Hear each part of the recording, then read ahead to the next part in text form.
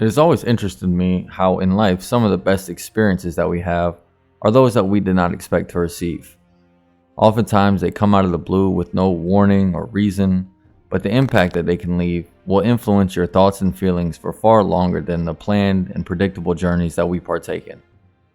In 2019, if you told me that FromSoft was going to release an IP that altered their already wildly successful formula, I wouldn't have believed you. The success of the Dark Souls trilogy left a mark on gaming that is comparable to other great franchises such as Metal Gear and Ratchet & Clank and God of War. These titles altered how we looked at our gaming experiences because they pushed the boundaries on what we believed we could come to expect from digital media. Each case pushing into uncharted territories, taking the chance at either failure or altering the gaming industry as a whole. The Souls formula is rather simple when you look at it closely. First, you give players a deep story that is buried behind extremely difficult gameplay. Introduce the player character as a blank slate that you can mold into any archetype that you desire. Segment the levels so that each feels like a gauntlet when you first play, with traps and ambushes and hidden paths that offer unique rewards around the dark corners of the world. And at the end of each gauntlet, include a boss that ties the story of the environment to the characters in the game. All of this takes place while you're given little to no introduction or tutorial on how to play, how you should play, where you should go, and what is going on in the world. This idea, where a game could be built around the player being punished for their mistakes while at the same time teaching them to improve their gameplay through trial and error, would lead to some of the most iconic games that many of us have ever played. Demon Souls, Dark Souls, and Bloodborne introduced us to a form of pleasure that many of us didn't realize that we were missing in gaming. The pleasure of punishment, failing, improving, and then succeeding. I went through a period of my life where the only games I would play were the FromSoft titles mentioned, along with some games like God of War and Horizon Zero Dawn. And while these other major releases were captivating, I would always find issues with them and quickly found myself returning to the worlds of Dark Souls or Bloodborne to enjoy myself again. There were flaws with this formula, however, especially when it comes to the combat. Here I'm going to talk specifically about the Dark Souls series because I believe that Bloodborne fixed a lot of the issues with the combat in Dark Souls. So in the Souls series, we had combat that was built around the fact that the player could be whatever they wanted. A bulking knight wearing the heaviest armor and carrying around a massive demon's tail as an axe could exist in the same world as an assassin with a dagger or a pyromancer throwing fireballs from a glove. The amount of options that players had at their disposal meant that the combat systems had to be simple enough that you would have the same relative ease whether you wanted to play the mage or the warrior archetype. This limited the ability to truly have a skill cap that a dedicated player could find in the combat itself. Rolling was rolling whether or not you were a knight or a thief. While one may roll slower than the other, the tactic of avoiding damage boiled down to blocking, parrying, or rolling. Now, there were options that made certain playstyle choices either better or worse depending on how you built your character. Sticking with our example of the knight in heavy armor, while you could always dodge by rolling, your armor's weight affected how fast you could get out of the way of damage. Meanwhile, you could always just hold up the shield and tank the damage with only a cost of a sliver of your vast pool of stamina. The sorcerer can dodge freely, but doesn't lend itself to having a massive stamina pool because the main goal there would be to keep your distance and have as much access to magic as possible. The distinct combat systems meant that while it is possible to find a balance in hybrid characters, it was much easier for you to progress if you went with a pure strength, a pure magic, or a full dexterity build. And while it was fun to build a character that mixed and matched some of these strengths and weaknesses together, you were always sacrificing raw strength for the fun in the game. Bloodborne fixed many of these issues a few years before Sekiro released. With Bloodborne, we received a much faster paced combat system.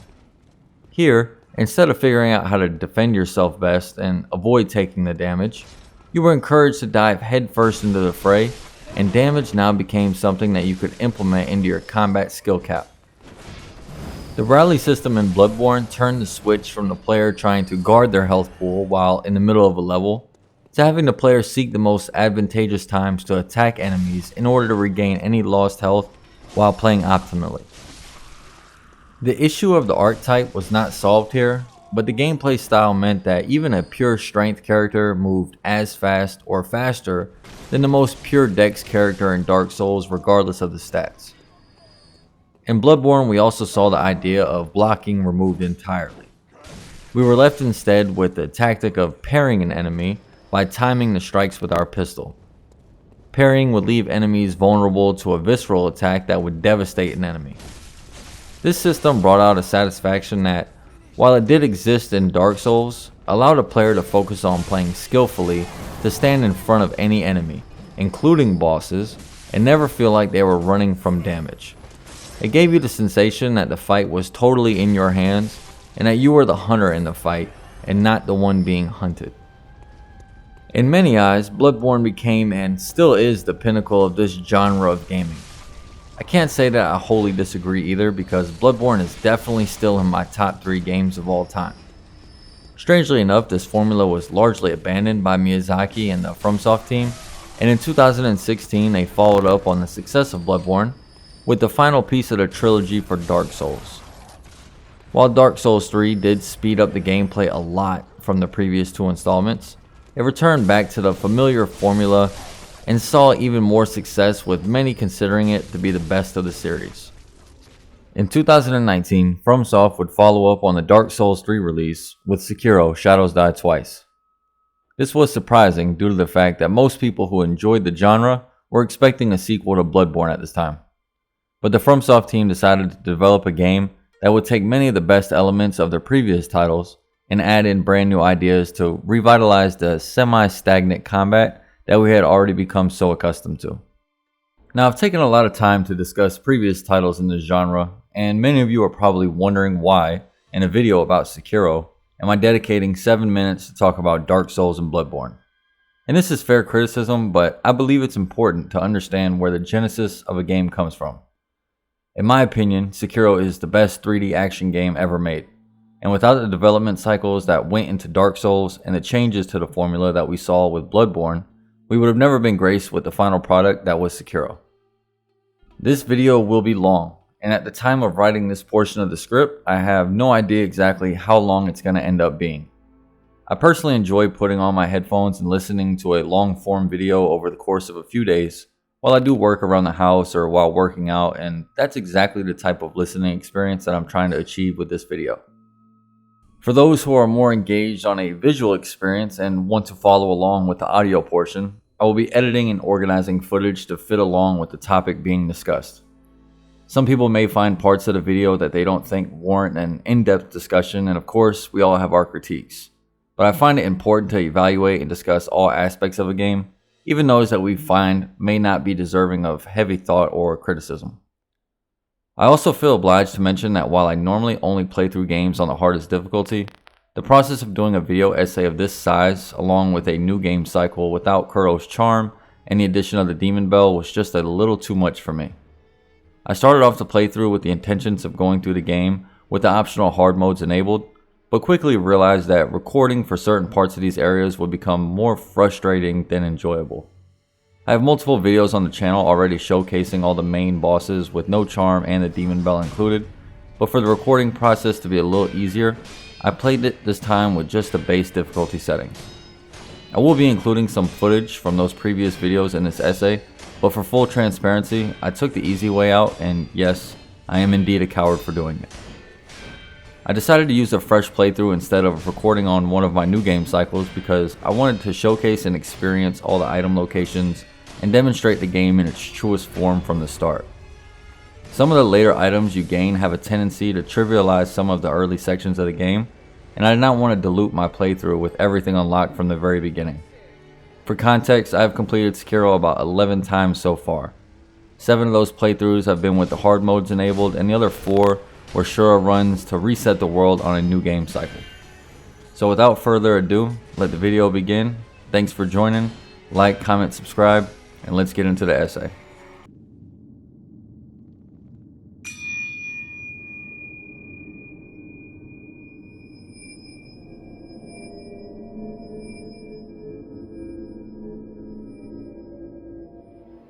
In the closing years of the Sengoku era, Japan was consumed by perpetual conflict.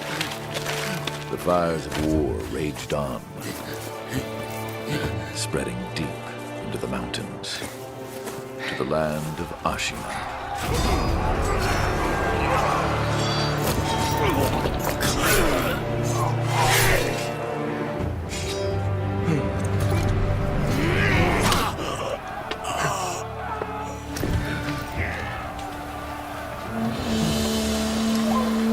Is the war finally over?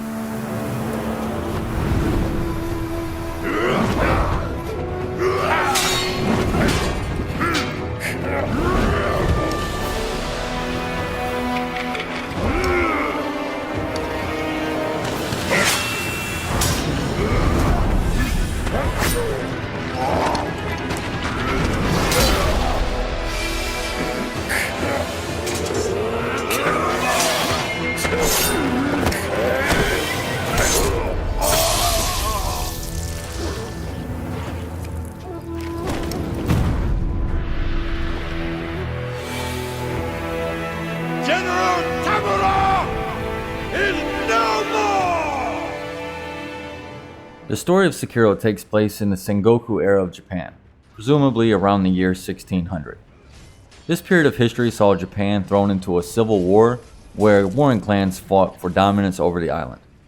It was also a peculiar time because this is where the marriage between two ways of life were colliding. The addition of gunpowder changed the way that samurai in Japan fought wars.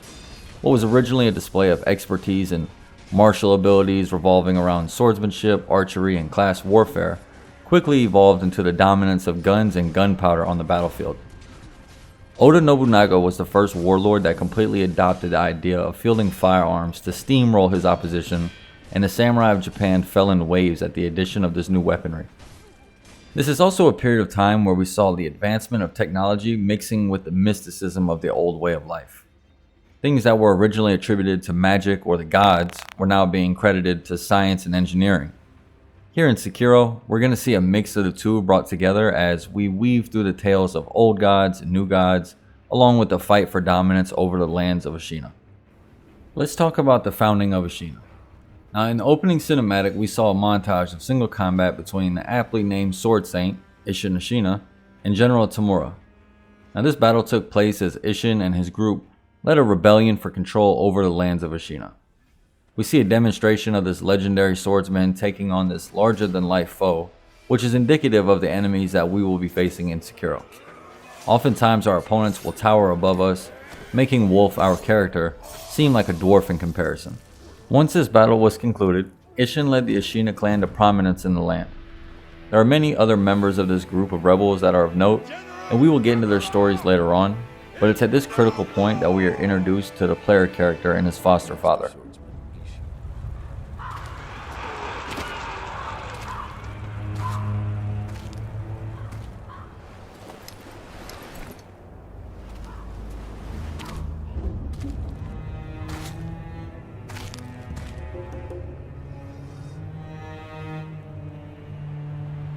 What's the matter, Stray? Nothing left to lose? Well, would you look at that? Fascinating. Will you join me, starving wolf? We meet Wolf as a child, seemingly left homeless and without parents from the war that has just concluded. The adult that we see here is named Owl. Owl is a shinobi master who aided Isshin in his efforts to solidify Ashina's hold on the land, and as he patrols the battlefield, he finds a young and defeated Wolf. Now he adopts Wolf as a son and thus begins the training as a shinobi. On that day, a young cub was taken from the battlefield. He trained relentlessly and indeed went on to become a master shinobi. Listen, Wolf. You must never forget the shinobi code. As your father, my word is absolute. Your master's is a close second. As of today, he is your master. Defend him with your life. If he is taken, bring him back at any cost. You understand me, don't you, Wolf? We hear Owl describe the tenets of being a shinobi to Wolf after he has grown up. And these tenets are the following. The word of the father is absolute. The word of the master is a close second.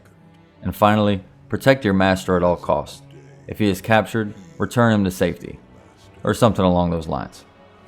This is establishing a clear chain of command for Wolf to follow. And he is placed as the guardian for a character named Kuro, who is also known as the Divine Heir. The Divine Heir is a mystical figure who has been gifted the power of immortality. And along our journey, we will encounter a few types of immortal beings, but the dragon's heritage that I'm describing here is the most pure. The legend here is that a long time ago, a divine dragon came to the lands of Ashina. When this divine dragon arrived, from its blood ran the waters of rejuvenation that sprung from the Fountainhead Palace and trickled down into the lands of Ashina. The water had magical properties that bestowed gifts and abilities to those who drank it, and to one individual, known as the Divine Heir, was granted the power of true immortality. This is known as the dragon's heritage. Only one Divine Heir exists at any given time, and while he or she is alive, they can bestow this gift to anyone they choose. Obviously, this power or gift is highly sought after by inhabitants of Ashina, and thus the need for a guardian arises in the form of the Shinobi Protector. This is the catalyst that spurs many of the actions we will see in Sekiro into motion, and while there are many who desire the Divine Heir's powers, there is a dark side to it. Anyone who is blessed with the Divine Heir's dragon heritage becomes immortal, and every time they die, they are resurrected and continue fighting. However, this power comes at a cost. The blood that runs through the veins of this immortal being becomes stagnant, and eventually, the power begins to infect the blood of the normal inhabitants of Ashina. The more this immortal being dies, the worse the sickness gets, and the more it spreads. This can cause a wildfire of sickness across the land, and there have been documented cases of this very thing happening in Ashina itself. The sickness is known as Dragonrot, and we will cover this more later on, because the developers attempted to make this an in-game mechanic, and it's one that I am not a fan of at all. So now that we have covered the overarching setup for the story, let's get into the opening segments of the game. I'll first be discussing the characters involved and what is happening, as we are spurred some 20 years into the future, and then I will discuss how this area serves as a tutorial section for introducing the combat system in Sekiro that everyone loves to rave about.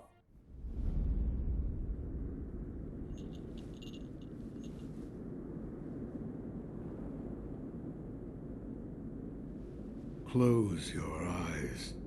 Hear the bell speak to you. As we get started, we see a woman holding an umbrella who is walking up to a well. She drops a note down to Wolf, who seems to be either dead or just chilling for some reason.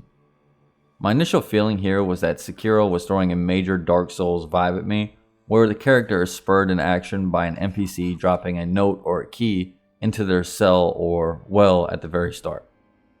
This note tells Wolf that Lord Kuro has been captured and is being held in the Moonview Tower. If we are cautious, we can make it there and rescue him, even without the need of a weapon. Now, it isn't explained why we don't have a weapon or how Lord Kuro was captured, but this information seems to be enough to get Wolf off his ass and get him back into action. We are given some clues as to what's going on with Wolf in this moment through an eavesdrop that we can get right at the start between two guards. That shinobi at the bottom of the well. We didn't shackle him, restrain him, nothing. That doesn't worry anybody? Not at all. Not only is he unarmed, he has completely lost his will to live. Nothing but a coward, unworthy of our concern. Based off what we just heard, we can assume that Wolf has been in this well for quite some time. And again, we have no context as to what the reason behind this is, but it explains a bit of how Kuro managed to get captured in the first place. Light shines strongly on the Moonview Tower tonight. The Divine Heir is probably using the light for his reading again. Probably, but imprisoning a mere child. I feel sorry for the boy. Agreed. But I'm sure Lord Genichiro has his reasons. The next piece of information we gather is that Lord Kuro was taken by General Genichiro. Now he is going to be a very important and reoccurring character that I'm going to discuss more in a few minutes, but for now at least we could put a name to the villain in the story, and we continue to sneak along to the Moonview Tower. After sneaking along the cliffside, we finally arrive at the tower, and it's here that we are first introduced to Lord Kuro, who seems elated at seeing Wolf for what we assume is the first time in a pretty long while.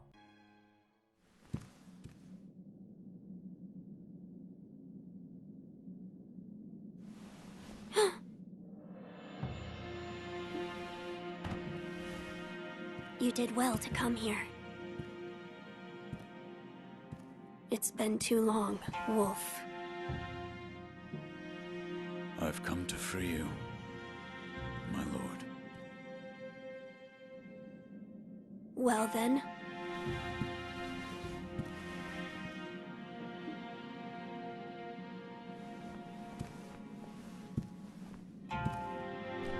Raise your head.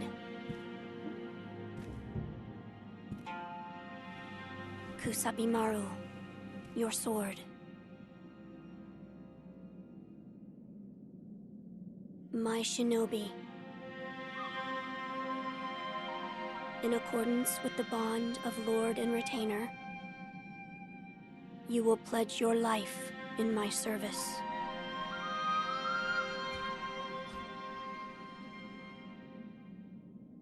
As you command. With Wolf rearmed, Kuro gives us a healing gourd that's going to act as Sekiro's version of the Estus flask. We will be able to find upgrades for this healing gourd throughout the world, and this whole system works almost identically to the healing system in Dark Souls, where when you set off into the world with a finite number of heals to use, and as you level up your gourd, you will gain access to a larger number of heals, capping out at 10. Once you're out of gourds, you will need to reset at a sculptor's idol, which will reset your heals along with the enemies in the world.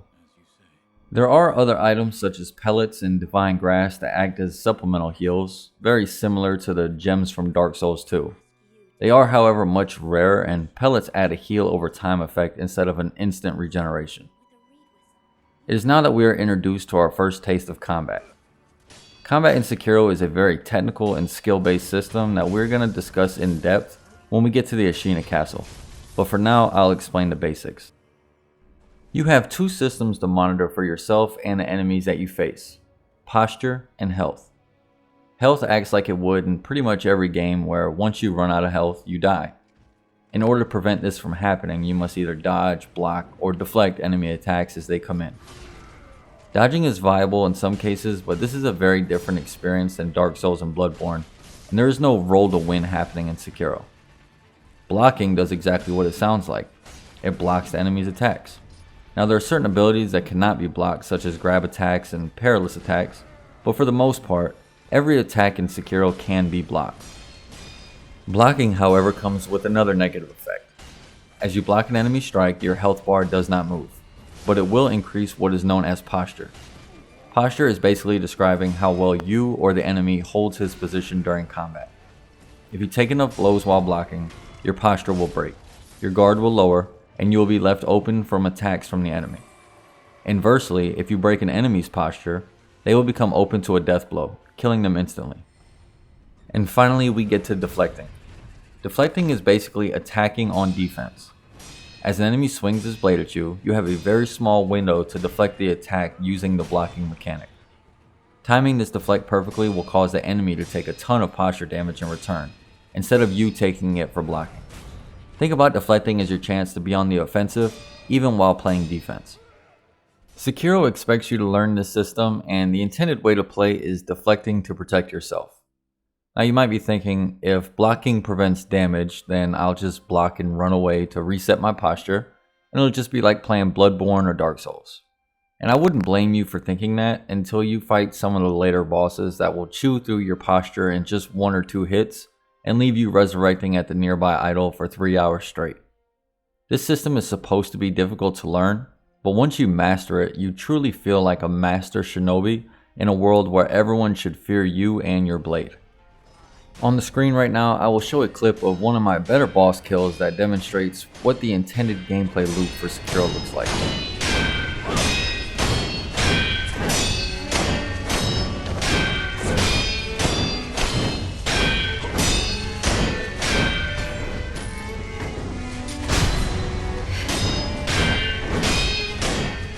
Now it may look simple enough and no one could blame you for thinking that at a first glance. Once you have mastered the combat loop, the game does, for all intents and purposes, become easy.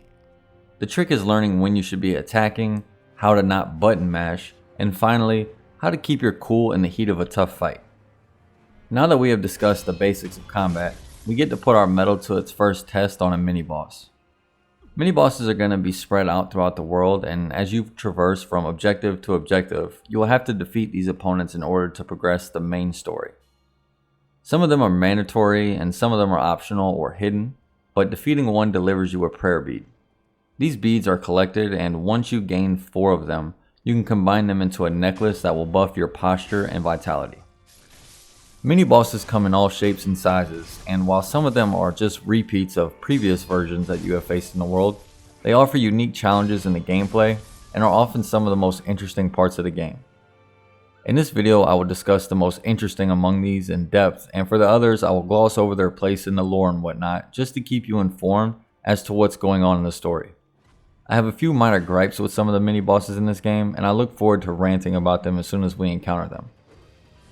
This first challenge is a good measure of understanding for the player. He doesn't do a ton of damage, and the real challenge here isn't actually from the boss itself. He doesn't chain abilities together enough to break your posture outright, and his attacks are telegraphed enough that you should be able to land a few deflects on him. After you break his posture for the first time, we see the next mechanic of the mini-bosses revealed. Mini-bosses have 2 health bars. Now this might seem kind of cheap, and in some cases it makes fights annoyingly long. However, it is possible to get a stealth opener off on almost every single mini-boss in the game. Some can be achieved through stealth and some need to be reset in order to line up the stealth opener, but you can always take 1 health bar off immediately at the start for these guys, so you never actually have to fight through 2 health bars if you don't want to. We put this guy down and continue on to the bridge. Here we are given first information in regards to the invasion of Ashina by the Interior Ministry. You know that secret passage at the bottom of the moat, under the bridge? We just got orders to guard it. Security's getting tight. War will be upon us very soon. Think of the ministry as the federal government of Japan. They are reconquering the island from the warlords who have taken up ownership of their regions, and Ashina is next on the chopping block. The ministry is a formidable opponent, and we are going to see that not only are the soldiers of Ashina concerned about their invasion, but many of the main players of the clan are worried about it as well. Under the bridge, we also discover our first ministry agent. I don't know exactly what the hell this guy is looking for, but the ministry has sent these hat-wearing dwarves to Ashina to start gathering intel on exactly what's been going on. Dealing with these guys from the shadows is recommended because their hard hats act as a shield, and we are missing a key item that's going to help us deal with breaking through the enemy defensive structures. Finally, we arrive to the door that we plan to escape from. We blow our reed whistle that signals Kuro to link up with us, and we head out into the tunnel where we find a field of blooming flowers. And it's also here that we meet General Genichiro for the very first time.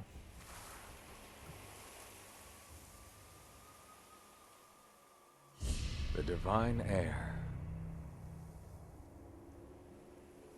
Last we stood together was your uncle's funeral.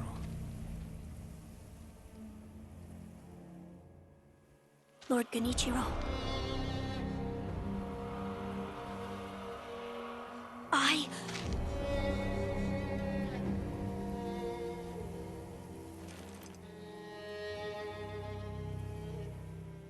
Thank you.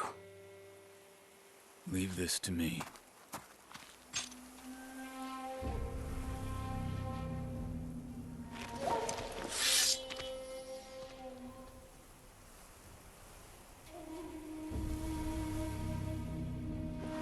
So the noble Shinobi stands in our way.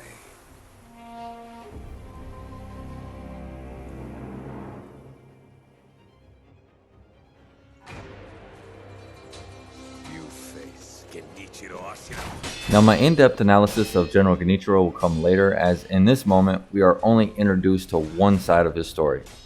He wants control over Lord Kuro. He is also a very conflicted and complicated character, and acts almost as a counterbalance to Wolf throughout the story. This brings me to a point that I'm going to be coming back to regularly throughout the video. The concept of duality. Almost a yin and yang concept, even though I know that we are talking about a different culture entirely. But for everything in Sekiro, there's a counterbalance, acting in the opposite direction. For example, let's talk about Kuro's immortality. He is the purest form of immortality that you can achieve, blessed directly by the divine dragon itself. But with this blessing of immortality for just one individual, we get Dragonrot in return, which acts as the exact opposite of immortality. It's pure death. Now, I'm going to be providing many more examples of this concept throughout the video, but I believe that it is critical to the story of Sekiro, and in a way, every character that we meet has a direct reflection of themselves by acting in a mirrored direction. Now, there's no real reason to discuss this fight in depth because the truth is, you are meant to fail here. FromSoft is famous for having an enemy at the end of a tutorial that pushes your shit in, and this is no different. For a first time player, Genichiro uses abilities that you have no answer for, and his attacks are much more complex than anything you've seen at this point. However, that doesn't mean that you can't defeat him. In fact, you can and likely will on a new game cycle. The outcome of the battle remains the same, however. Either Genichiro cuts off your arm here due to defeating you in combat, or as you defeat him, one of his lackeys distracts you, and in this moment he lops off your arm. No honor amongst the Ashina clan, only victory in battle is important. We see Kuro getting carted off by the Nightjar ninjas as Wolf is left to bleed out and die. Or so we think.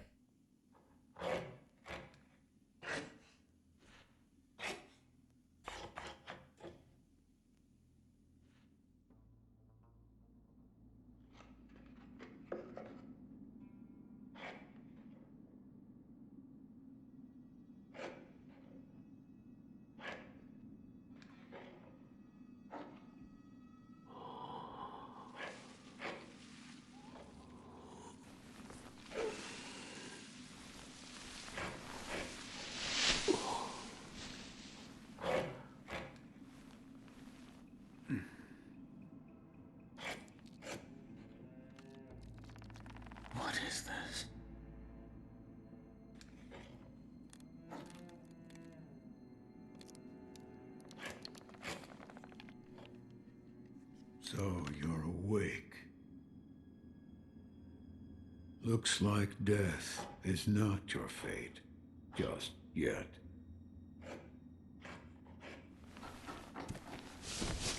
It's at this point in the story that the training wheels come off entirely. Wolf wakes up in a dilapidated temple to the sound of the sculptor carving his statues of Buddha. The sculptor is going to act as a mentor of sorts for Wolf. And taking a closer look at him, we can see some very striking similarities between Wolf and the sculptor. Most notably, the obvious missing arm. The sculptor gives us the information we need to describe our newly fitted prosthetic arm and gives us some information regarding Lord Kuro's location. Throughout the game, we have the option to upgrade our Shinobi Prosthetic, and this is going to be where you return to in order to do so. Think of him as Sekiro's Andre of Astora. Let's take a moment to discuss the sculptor and his placement inside the story. Now, as most NPCs in FromSoft games, their story is revealed very gradually through dialogue. If I took the time to revisit the stories of every NPC as they were discovered throughout the game, the video would turn into a series of rambling topics seemingly randomly placed throughout the video, because that's exactly how they're revealed to you in the game. The sculptor was a shinobi who served at the same time as Isshin and Owl as they were leading their rebellion. The sculptor was an actor in this event as well, fighting alongside the Ashina clan, and during this time, he became what I can only describe as blood drunk. All shinobi have a tendency to fall into a state which is known as Shura. In Sekiro, this refers to a demon of hatred, where all the killing and acts of hatred erupt inside the shinobi, and he becomes a murdering entity that won't stop until he is killed. The sculptor came dangerously close to becoming Shura, and in order to prevent this, Lord Isshin removed his arm entirely, rendering him relatively tame, almost as if he neutered a wild dog. After his arm was removed, the sculptor and his friend Lord Dogen built a prosthetic arm after many iterations of trial and error, and eventually the final product became a highly adaptable and effective tool to aid a shinobi in combat. The sculptor now spends his time here in the temple carving statues of Buddha in an attempt to soothe the thoughts of war, destruction, and death. Even these attempts are futile, however, because no matter how hard he tries, each statue of Buddha ends up being an incarnation of wrath, because wrath is all that he can see. The sculptor's tale is tragic, and there's more to reveal here, but we're going to get into that once we reach the Sunken Valley much later in the video. For now, we're off to explore the dilapidated temple and its inhabitants. Co-located here with the sculptor, we are introduced to Hanbei the Undying. Now, the lore implications of him being undying run really deep, and they're going to be explored in detail later on, but for now, just know that he acts as a training dummy for us in the dilapidated temple. And since he is undying, we can kill him to our heart's content and never worry about him being permanently dispatched. As you gain new abilities throughout the world, you can come back here and practice them on Hanbei so that by the time it becomes useful in your playthrough, you have a firm grasp on all the tools in your toolkit. This is an extremely useful tool for us, and honestly, everyone who jumps into Sekiro and struggles beyond belief is just confirming that instead of practicing with Hanbei, they just threw caution to the wind against bosses that kill them dozens of times. And that's fine because, that's exactly what I did too. After dueling with Hanbei a bit, we are introduced to our final character inside the temple. She goes by Emma, and she is going to be our waifu character here in Sekiro. Emma was the one responsible for giving you the note that put Wolf into motion inside the well. She tells us that she is a doctor who works for a master that she doesn't want to reveal just yet, and also discloses that she is the creator of the healing gourd. Emma is a very interesting and helpful character in Sekiro, and honestly, her origin story is very similar to Wolf's. She was found by the sculptor on a battlefield alone and starving. The sculptor fed her some rice and took her back with him, where he gave her to Lord Dogen, and he raised her as an apprentice doctor. Dogen was the most famous doctor in Ashina, and Emma takes up the mantle as the healer in the world of Sekiro. I guess getting found on a battlefield has its different pathways. Emma cares deeply about the sculptor and will oftentimes be found here conversing with him on many different topics. Deep down, however, she fears the possibility that he will one day turn to Shura, and she is prepared to attempt to put him down if he should go down that path.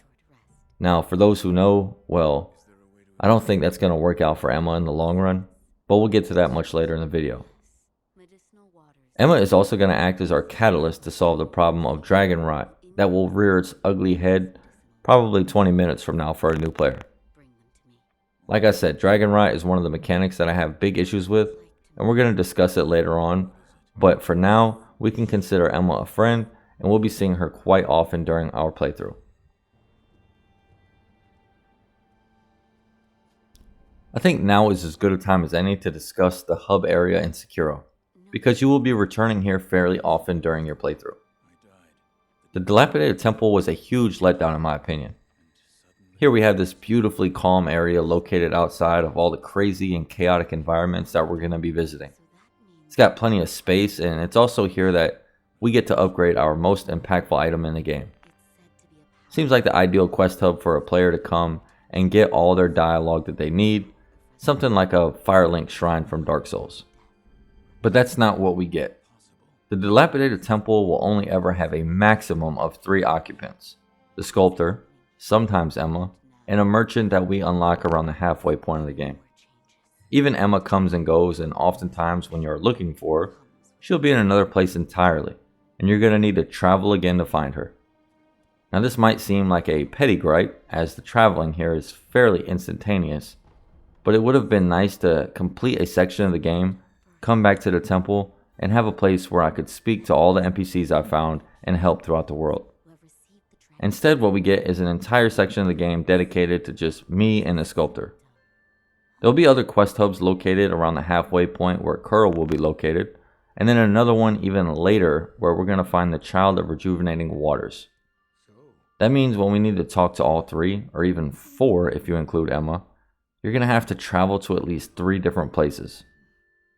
Take into consideration that some of the dialogue is only triggered after conversations with other NPCs, and it can start to get really annoying as you go from idle to catch up on all the character interactions. An easy fix here would have just been having Sekiro tell the characters to head to the temple after he speaks with them in the open world. After clearing all the enemies from an area, it would be safe to travel back to the temple, and from that point on, all interaction would take place at one location, unless there is a very specific thing they had to move to their designated locations to do. I spent at least an hour or 2 in this playthrough just going back and forth to finish the Dragon's Return ending, and honestly it made recording such a pain in the ass. Maybe that's why I'm so opposed to the current system, but I really think they had a chance to replicate the atmosphere I feel like they mastered in Dark Souls, and instead they turn it into a letdown, much like the Cathedral Ward in Bloodborne. But that's enough complaining for now. Let's get on to saving Kuro. Your victory that day means nothing. He will risk his life to take me home. For he is my shinobi.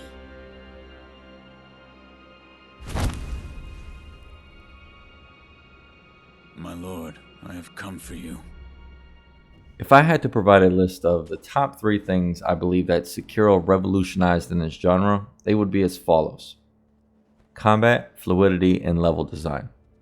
I'm going to be talking about combat and fluidity later in the video, but for now I want to talk about the level design in Sekiro. In previous titles, such as Bloodborne, the scenery and environments were so beautiful and enrapturing. It was so easy to get lost in the world that you were exploring, and oftentimes I would go 2 or 3 hours passing by in what felt like the blink of an eye while I was out fighting enemies. The issue was we couldn't truly interact with the world. It was almost as if we were a shade or apparition that was traversing this beautiful world that we couldn't properly explore. Spires reaching into the skies with these beautiful gothic backdrops, all the while we were condemned to gaze upon them from the floor. In Sekiro, that all changes thanks to one amazing addition to the formula, the grappling hook.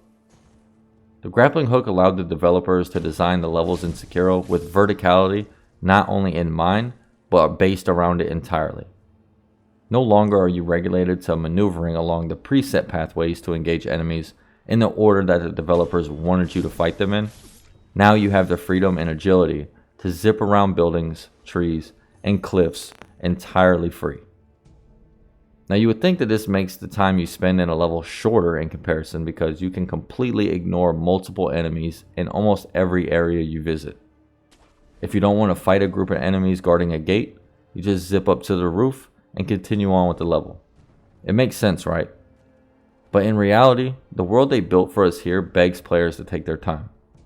Instead of spending time preparing for each engagement as you approach on foot, now you can spend your time figuring out the best approach from above or from the bushes in order to clear out an area and then explore it fully. Sekiro's level design is seamless. I could probably count on one hand the amount of places in the game where I felt I wanted to zip from roof to roof and I couldn't. One major example comes very late in the game inside the Fountainhead Palace, and even this is remedied by a hidden grapple point just beyond your sight. You just had to look for it. The grappling hook paired with Wolf's innate athleticism and agility freed the players entirely from being regulated to the ground and unlocked a smooth and easy movement system that always feels quick, smooth, and enjoyable. The Ashina Outskirts serves as a playground for players to get used to this new system of exploring. There are hidden caves to be found, enemies are spread out enough for you to practice stealth, which we're going to talk about soon, and the level is built from the ground up, literally. Eventually, you will make your way to the first mini-boss, located just beyond our first Shinobi tool that we find in the open world. Now here you have a couple of options. We can jump down in front of the lone samurai here and battle him out in the open area. Or we can use the level design to reach a vantage point for us to open up with a stealth attack to chew through his first health bar. This is going to be your first example of a samurai mini-boss that we face, and as far as challenges go, I would rank them in the easy category. The game uses this opportunity to introduce you to your first perilous attack, the sweep. When you see the red kanji appear over your head, the game is telling you that you must react appropriately in order to counter the next strike. For the sweeping attack, you just jump over, which opens up the ability to land on top of the enemy's head, where Sekiro will jump again, causing massive posture damage to the enemy. Learning to read and counter these perilous attacks mid-combat will become a staple of your success in combat, and later on, enemies are going to have multiple perilous attacks to use against you in combat. Learning to read which of the three they're going to use is going to be a skill that you develop, and soon you'll be looking forward to when enemies are dumb enough to try and sweep through the wolf. He also has a pretty simple telegraph strike as far as deflecting here, and the remainder of the samurai bosses we fight will have almost the exact same moveset. So if you mess up here, don't worry, you're going to have plenty of opportunities to practice. We collect our prayer bead from his corpse and move on to our next area. And here I'm going to talk about the next major addition to Sekiro. And that would be, of course, the addition of stealth gameplay. The addition of stealth in Sekiro not only upped the cool factor of Wolf due to the graphic kill animations that come with it, but it also provided utility that I believe most players overlook. In Dark Souls, we had a finite number of heals available when you stepped off from any bonfire. Each and every hit you took from that point on shortened the amount of time you had on your current run before you needed to reach a new bonfire again to reset your Estus flask. That meant that in tough areas where you hadn't fully mastered a group of enemies or even just a single enemy's moveset, you would find yourself only being able to explore for a few minutes at a time until you felt the need to rush back and rest or risk losing all your progress. This system presented a dilemma. Every time you risk continuing on through an area that you struggled in, you risk losing all progress on your character because you ran the risk of losing the souls that you had collected. You had to choose between the fun of exploring an unknown area and the thought of losing sometimes hours of progress. This isn't inherently a bad thing, of course. I think that games should have mechanics that either reward your curiosity or punish your player choice, and I thoroughly enjoyed these times where it paid off in Dark Souls, but I also despise the moments when it didn't go my way. In Sekiro, we don't really have that issue anymore because of stealth. You can safely progress almost every section of the game using stealth kills to at least minimize your risk of dealing with large groups of enemies. Oftentimes in areas that you can't stealth through, you can at least open up the fight by taking out the toughest enemy in a group, making your odds of survival increase at any turn. There's nothing complex about stealth here either. It's very user-friendly and basic enough that any player should be able to pick up the game and get used to stealthing around in a handful of minutes. But its utility remains solid throughout your entire experience. The ability to open up with a stealth blow on mini-bosses also helps alleviate the stress that you feel when engaging some of the tougher enemies that you're going to locate throughout the game. Looking at you, Gyozu.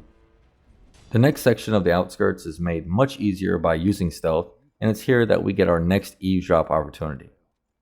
Here we find a group of guards discussing the war, and they mention having Gyobu the Demon guarding the gate. Apparently they are placing a lot of eggs in that basket based on what they said. It's here that we also find a duo of non-soldiers. This poor guy is down on his luck and looks to be knocking on death's door. He asks us to visit his mom in the blown out house next to us, and the poor guy just wants to make sure his mother was okay.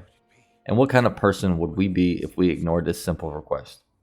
So hopping over, we talk to her and she immediately confuses us with her son. She provides us with the bell charm and tells us that we should bring it to the statue of Buddha as an offering. She tells us that we should also go talk to the sculptor in the temple and he'll tell us exactly what to do with it. For now, we're going to move forward just a little bit. Now there are 3 things we could possibly discuss in this next area. We're going to meet our first merchant NPC in the game, who also has an NPC quest associated with him. We could use that same opportunity to discuss the economy of Sekiro, and we're going to do that as well. And it's also here that we find our first vision of Lord Kuro. I think discussing the systems in Sekiro is most important in the early part of a gameplay video, so what we're going to do is discuss the economy, talk a little bit about our merchant friend, which we'll finish up in the next section of the video, And finally, we'll hit the initial part of the outskirts with a small discussion about Lord Kuro. So for now, let's talk about money in Sekiro. Care to purchase an offering? An offering? Indeed. I sell items to be offered to the dead, so they might rest in peace. From the looks of you, I'd wager you know a thing or two about death. Go ahead, buy an offering. In Sekiro, we have 3 types of currency. Sen is the coin that you use to purchase items from vendors. Experience is what you use to unlock abilities in the skill trees. And I personally count spirit emblems as currency because they are what allow you to utilize your Shinobi Prosthetic. We'll talk about Sen and experience first. When you kill an enemy in Sekiro, you automatically receive whatever amount of experience that an enemy grants upon death. They will also leave a pile of Sen laying around for you to collect manually. Now for explanation purposes, let's imagine that Sekiro has 2 really deep pockets. One is holding all of his loose Sen, and the other is holding all of his experience. As you collect experience, the bar fills up, and once it's full, you gain a skill point. This point is then safe from being lost upon death. Any experience on that bar that isn't a full point, whether it's just half or a quarter, is subject to being cut in half upon true death. And if that term doesn't make sense, don't worry, I'm going to be explaining true death later on. Every time you truly die in Sekiro, you will lose half of your experience bar, but never the full skill point once it's been reached. So every bar you successfully fill up becomes a hole that cannot be lost and must be spent. Now in our other pocket, we have all of our loose Sen. And Sen does not have a safe point at which it is not lost. Any Sen that you have in this pocket is subject to being cut in half upon true death. You cannot run back to a bloodstain and reclaim it, and once it's gone for good. So how do you protect your profits? When you visit a merchant, one of the items they will carry is a bag of Sen. The cheapest one you can purchase is 110. We will use this as an example, but the costs range from 110 all the way to like 1100. Now in order to protect 100 Sen, you must purchase one of these bags for 110 Sen. So at the cost of just 10 extra Sen, you can safely transfer 100 Sen from your pocket into a bank account of sorts that you can safely use later on. Now the trick here is that the bags are finite, and when you purchase all the bags a vendor has to offer, they do not restock. So at any point in the game, there is a finite amount of Sen that you can have protected at any time. So what do we do to ensure that we don't waste our profits? That's where spirit emblems come into play. Think of spirit emblems as ammunition for your prosthetic tools. Now each of these emblems at the start of the game costs just 10 Sen to purchase. And you can hold up to 1,000 of these in reserve. So at the start of the game, 10,000 Sen will fill your bags entirely of spirit emblems. Now I wouldn't recommend farming this much because, well, it's really not necessary, but in a perfect world, you could farm up enough Sen to upgrade all your prosthetics, purchase every item from the vendor, and max out your spirit emblems. Spirit emblems are also farmable from just killing enemies, but generally it's not enough to fully replace the emblems that you're going to lose just organically throughout the world. Now the catch to spirit emblems is that as you progress the game, the cost begins to increase. They go from costing 10 Sen per to 50 Sen per, which is a pretty steep increase in price. But by the time you get here, Sen generally isn't an issue anymore unless you're hitting a really hard wall and haven't purchased emblems smartly during your playthrough. What I recommend doing is every time you reach an idol and there's nothing that you're saving up for, dump all of your free Sen into spirit emblems. This will make you max out your emblems quickly and you'll never be lacking when you truly need them. I think the economy of the game is honestly perfect and I had no complaints. I think it was a creative way of changing the formula from a when I die I need to race back and collect my currency without dying or risk losing hours of progress, and now you can properly plan out how you're going to use your money while also reaching a point where you can cap out on things to do with the money, so it won't matter anyway. Alright, that wraps up my economy rant, and I'll be covering the Mibu balloons and stuff when I go over farming later on in the game and show the best farm spots that I found. Now let's discuss our first NPC quest that will span the entire game. Here we meet an aspiring merchant who needs help getting his business off the ground. Now, he knows who we are, but at this point in the game, we have no clue who he is. He offers us some intel for a few sen, and this is where we get our first mention of the Hirata Estates. Apparently, this entrepreneur used to run with a band of thieves that at one time pillaged the Hirata Estates. Now, if we pause and look back, looking at the item descriptions for the blade that Kuro gave us, it states that its origins are in the Hirata Estates. So this is where Lord Kuro originated from, and this is where he lived.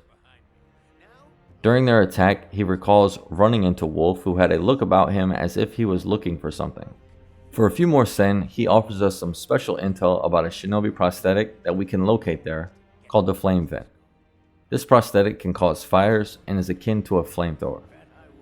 This information becomes glaringly important in a few minutes, but for now, we depart with the sen that we donated him, and when we return, we're going to see how he spent it. It's here that we experience our first vision of Kuro.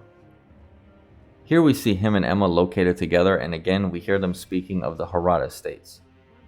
Kuro feels responsible for the events that transpired there and wishes to pay his respects to the victims that have made their way to Ashina.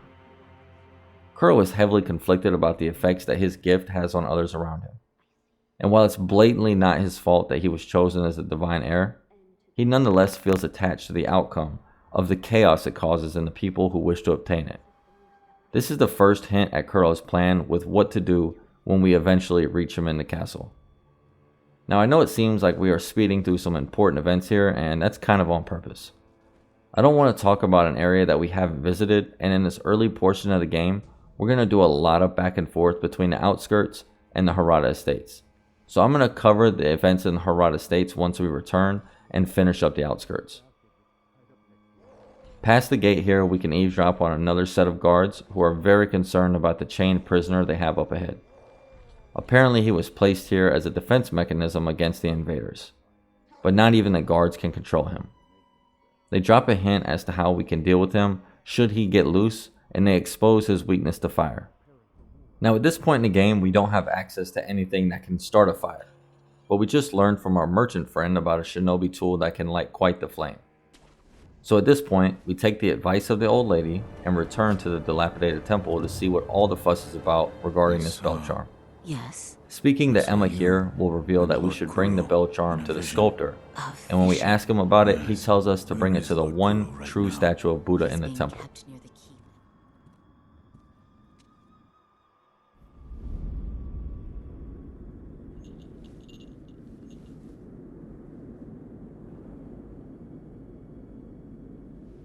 Close your eyes. Hear the bell speak to you.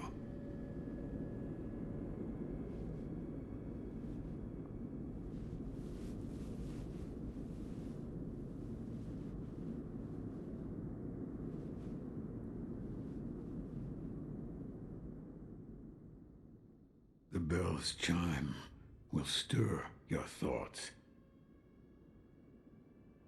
and awaken old memories from their slumber.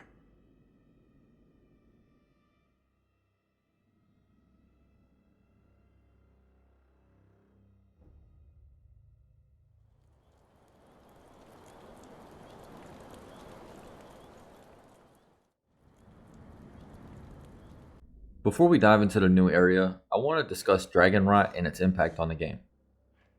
Originally, the developers wanted to put a harsher form of punishment for death inside of Sekiro. The way this was typically handled in previous titles involved the player losing all of your currency at your point of death. You then had a chance to recoup your now lost souls or blood echoes by reaching the same place that you died. The trick here was that death at any point in between these two events would cause a loss of everything permanently. This mechanic could be extremely frustrating and has probably led to more broken controllers than they intended to cause. In Sekiro, we have a similar system where you lose half of your sen in your purse as well as half of the experience that you have gained. The catch here is that unlike other titles, there is no way to recoup the lost materials. Now while this seems like a much more punishing mechanic, we have to keep in mind that you are always given the chance at resurrection in Sekiro, and you only lose your currency if you meet true death. That is, death after you use your resurrection. Dragonrot is an additional mechanic that develops over time.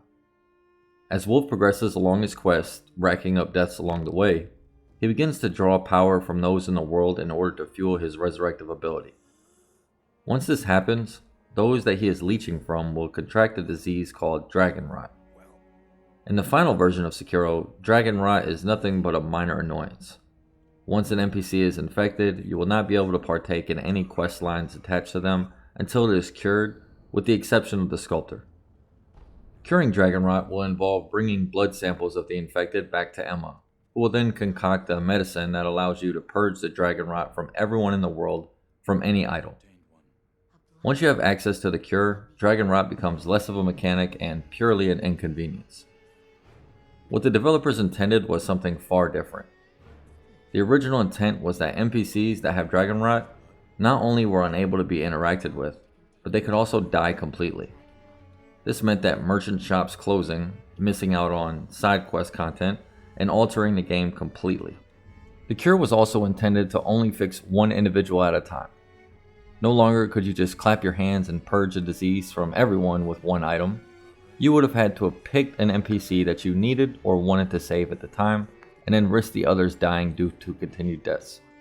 Overall, I think that it was likely a net positive to move away from this type of permadeath mechanic.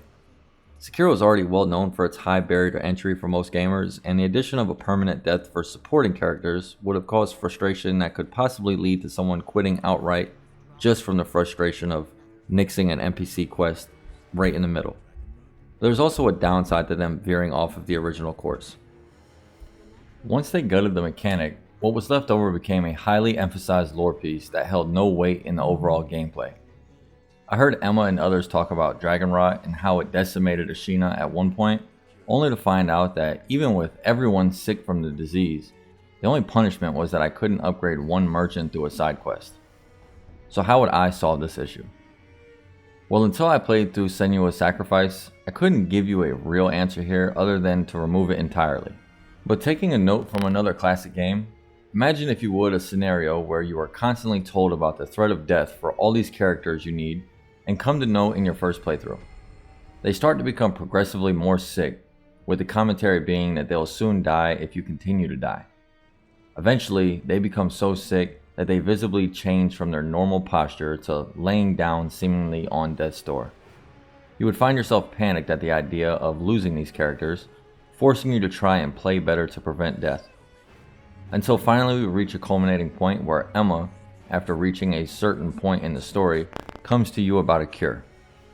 Players would then rush to try and find a cure because they would be so panicked about the disease killing these NPCs, not realizing that it was a veiled threat the entire time. This would only be effective on the first playthrough because the cat would be out of the bag on subsequent playthroughs, but the tension it would build would make curing it feel fulfilling. I also wish that there could be an option to play with the original Dragonrot mechanic as a semi-hardcore mode. Playing without Kuro's charm with the demon belt is already stressful enough, but imagine the threat of your allies permanently passing on being layered on top. It would be the ultimate cherry on the cake. I think Dragonrot could have been an amazing mechanic had they either pulled the trigger and stuck with their guns on their original plan, or made it more interesting in the story by showing you some of the effects of it without actually following through with the deaths attached to its symptoms. But that's just my take on Dragonrot, and I know some of you won't agree, and that's fine. Let's just agree that it was a poorly implemented mechanic in its final form. As we awaken from the cutscene, we find ourselves on the cliffs overlooking the now burning Hirata Estates. Meditating at the statue has transported us into a memory that was held by Lord Kuro. It's important to try and distinguish this fact because we're going to be running into some time travel issues here. This is one of the 2 times that we're going to return to the Hirata Estates, and each time will be significantly different. In Kuro's version, the bandits are the ones responsible for the invasion, and we see that in the enemy placement throughout the level. In the second memory, that belongs to Owlfather, we will see his agents present around every corner, pulling the strings of the bandits. Now the problems I mentioned are plenty here because naturally time travel causes its own paradoxes. For example, even though this isn't Wolf's memory, if we encounter our merchant NPC here and kill him, when we return to the current day Ashina, he will be gone now. This makes zero sense because we just met him in the outskirts, and killing him in a memory of Kuro 3 years prior shouldn't affect his placement in the world.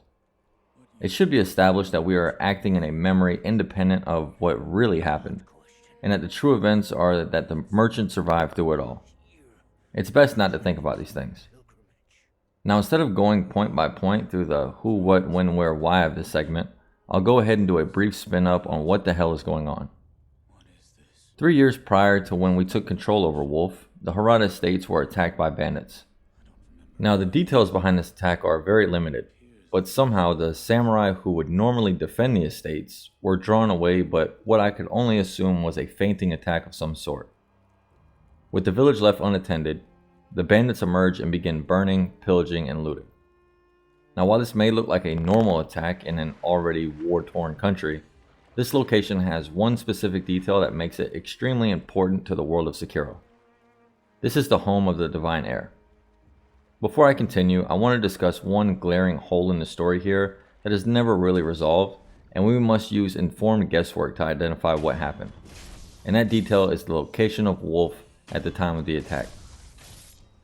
As the protector of the Divine Heir, the game offers no explanation as to why Wolf was not with him to defend this village from the attack. I have a few theories as to what is going on here, and the one that sounds the most reasonable is that he was sent away by Owlfather right before the attack commenced. The fact that the memory begins with us seemingly returning to the estates mid-siege leads me to believe that whatever Wolf was sent to do was completed, and upon returning he sees the result of his absence in front of him.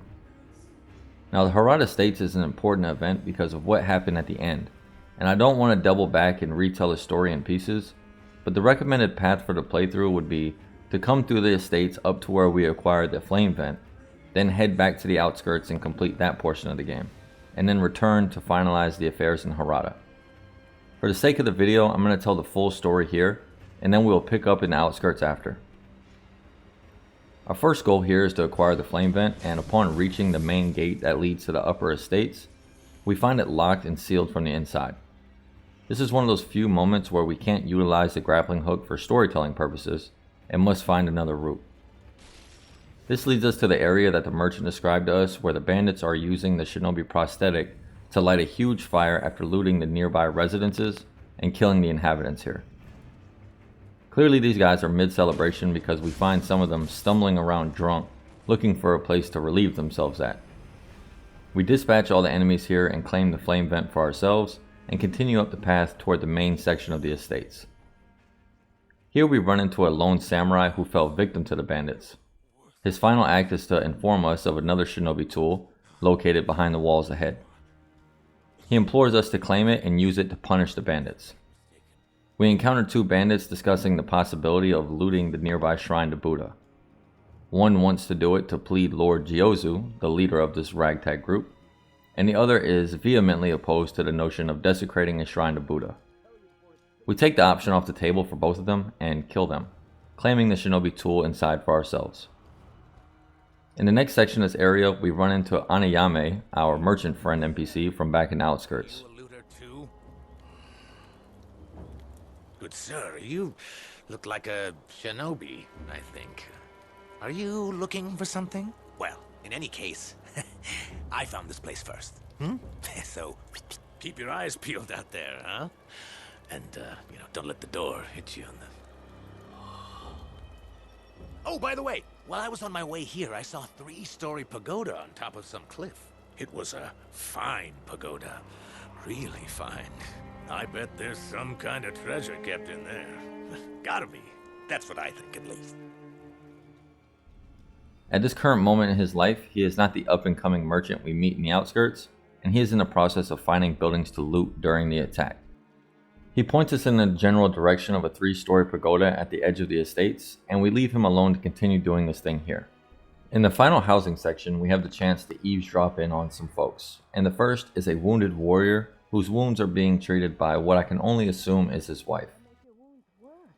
No, I must go.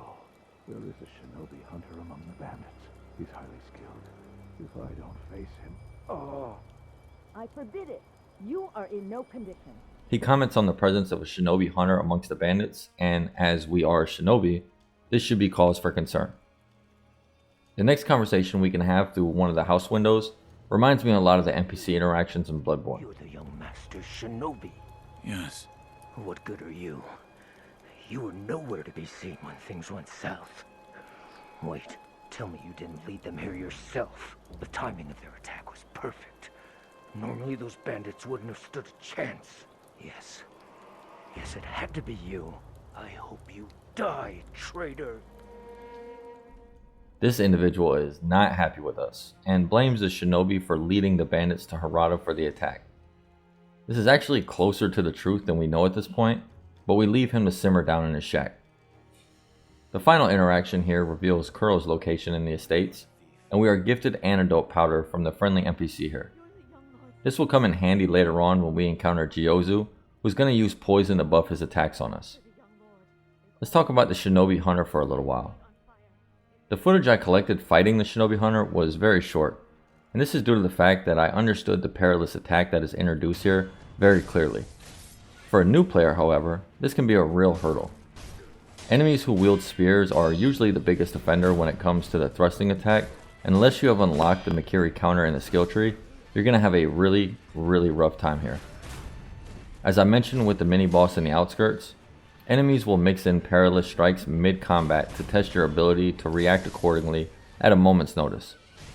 With the Mikiri counter ability, we have to time the thrusting portion of the strike to step on the spear or sword in order to deal posture damage to the enemy, and opening up an attack window for some free damage. The problem most players will have here is timing the actual Mikiri in relation to the thrust.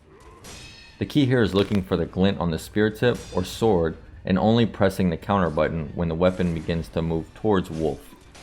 Pushing the counter too early will result in Wolf dodging right into the spear or blade, and obviously this leads you to taking a hefty bit of damage. This technique doesn't take long to master, and once you do, thrusting attacks will become one of your favorite moves enemies will do because of the massive amount of posture damage that the counter causes. But the Shinobi Hunter can cause an insane amount of frustration for a player who is trying to figure this all out. I'm all for these mini bosses being hard checks on certain skills that you're going to need to progress the game, and as maddening as it can be sometimes, you will learn to appreciate the hard lessons learned here. Defeating him results in collecting our prayer bead and allows us to progress to the next sculptor's idol. From here we have a few options.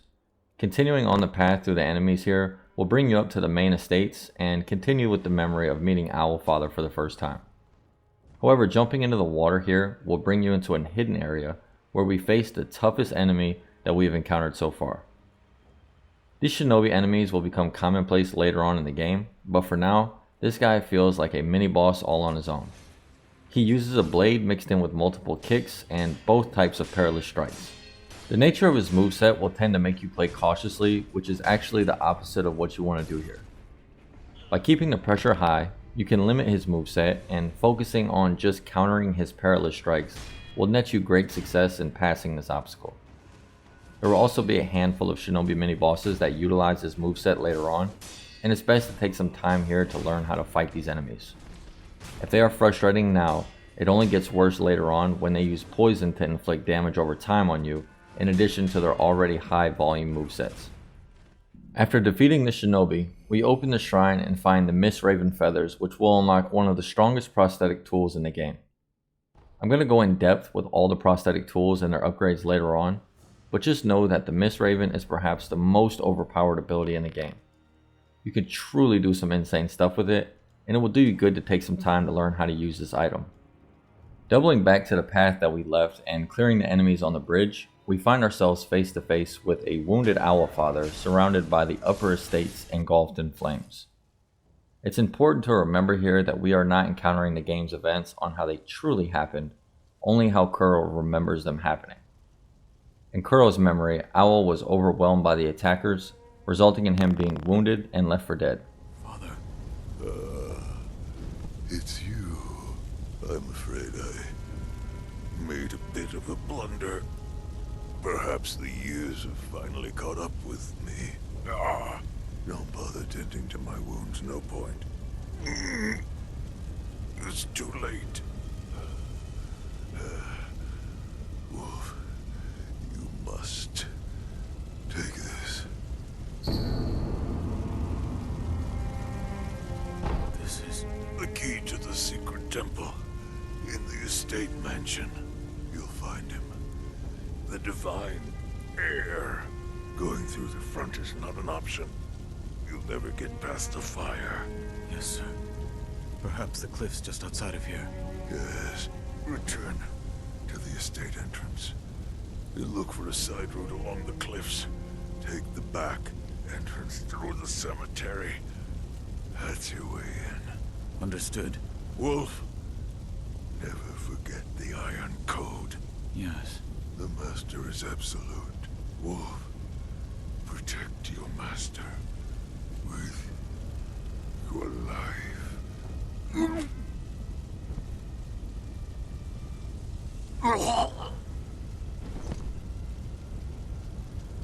Father. He gives us the key to the estate's temple where we can find Kuro and tells us to take the cemetery path. He leaves us with some parting words and passes on to the next life, presumably. We will revisit the estates through Owl's recollection of events later on, and things will change dramatically, but for now, we move through the cemetery and wind up in the final section of the level. Here you will need to play smart, as the number of enemies located in close proximity to each other can be overwhelming. Mixing in stealth here will do you some real good, and once you've dealt with the first group of enemies, we cross the ravine where we're going to fight the next mini-boss, Jyozu the Drunkard. Now Jyozu is a very controversial boss. His moveset is actually fairly simple, and the mechanics of the fight are rather black and white. He uses poison to either coat his blade or spray at you mid-fight, and either avoiding the jet stream or applying poison antidote to reduce the effects from his strikes will nullify this mechanic completely. His attacks do have a weird delay at the top, and once he does swing, he moves surprisingly quickly as he chains together his strikes. He mixes in perilous sweep attacks and also has a chance to grab you that can be extremely punishing because of the nature of the hitboxes for the grab attacks in Sekiro. You'll have to mix in deflecting, jumping, and dodging here, while also trying to find a second to breathe to either heal up or apply the antidote to protect your health bar. The real challenge here is dealing with the multitude of enemies surrounding Jyozu. Fighting him with all the guards activated is borderline suicidal. There are archers, shield enemies, and regular swordsmen mixed in, and if you want to fight head to head with Jyozu, you're going to need to do some sprinting around with the shinobi axe, while avoiding the big fellow to make this happen. You also have access to an Ashina warrior here who will aid you in this fight. This is the sole example in Sekiro of an NPC aid in combat, and he can be quite useful when it comes to distracting Jyozu or the fodder enemies while you deal with the latter or the former alone. He can and most likely will die here, and even if he survives, his help ends here with Jyozu. It is possible to get a stealth blow off on the boss here as well. If you clear all the enemies in the area and leave only Jyozu alive, you can run back across the ravine, and once you get far enough away, Jyozu will stop chasing you and walk back to his original location. Sneaking up on him here allows you to get a death blow off, and this act makes the fight so much easier. There's also the combination of oil and your flame vent here that will apply the burning status effect to him, and this takes a good bit of his health away very quickly. Alternatively, you can use the Mist Raven to avoid almost every one of his attacks, letting you appear behind him for some free hits. Just make sure that you are ready to parry his pushback that leads to a large slam attack that will flatline an underlevel wolf in one hit. After dealing with Jyozu and his lackeys, we head into the estate's final building. Here we can find a shinobi door that conceals a prayer bead and some divine confetti, which is always nice to find. It's here that we also run into our maiden friend who gave us the bell charm to access the Hirata Estates in the first place. Son of Owl, I saw a dreadful vision. It was pouring out more and more. It wouldn't stop.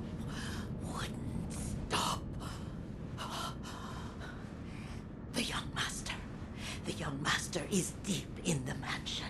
My son, Inosuke, went to rescue him. So he's probably fine, but you never know. The young master might need you, rogue shinobi.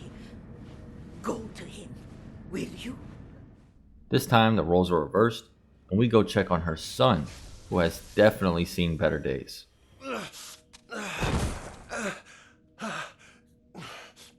You, the young masters, I wouldn't go in there if I were you. Dreadful illusion techniques. Without a snap seed, it cannot be overcome. Take this.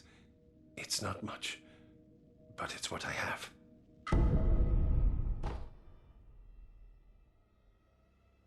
He warns us about the illusions that await us in the hidden chamber below, and gives us a handful of snap seeds to aid us in countering the apparitions.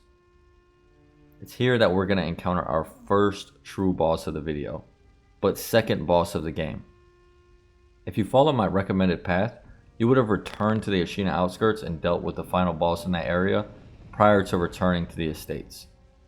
The beauty of Sekiro lies within the main bosses, however, and discussing them can be done in any order. We head down the stairs and are once again reunited with Lord Kuro. Father? Mother? The butterflies.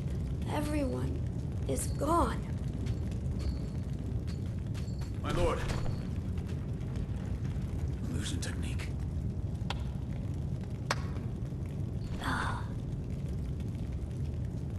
It's been a long time, son of Owl. I need Butterfly. Leave us. Who are... Do what must be done. Yes.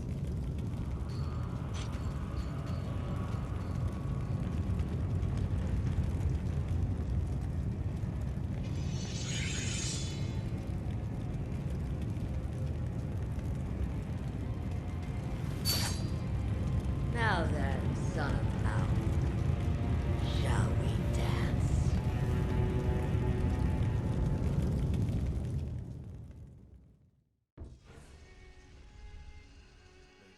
Now it's likely that most people watching this that did complete the game do not have the fondest memories of Lady Butterfly. I distinctly remember becoming so frustrated during my first playthrough due to the overwhelming ass whooping she seemed to apply. I sat there trying to deflect, jump, and dodge around, and she handed me my ass for what seemed like hours on end. I make it a point not to look up any guides for my first playthrough of any game, so as I sat there struggling, I eventually reached my boiling point and just said fuck it and walked away. After a night's rest, I woke up and got right back into it once cooler heads prevailed, and I noticed immediately that I was playing much better than the day prior. It sounds crazy, but if I had to give a new player advice for Sekiro, it would be exactly that. Put the controller down and come back in a few hours. I'm not a scientist or a doctor or anything like that, but there's something about how our brain processes new things that after being exposed for a short period of time to it, when you walk away, it's like your mind finally has time to actually process through it all and make sense of it. Lady Butterfly is a true test of skill and aggression. The key here is the fact that your best defense is a violent offense. If you allow her to control the pace of the fight, you will always be reacting and never be proactive with your playstyle. She has a little bit of everything packaged into her old feeble frame, and if you focus solely on defending every attack from her, you will find yourself just chugging away at healing gourds the entire fight, until she finally puts you away. The best strategy here is making her react to you, and the best way to accomplish that is by finding your rhythm. The bosses in Sekiro each run on a system of algorithms. Imagine the formula looking something like this. If you do this, the enemy will do this or that.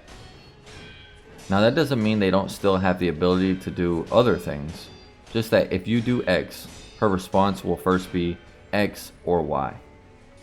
Attacking Lady Butterfly until she deflects your attacks will cause her to take one of two actions.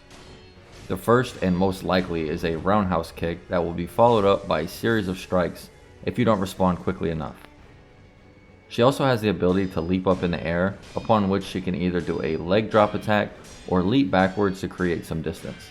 Ideally, after the roundhouse kick is deflected, you can go back into a chain of attacks that will again end with her deflecting and again returning fire with a roundhouse kick, at which point the cycle starts all over. Mastering this rhythm by playing offensively changes how you look at combat in Sekiro. You stop looking at the challenges provided by the boss as something you need to block and dodge your way out of, and begin to look at ways to force them to fight on your terms.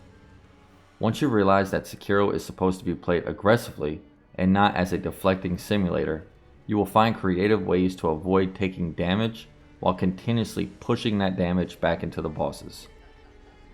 After you land the first death blow, Lady Butterfly reveals that you were fighting an illusion the entire time as she watches from the statue above. She finally jumps down and joins the fray, and it's here that you should immediately push the offensive.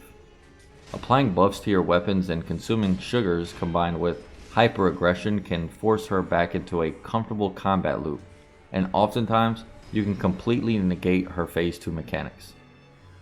The mechanics you're trying to avoid here is allowing her to jump up into the sky after snapping her fingers and summoning a small army of illusionary warriors. The solution to this problem comes in the form of the snap seeds that our samurai bro gave us prior to entering the fight. Running to the center of the room and using this item will cause the apparitions to dissipate. Lady Butterfly will then hop back down to the ground, and here the fight continues on as normal. You should aim to finish her off in no more than one of these sections, as prolonging the fight tends to lead you to make many more mistakes as it continues, and it's never a good idea to spend more time fighting defensively and less time fighting aggressively. I'll talk more about the combination of offense and defense in a later boss fight, where I have better examples to show, but for now, we defeat Lady Butterfly and trigger a cutscene that reveals a very big plot twist.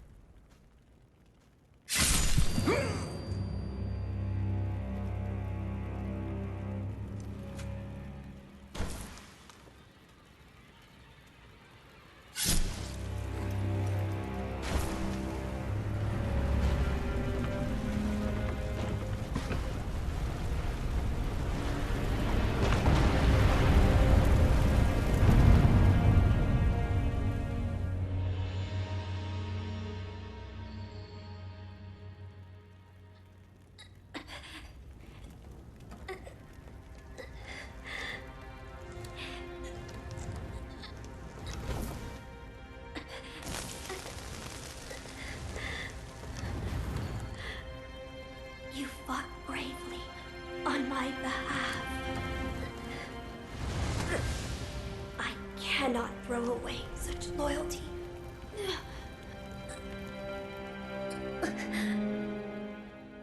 Loyal wolf, take my blood and live again. Now it's important to remember that this entire memory was not Wolf's. The bell charm belonged to Kuro, and this is a representation of what happened from his point of view. We don't know the identity of our killer, and as the roof collapses around Wolf, we see Kuro come to his rescue. It's at this moment that Kuro imparts the dragon's heritage to Wolf, making him officially the only other true immortal in the world of Sekiro at this time. Now let's take a step back and discuss what just took place and the implications that it has on the story moving forward. Wolf returns from a mission which has details unbeknownst to us given to us by whom we don't know.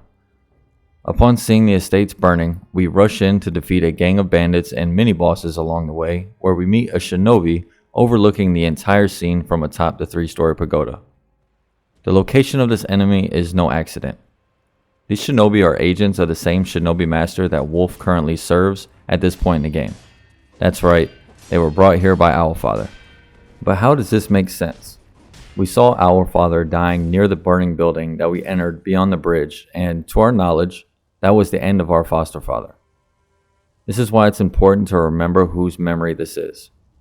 Kuro remembers only what he believes is true, and in his eyes, the bandits attacked Hirata and killed all those who have in the past protected him. Wolf was not around, and with Owl being Wolf's master, it only makes sense for Kuro to believe that Owl would have been killed in this invasion. This memory retells the story of how Owl and Lady Butterfly attempted to kidnap the Divine Heir and force him to grant the dragon's heritage to them, using the cover of bandits attacking to remove any evidence or blame on themselves. When Wolf returns to the estates, Owl stages his own death to avoid Wolf finding out about the plot. After confronting and killing Lady Butterfly, we see that she drops a Sakura droplet. This item has the power to grant the ability to resurrect from death. But why does she have this item? Well, we can only speculate here, but I believe this is a representation of the dragon's heritage from a previous divine heir known as Sekiro. It's highly implied that Sekiro got sick and died, leaving his protector, Tomoe, with an unfulfilled oath. Collecting this item and having it granted to you by the divine heir would reinstate the oath, thus granting immortality to the owner of the droplet. When we find Kuro, he is under the influence of the illusions Lady Butterfly is creating. He refers to his mother and his father and seems extremely confused. I believe that Owl and Lady Butterfly intended to trick Kuro using the illusions to grant Owl and Lady Butterfly the power of immortality. Wolf's return ruined this, and Owlfather, playing dead, was trying to avoid the confrontation. Owl then kills Wolf for spoiling the plan, and Kuro brings Wolf back, granting him the power of immortality instead. It's funny that coming up with these theories of what happened actually takes longer than experiencing what the game shows, and honestly, it probably isn't very important in the long run. But I've spent so many hours playing Sekiro that I can't help but find every tidbit of lore and story that I possibly can.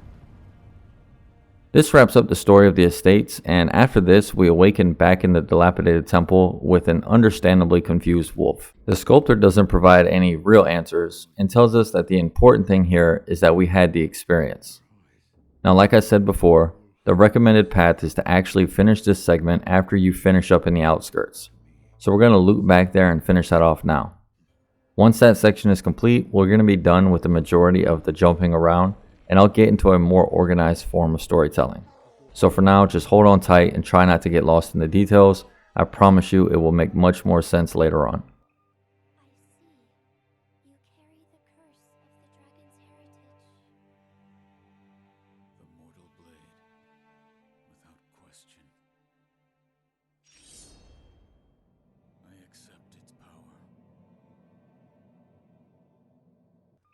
I'll start this next section right off where we left it, as we overhear the guards here talking about the chained ogre.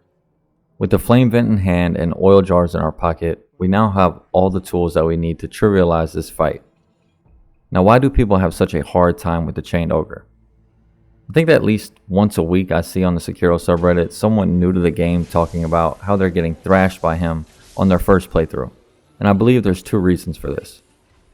First, players don't utilize the tools that the game intends them to use.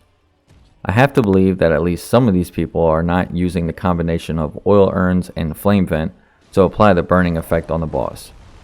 I say this because you can likely stun this guy for upwards of 20 seconds over the course of this entire fight, while also causing a lot of damage to his health bar through the burning effect. Combine this with the ability to reset the boss and get a stealth blow off, and you're looking at like 12 seconds of a boss fight in total. The second reason is that I believe people attempt to play this fight like they have played all the other bosses that we have faced so far. And who could blame you for doing this? Since the tutorial, you've been force-fed the deflectability at every turn, and it would only make sense that this boss, though lacking a blade, would follow the same principle.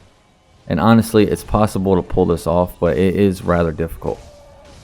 Instead, you should treat this like a Dark Souls boss, where running around to his backside and keeping your distance while baiting out his lunging attacks, punishing those very small windows, is rewarded by not being killed after being snatched up and tossed off the map completely. Chained Ogre represents the second type of boss you're going to face in Sekiro, the beast type bosses.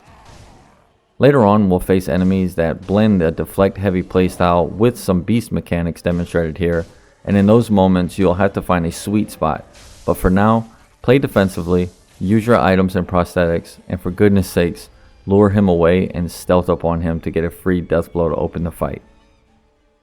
Directly past the Chained Ogre, we are exposed to the next arena segment where we find a samurai boss co-located with a group of guards. This area exemplifies all my favorite parts of Sekiro. Simple yet fluid stealth mechanics mixed in with a little bit of forethought make this an area that is an absolute delight to navigate. As you maneuver around and trim the fat from the defensive stronghold to the point that all that remains is you and the mini-boss. Honestly, the areas that allow this kind of freedom of approach are my favorite experiences in the game. Since this mini-boss is just a repeat of the typical samurai enemy we have already faced, I'm just going to cover the basics here and spare us all a long drawn out expose on very simple mechanics. First, deflect the delayed attack that leads to his long chain. Jump over all his sweeping attacks, avoid the ledge, and punish once his attack chains are complete.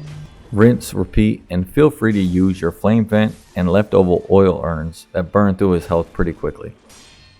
Once this boss is dispatched, we have two options. The bridge ahead is no longer in use, and we have to find another pathway into the castle.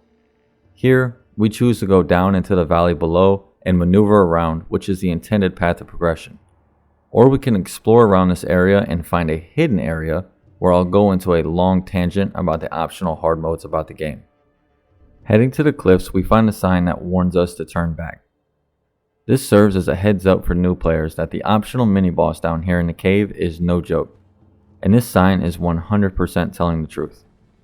At this point in the game, a new player isn't really equipped to face the headless enemies, so I'm going to save that explanation for later on in the video. But just for background information, there are 5 optional bosses known as the Headless Warriors of Ashina. These bosses are rather difficult for numerous reasons, and once you defeat them, you gain some incredibly useful items for your playthrough.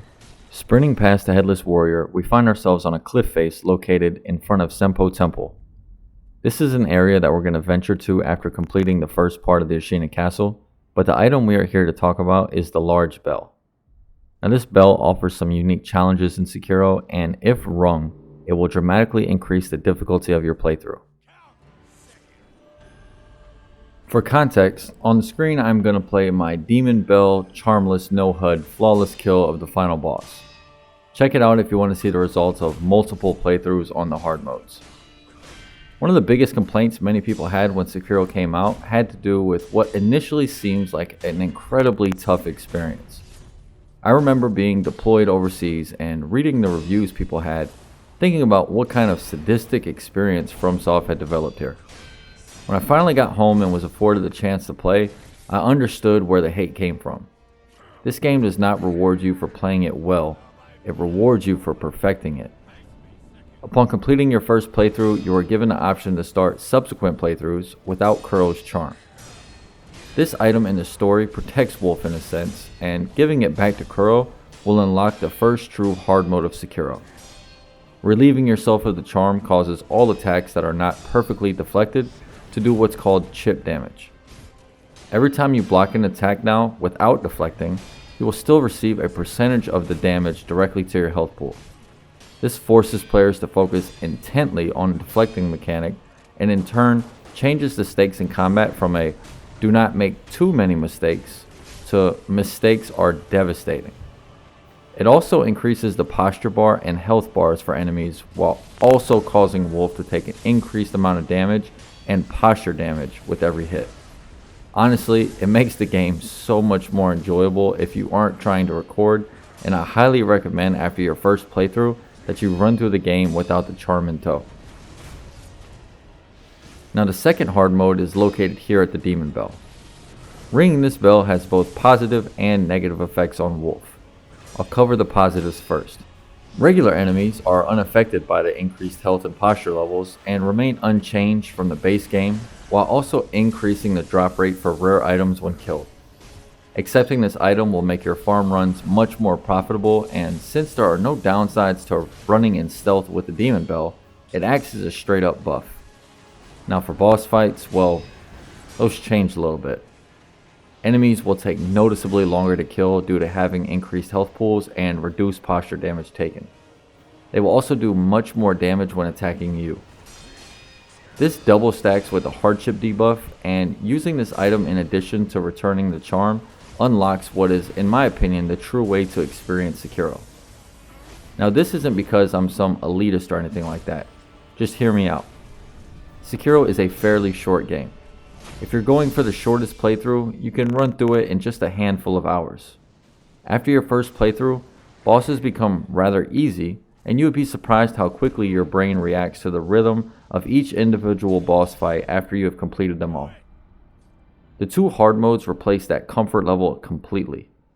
By the time you can access both debuffs, it's assumed that you have a firm grasp on the mechanics of the game. But playing with both of them will show you just how shallow your skills truly are. Anything short of perfect play will lead you to almost certain failure, and you're going to be tested beyond what you thought possible for a new game cycle. The final point I'll bring up here is how to turn these debuffs off. Now, the Demon Bell places an item in your inventory that you can consume at any time to remove the status from you. You can return the bell at any time to regain it, and honestly, it's a great idea for farming regular mobs for loot. There's zero downside. The charm, however, once declined at the start, can only be turned off by retrieving it from the sculptor at the dilapidated temple. Once you take this charm back, you cannot regain the debuff until your next playthrough. So the game forces you to either stick with it and suck it up, or turn it in and start from the beginning once again if you want to take another crack at it. Now, I would never tell someone how to enjoy their game, but if you're looking for true satisfaction from beating a game, I highly recommend you spend the time going through at least one playthrough with these items. If you can run around in the mountains of Skyrim for 120 hours, then you can tolerate dying to the same boss a few dozen or 100 times. Now that we have discussed the Demon Bell, we head back to the bridge that we intended to cross and jump down into the valley to find a new way into the castle. We begin to hear a low rumble as if we are caught up in some seismic activity, and pressing forward, the source of the quakes reveals itself to be a serpent the size of Jormungandr, located here in the valley. Now this will require some in-depth analysis, and while we could cover it here, I'm going to hold off until their part in the story becomes more relevant. During this initial meeting, you're going to need to maneuver through a cave, some high grass, and along a cliff face in order to avoid being detected by the beast as you make progress toward the castle gate. We eventually find a pelican to hide in, and once we are safely inside, the serpent gets too close for comfort, so Wolf buries his blade in the eye of the snake. This drives the snake wild, and while he is thrashing about, we make our way out of the valley and safely arrive in our final section of the outskirts. 3 important things happen here, and we'll discuss them in order. I'll start with the eavesdrops that are available here, discussing a soldier and his deceased horse. This sad tale involves gunpowder scaring the poor animal, resulting in its death. Oh, Kage, my poor one. All it took was a bit of gunpowder. He started. The second eavesdrop again refers to Gyobu the Demon and his presence at the gate ahead. From the great castle gate. Is it Lord Gyobu? Yes, that's definitely Gyobu the Demon. Ashina is safe so long as that man guards her doors. No doubt we are about to engage with our second boss. And finally, we see a vision of Kuro having a conversation with General Genichiro. But the Interior Ministry's army is far too powerful. And that is why you wish to use the power of my blood. It doesn't matter how much power you obtain. You'll keep on fighting until you're a monster, incapable of feeling pain or fear. I do not wish to corrupt the lives of men. Look at this mountain of bodies. Ashina cannot be defended by normal means. Not me. I could never be as strong as you, Lord Genichiro. I do not yet know what it is I should do. It has been a long time since that happened. Wait all you like. It'll do you no good. Our nemesis is trying to convince Kuro that in order for Ashina to survive the incoming invasion, he will need to give Genichiro the dragon's heritage, lest the country fall into the ministry. Kuro is conflicted, but we can see that there is a chance that he is being swayed by Genichiro here. With all that wrapped up, we head over the wall and we land on the battlefield littered with corpses in front of the castle gates. We are about to engage with one of the coolest bosses in the game, and for first-time players, well, get ready for a real treat as he... My name is Gyobu Masataka Oniwa! As I breathe,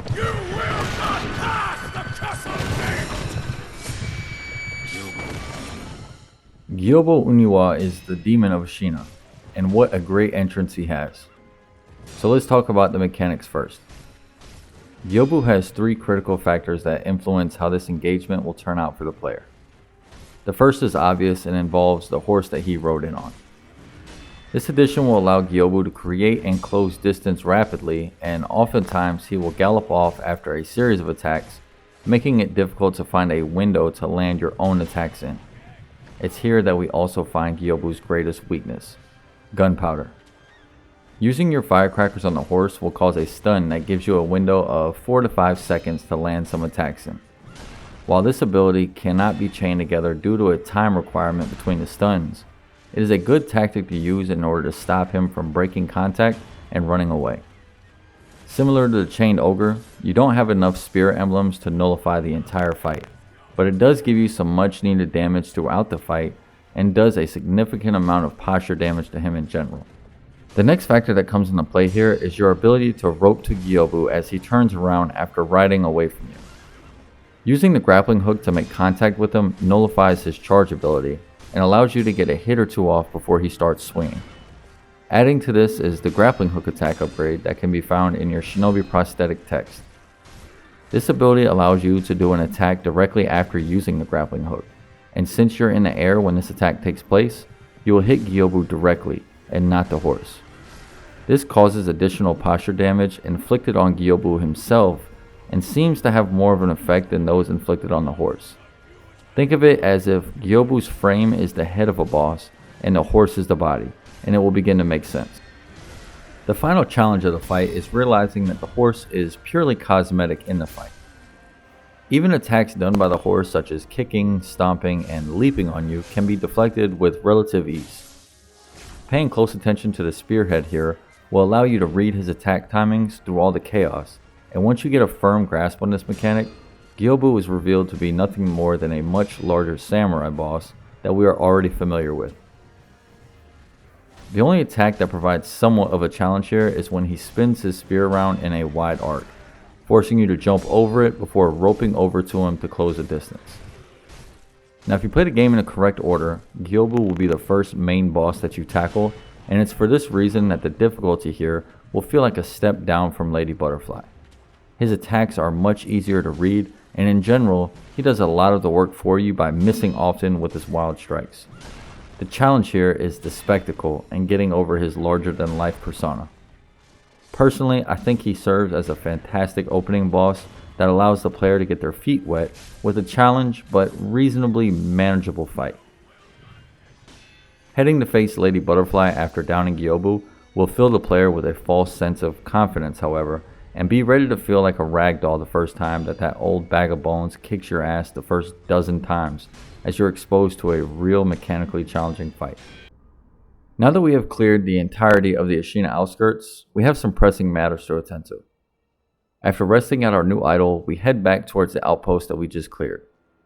Now if you pay attention here, you're going to notice the bodies of fallen ministry shinobis littered all over the floor. Entering the building, we are presented the towering form of a Tengu of Ashina. Another rat. But those eyes, a starving wolf. Before I kill you, tell me your name. Tell me your name! No name to give. You shinobi are all the same. You die nameless, with no one to mourn you. However, your left arm, a prosthetic shinobi arm, it reminds me of... That's it. A one-armed wolf. I like it. Which means Sekiro. That is what I shall name you. Who are you? I am the Tengu of Ashina. Come, Sekiro. Care to hunt some rats with me? What? Rats have snuck into Ashina, scurrying about like they own the place. There are all kinds of rats out there, and they must be cut down. Every last one of them. It seems you have a talent for killing. Allow me to help you hone that talent. What'll it be, Sekiro? Will you hunt rats with me?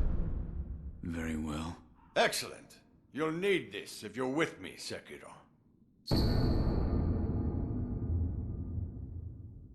What is this? The face of a rat, and where it makes its home. Go and kill it.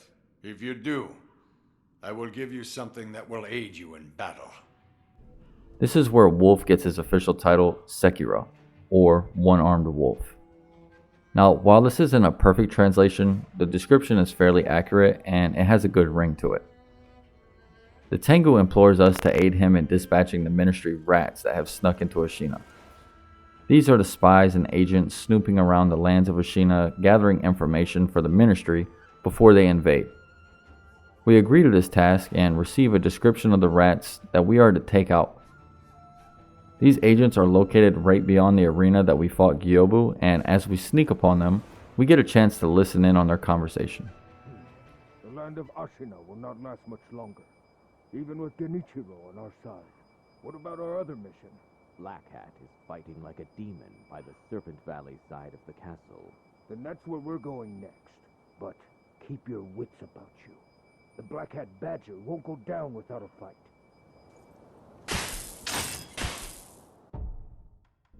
As it turns out, these particular agents hail from the Senpou Temple, and they are talking about Lord Isshin being sick. They also reference Lord Genichiro being on their side. This is a reveal that will be much more important later on, but it's important to know that in Genichiro's attempt to save Ashina, he has made some unsavory allies in the temple. We punish the intruders here with a swift death and an axe to the head, and continue clearing up to the next gate, leading to the Ashina Castle keep, decimating the defenders along the way. We find ourselves right in front of the gate and are about to experience my least favorite 3-minute segment of the game, the Blazing Bull. Now, I'm not saying that this boss is objectively bad. As a matter of fact, I can see why some people really enjoy this fight. But I absolutely detest the Blazing Bull engagement, and let's talk about my reasons why. First off, I'm a huge fan and proponent of the deflecting style of gameplay that the majority of the bosses bring to the table. Finding the timing of when to parry and when to dodge and when to counter makes the fights not only fun and action-packed, but very similar to an ever-changing puzzle. Almost like a chess match being played in real time, while on fast forward. The Blazing Bull is the counter-example of that style of gameplay. It's possible to stand in front of the bull and deflect the horns as he attempts to ram and gore you, and this will build up a burning status on you that you must manage and can be really annoying when playing HUDless. The issues I have here is that it's easier to just not play like this. Chasing the bull around and sticking to his ass the entire fight while you get 1 or 2 strikes off is not only safer, but it's just mind-numbingly simple. You can throw a few firecrackers around to stun him here and there, and as long as you stay behind him, eventually he will plop over and die. In a game where the bosses are the most interesting and intriguing aspects of it, having a boss that can just be chased and smacked is boring and immersion breaking. But here's the catch. Because there is an easy way out, I can't get myself excited to play the game of chess. It's just a mini boss and prayer bead, and because it doesn't affect the story, I feel no connection to it through the gameplay. No matter how many times I intend to get creative and try and crack the code. I always give up after 1 or 2 tries and just chase and smack away. Honestly, I'm just gonna stop talking about it because at the end of the day, it's not really important. But man, I was let down by this boss. I'll chalk it up as an ode to Dark Souls boar bosses and just keep it moving.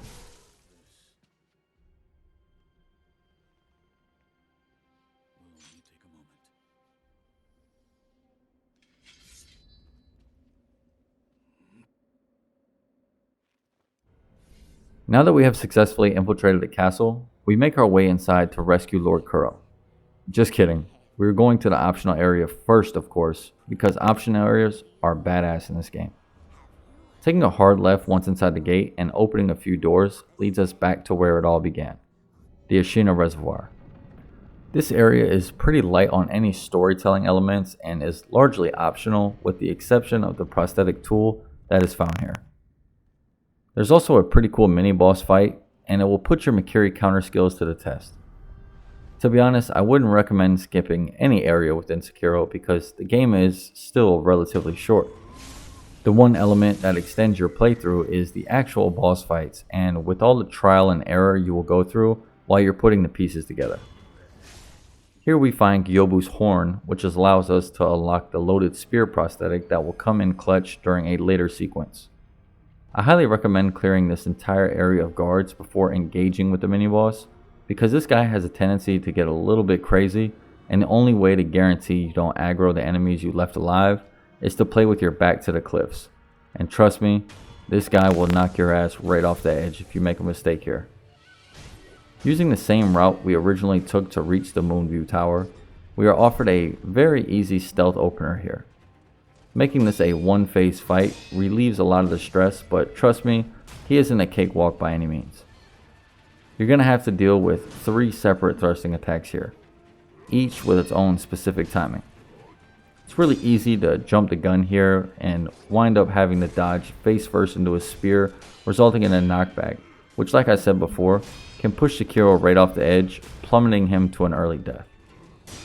So this is a good fight to take advantage of the sugars that buff your attacks as well as your posture, because you are free to use any items before you open up in stealth.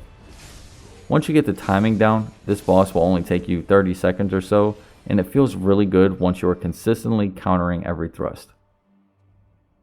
We'll be seeing another one of these enemies much later in the game, so it's a good idea not to skip him here, because the next time you fight a 7 spear, you're going to have more than one dance partner to deal with.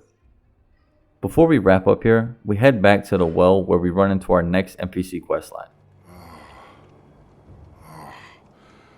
It truly stirs my soul. Beautiful, and yet somehow sad. As if it yearns, it calls for someone. Hey. Who are you calling for? Let me hear it one more time. Hey, you. What? Oh, my name is Jinzaimon Kumano. My duty is to patrol the moat. I've not seen you around before. Which clan are you? I cannot say. You cannot say, you say? So you are a shinobi, then? I cannot say. Your manners could use some work. No matter. If you are a shinobi, I won't press any further. Shinobi, have you ever heard someone playing the shamisen around here? I followed the sound and it led me to this well. I have not. Oh, is that so? I thought since you're a shinobi you might know. I wonder who that melody calls to. I don't know why, but I can't stop thinking about it. No, it's nothing. Please forget I ever spoke of it. This is one strange individual, and while he was placed here to guard the moat, he is clearly distracted by the sound of a shamisen player that he can only hear for some reason. A little digging reveals that he is so infatuated by the tune, he plans on following it down the well. Now my next piece of advice for any new player is, do not jump down this hole. Go forward to where Emma dropped a letter to us in the beginning, because from here, we can get a stealth blow on another tough mini-boss. If you want some background info on the shinobi enemies, you can approach him from where we exited the well, where he reveals that the shinobi was sent to kill Wolf in particular. But activating this dialogue means fighting him without the stealth opener. These guys really aren't too bad at this point, and I'm all about the lore, so if you have the stones for it, go give him a talking to before dispatching him. He fights like all the other shinobi bosses and doesn't bring anything special other than a second health bar, so I'm not going to do a breakdown here. These guys will just become regular enemies later on, so there's no secret here other than just figuring out their countering windows. Now that we are back to clearing the start of the game, we have the opportunity to follow the well in the opposite direction, and from here we end up in the abandoned dungeon. In the immediate area, we have a chance to fight one of the Sitchimen warriors. an optional group of bosses that offer unique items in return for besting them. As of now, I wouldn't recommend fighting him because there is a prosthetic that will make this a rather simple engagement. I'll cover their backstory when we get in front of the next one and we have a chance to fight it. But for now, we hit the idol and then bounce back to the Ashina Castle to start our infiltration there. The Ashina Castle is the largest single open area we have seen so far. It has multiple branching paths with a plethora of hidden items, a mini-boss both inside and out, and a hidden NPC quest attached to it. We'll start with the first mini-boss directly up the stairs from the idol. Before we get there, we trigger another vision of Kuro where him and Emma are talking about General Genichiro. Lord Kuro. It is time, Lady Emma. Yes, I know. Master Genichiro is waiting, is he not? I will return to the top of Ashina Castle. Wolf, that reed whistle we used before. This time, I will use it to call on you. We're going to dive into the story of Genichiro and Kuro at the conclusion of this section, so for now, let's move on with the fight. We listen in on an inspiring speech from one of the samurai bosses as he prepares his men for battle. I'm sure you are all aware already. This coming battle will determine the fate of all Ashina. We go now to risk our lives for Lord Isshin and the peoples of Ashina. We are Ashina! We are unbreakable! Yeah! For Ashina! This will be our fourth boss of this type, so you should have the mechanics handled at this point. The difficulty here lies in the enemies surrounding him. I opt for a mixed approach and open up with a stealth blow on the boss, followed by a mad dash to deal with the gunman. The trick here is to keep moving and always be aware as to the location of the samurai while you race from sniper to sniper. After they are dealt with, the fight becomes identical to the previous engagements. Avoid the sweeps, look for the delayed strikes, and you're going to be fine here. We loot the chest and jump to the rooftops, and it's here that we have several options. Continuing clearing down the lower portion of the castle in order to loot the items located down below, or find the pathway through the night jar on the rooftops and continue to press on towards General Genichiro and Lord Kuro. I do my due diligence and clear both, which leads us to another merchant that we can rescue. You're not one of the samurai of this castle, are you, friend? You look like a shinobi. A skilled one. That's right. I thought so. Well, you sure got me out of the pot. You see, some unfortunate things happened. And then they were after me day and night. I was at the end of my rope. But boy, did you show them. Here, take this with my thanks.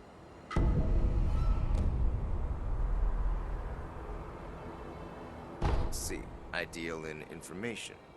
It's how I make my living. Once we save him, he gives us the night jar memo, which informs us of the true path to the castle interior. This also is going to send him to the dilapidated temple, where he functions as a mid-level merchant that we can resupply common items at. We head up to the castle and avoid the traps that the night jar have set for us and finally reach the castle interior.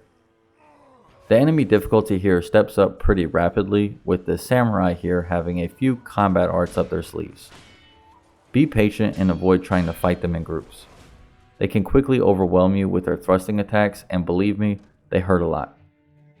As far as loot goes here in the castle, we can access a hidden shinobi door behind a painting leading us to another prayer bead. Also, we find one of my favorite prosthetics in the game, the Sabimaru. Now this blade has a deep lore behind it, and when it comes to one of the areas we visit in the future, but for now, just know that it's a powerful poison blade that was created to combat members of the Okami clan. Now this section gets busy fairly quickly, so I'll discuss the next mini-boss and its purpose, and then explain exactly where we are in the story up to this point. I'll then go into a deep discussion about General Genichiro and the outcome of this fight, followed by a roll-up of the overall story in the game. Up to this point, I have been going step by step because that is how the story is presented to us thus far.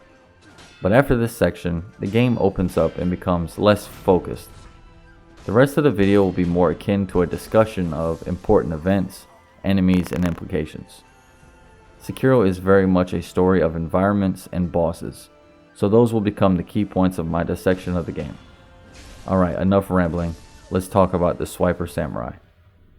This mini-boss's purpose is ensuring that you fully understand a deflecting system before you go into your confrontation with Genichiro. He sheathes his blade, and once he is in range of you, he does 2 vertical slashes in very quick succession, which requires you to basically hit the first blow followed by an immediate press of the block button in order to negate the damage from the second. Doing this 3 times in one phase will leave him open to a death blow, and honestly, this is the only mechanic you really have to worry about here. He does have the option of doing a sweep attack that you can jump over, but it's entirely possible to bait out the double slicing attack and just posture break him in less than a minute. Again, this fight is preparing you for the fight on the roof above, so looking for the glint on the sword handle when it's sheathed will give you a clue on to when he is about to strike. And these tells are going to be a thing that we're going to see with future bosses as well. Overall, I really enjoy these bosses that are developed to check that you fully grasp one specific piece of the combat system. We'll see another version of this guy who hits a bit harder later on, but by the time that you get there, you should have no problem dealing with the deflections required to trivialize the fight. After killing the samurai in the dojo, we head through the window onto the rooftops where Wolf blows his reed whistle, signaling to Kuro that he is nearby. We go immediately into a cutscene here.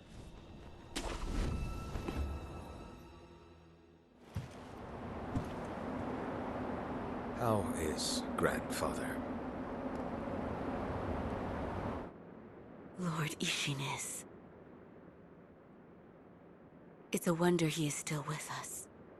A miracle. Is that so?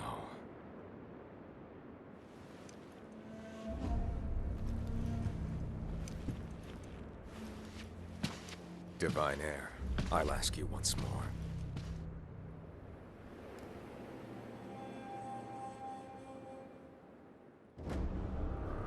Accept me to your immortal oath.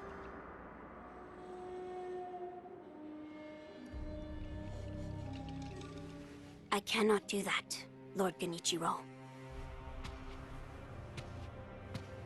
Your victory that day means nothing. He will risk his life to take me home. For he is my shinobi.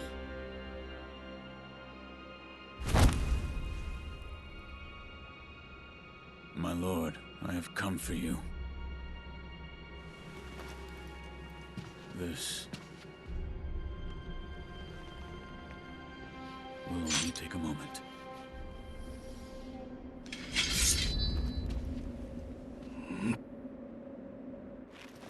Let's see. For as long as you are alive, the dragon's blood can never be mine.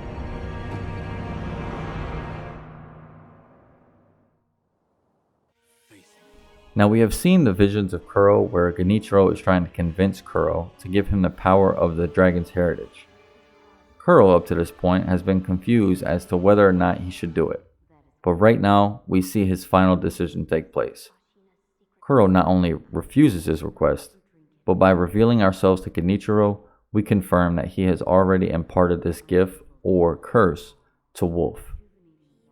Genichiro commits himself to fight us once again, and Wolf shows that this time he is much more prepared. He states that this will only take a moment and the fight begins. This battle signals that you are around the halfway point of the game, and this could be considered the climax of the game so far.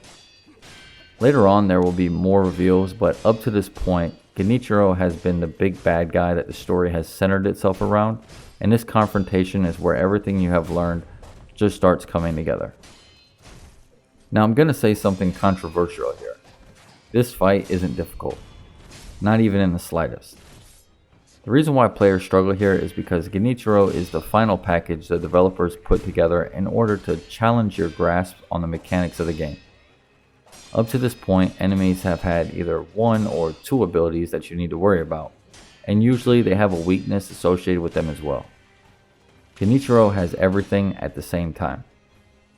His bag of tricks include a grab attack, a sweep, a thrust, as well as the ability to whip out the bow and assault you from a distance. He also possesses some really long chain attacks that can break your posture through blocking and require you to deflect at least half of the blows correctly to avoid being rendered defenseless. If you allow your posture to break here, Genichiro can end you with 1 or 2 blows, which at times can seem unfair. But here's the trick. Every single ability he possesses has an obvious tell that allows you to read what he is about to do. This is the first time you will see Sekiro's combat system fully fleshed out in the form of one singular enemy. Prosthetic tools will help support you, but there are no glaring weaknesses with his attacks. Swordplay here is the deciding factor, and how composed that you can keep yourself while deep in the fight will determine if you are going to push through to the second phase or head back to the rooftops from below. This is the type of fight that the developers wanted the player to have when they created the posture and deflect systems, and for this reason, player will find this fight incredibly enjoyable, or it will become a wall that causes half of the player base to quit and never experience the amazing back half of the game. After completing the first 2 phases, we are shown the cinematic where Genichiro tries to convince Wolf to join him and abandon Kuro. Impressive, Shinobi of the Divine Air. You deserve better. Would you not answer to a different lord? Heresy. Heresy, you say? If it is for the sake of preserving Ashina.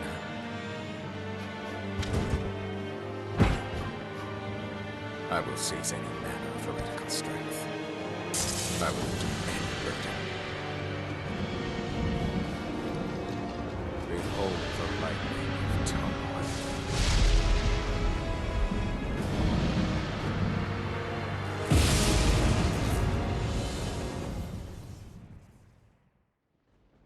Wolf claims that this is heresy, and this is where we meet Genichiro in his final Super Saiyan-esque form.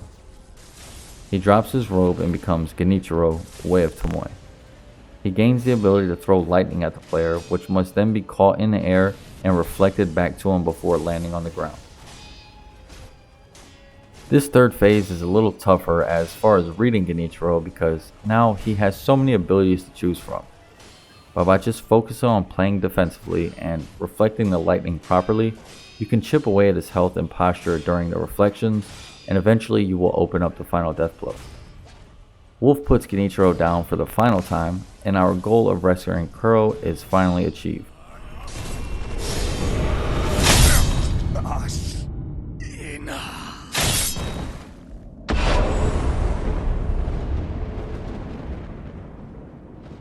As we enter the castle again, we run into Emma, who ensures us that she is still a friend. As a doctor for Lord Isshin, she can come and go freely, and there is no sign that she is a traitor at all. We then are treated to our first example of the rejuvenating water, as Genichiro rises from the dead. I mean you no harm. Shinobi of the Divine Air. Lord Genichiro, is this the rejuvenating waters?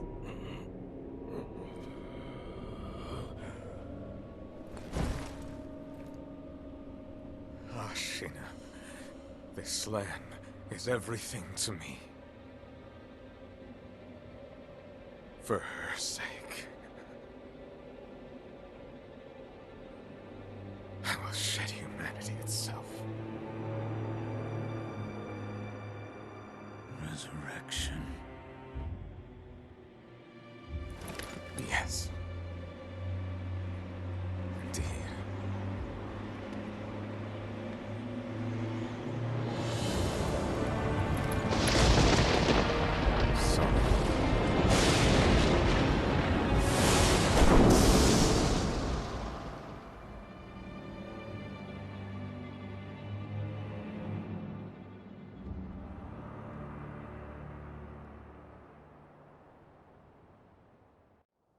He truly will do anything to win this fight for Ashina, including extending his natural life by drinking the rejuvenating sediment. He hops off the ledge and we presumably will see him again.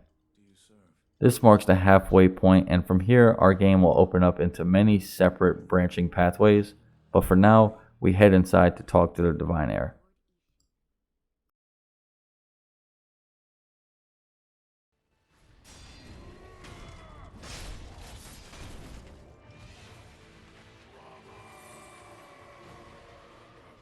Let's take a moment to reflect on exactly what we have experienced so far. From the beginning of the game, we have been given a consistent flow of new tools, mechanics, and scenarios that have broadened our gameplay experience, each one being layered on slowly, one on top of the other, until we reach a culminating point in General Genichiro. Now, because we have the benefit of hindsight, we can look back and realize that Genichiro is the final tutorial type boss in the game. This is where all you have learned culminates into a final test of skill. From here on out, there is very little added to the game as a whole. Yes, we do receive some cool Shinobi prosthetics to add to our toolkit, but as far as mechanics and staples of gameplay go, we are relatively finished with the learning curve portion of the game. On a first playthrough, we obviously aren't aware of this fact and are constantly looking to experiment with new tactics, and that curiosity spurs you to go out and search to discover every crevice of the world, trying to find new tools to add to your kit. But on a second run, or 12th if you're a no-lifer like myself, you understand that from this point forward, everything is completely optional. You can now counter every ability in the game with what you have right now. And with the right amount of focus and skill, it's a relatively easy task. This is where Sekiro let me down a little bit. I didn't realize just how stagnant the growth of the game becomes after this point until about my third or fourth playthrough. Don't get me wrong, I don't mean to seem as if it becomes boring or isn't engaging for a player, only that the rest of the game becomes almost too optional, if that even makes sense. The following areas after Genichiro are all excellent and well designed, but you really do not gain anything of substance from them other than the culminating moments that linger at the end of boss fights. I found myself pushing through not only tough enemies, but my attention span as well in order to remain engaged with the remainder of the game. It would be dishonest to assume that this is part of a flawed game design and not a product of having beat the game 12 times so far. But as a critique, I really wish there was more that we could do in order to mix things up here after the midpoint. I once saw a mod that randomized enemy locations in Sekiro, meaning that regular enemies would be replaced with even mini bosses on your playthrough. Now this obviously has the potential to get ridiculously out of control, but it left me jealous of the PC community and the options that they have to expand the endgame. Being stuck with the base game limits the achievements that you can have on consoles, and while it is an extremely polished and enjoyable experience, I do not think that after making this video I could ever return to Ashina in any meaningful way. And honestly, that's probably for the best. So with our goal of rescuing Kuro accomplished, let's get back into the story and what is coming next. Now the dialogue here is important to the story and lore of the game, and we're going to spend quite a bit of time here sitting talking to Kuro and Emma for the rest of our playthrough. In an attempt to save myself the trouble of editing in 10-second clips of 3-minute conversations, I'm going to run some B-roll film in the background as I discuss what happens at this point in the story.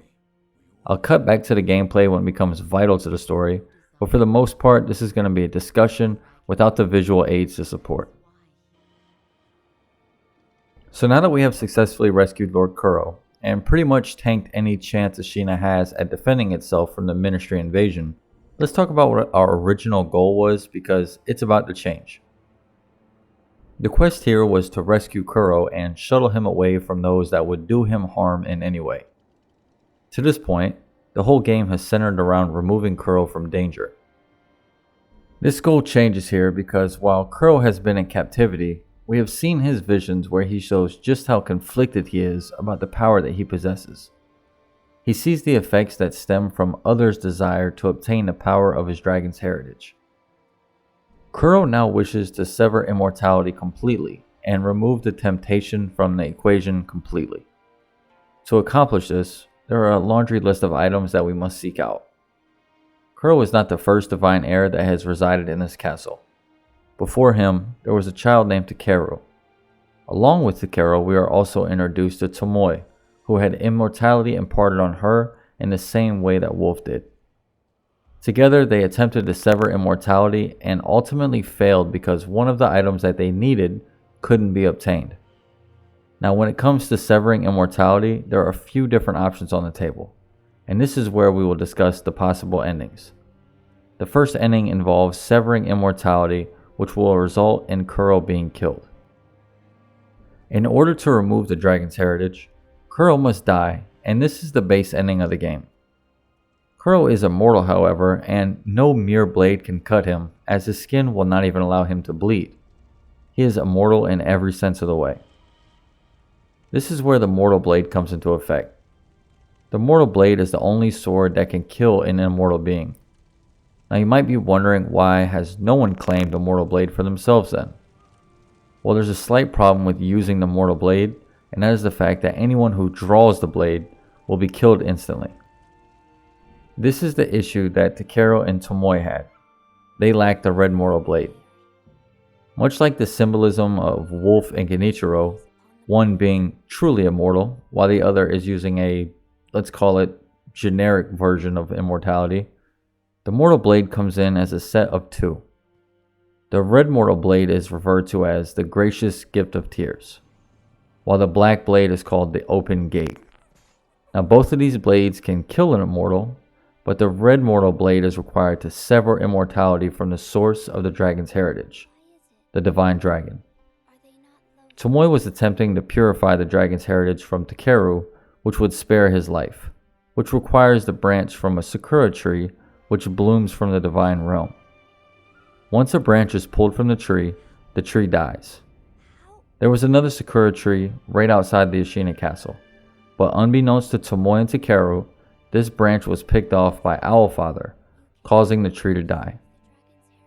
So Tomoe did not have the red Mortal Blade needed to claim the Gracious Gift of Tears from the Divine Dragon, and she lacked the branch from the Sakura tree needed to purify Lord Takeru. This meant that the only option was for Lord Takeru to die. So how did he die? Well, this is pretty up in the air, and I've seen a lot of good ideas revolving around the subject, but Takeru leaves us a note that Kuro reads where he says that he will need Tomoe's help with killing him. But to counter that point, Tomoe leaves a note stating that Takeru is sick and it's getting worse, which could mean that he died from Dragonrot, which we will discuss soon. Either way, Takeru and Tomoe failed in their attempt, and the dragon's heritage has passed on to Kuro. So how do we remedy this situation for Wolf and for Kuro? Well, we need a couple things in order to achieve severance. But for this playthrough, we're actually going to be going and getting the dragon's return ending. Now the steps here are exactly the same, with a few extra loops to jump through, but the premise remains solid. First, we need to travel to Senpou Temple to retrieve the red Mortal Blade. We learn from Isshin that it is held there by the monks who have gone mad in their search for immortality. The Divine Heir's desire is to sever the ties of immortality. I want to know how it can be done. The Mortal Blade. If you had such a weapon, it may be the key to what you are after. The Mortal Blade? With it, you could kill one who cannot die through normal means. One who cannot die? The Infested, I believe they're called. I have not seen one before, but it said you could stab them through the heart, or remove their head, and they wouldn't die. If the stories are true, they'd surely be quite fearsome. To kill a monster such as that, you'd need the Mortal Blade. The Mortal Blade with it. Where is this Mortal Blade? I've heard it's held in Senpou Temple. However, they say the Mortal Blade cannot be drawn. What do you mean? I am not certain of the meaning. It's just hearsay. The gates to that temple are closed now, though. Who knows what those degenerates are doing shut away up there in the mountains. There aren't any decent roads leading there. Next, we're going to need the lotus flower that blooms where the waters of the Fountainhead pool up in the Sunken Valley.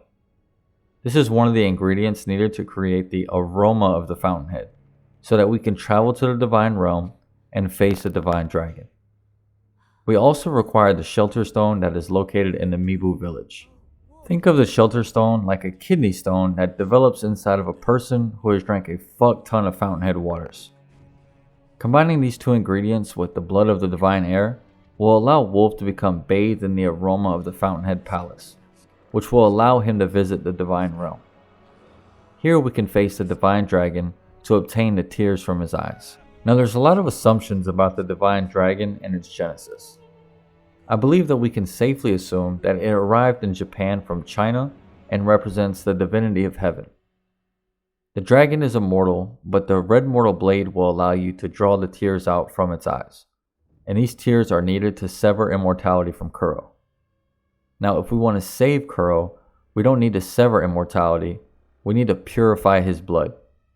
This involves using the branch that Owlfather stole along with the tears from the divine dragon. There is a problem here, however. In order for the dragon's heritage to be purified, anyone with an immortal oath must complete their oath. This means that Wolf must die in order to keep Kuro alive. The final ending deals with returning the divine dragon's heritage back to the west. I will cover that ending when we meet the divine child of rejuvenating waters, but now that we're all caught up on the story, we can lay out our next steps. For the remainder of the video, I'm going to be taking a different approach towards my storytelling. Since each area has its own special story in relation to the lands of Ashina, and the bosses we will face are part of that story, I'll be covering the lore behind each area and then going in depth about the bosses that we face at the end. A few things that we have left to discuss that is separate from the story is Dragonrot, the Mibu balloons, which I'm going to cover when I show you guys a great late game farming area, and the gauntlets of strength. I will cover one of these topics at the end of each remaining 3 areas that we will visit, so that it doesn't detract from the flow of the story too much. So our first step is the Senpou Temple. Let's go see what these monks have going on. We first learn of Senpou Temple from Lord Isshin after defeating Genichiro. When we visit him, we see the illusion of a frail old man who is sick, relaxing in his quarters atop the castle. Now for those of us who have experienced what a monster this guy truly is, we all know that frail is not a word that anyone would describe the Sword Saint with. But it's here that he tells us the secret to severing immortality, the Mortal Blade. As I mentioned before, the Mortal Blade is a key item that is required to sever immortality from the divine heir. It is one of 2 weapons that can truly end in an immortal life, with the drawback being that any mortal who draws the blade will be killed as soon as he draws it. This isn't a problem for Wolf, however, because we have the ultimate respawn button unlocked, and dying once is nothing to a shinobi who dies twice daily. But why is it located in Senpou Temple? Well, I'll get more into the story of Senpou in a little bit, but we need to understand that Genichiro is not the only player in the story of immortality at this point. In fact, almost every major faction in Ashina is trying to obtain immortality in some way or another. These monks are no different, except they have found a sliver of success with the rejuvenating waters. We saw an example of these effects when we defeated Genichiro and he rose from the dead on the top of the roof. This discovery comes from the monks of the Senpou temples, which is why we can recall the assassins that we encountered earlier saying that Genichiro was on their side. He is working hand in hand with the temple, and from this relationship came Genichiro's usage of the rejuvenating sediment. But this doesn't explain why the monks have the blade. For that, we need to do some intelligent guesswork. Now, it's highly implied that the monks hid the blade once they realized that Tomoe was searching for the blade in an attempt to sever immortality. The monks, being power hungry for everlasting life, could not let her accomplish this, because while there are different methods in order to achieve immortality, they all spring from the same singular source, the divine dragon. If one was to use the blade to sever immortality, it would remove the blessings of the Fountainhead waters, which the monks rely on heavily for their experimentation. So in an attempt to prevent this, the monks hid the blade away in a secret part of the temple, out of sight and out of mind of all who would seek it. Our journey here will involve searching high and low for the blade, and along the way, we're going to witness the horrible results of the experiments that have taken place on behalf of these monks, and all their victims, countless children, sacrificed for their vanity.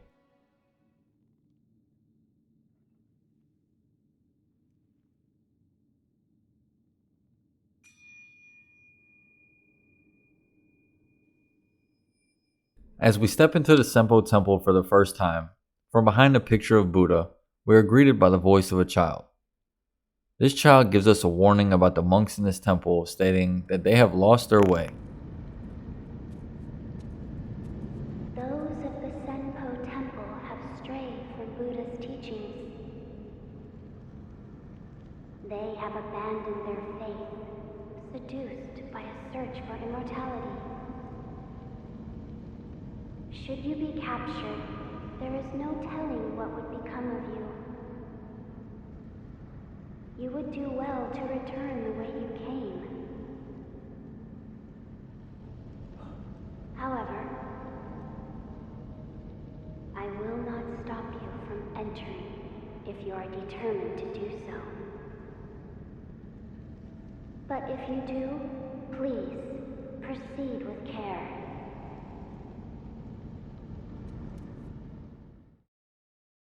Since we are immortal, the child tells us that if we are captured there is no telling what they're going to do to us. We of course ignore the warning and step off into the first segment of the temple. Now let's talk about these monks and figure out what they got going on. The monks of Senpou were originally worshippers of Buddha, who was presumed to be one of the old gods like the serpents I mentioned that were pushed to the side with the arrival of the divine dragon from the west. The goal for these monks was to achieve nirvana by ridding themselves of all vices and evil thoughts. Now how did the monks attempt to accomplish this? Well, looking into the Senpou esoteric text, they sought to achieve this through their martial arts and their donations to those in need. At some point, this all went sideways, and the monks became obsessed with immortality.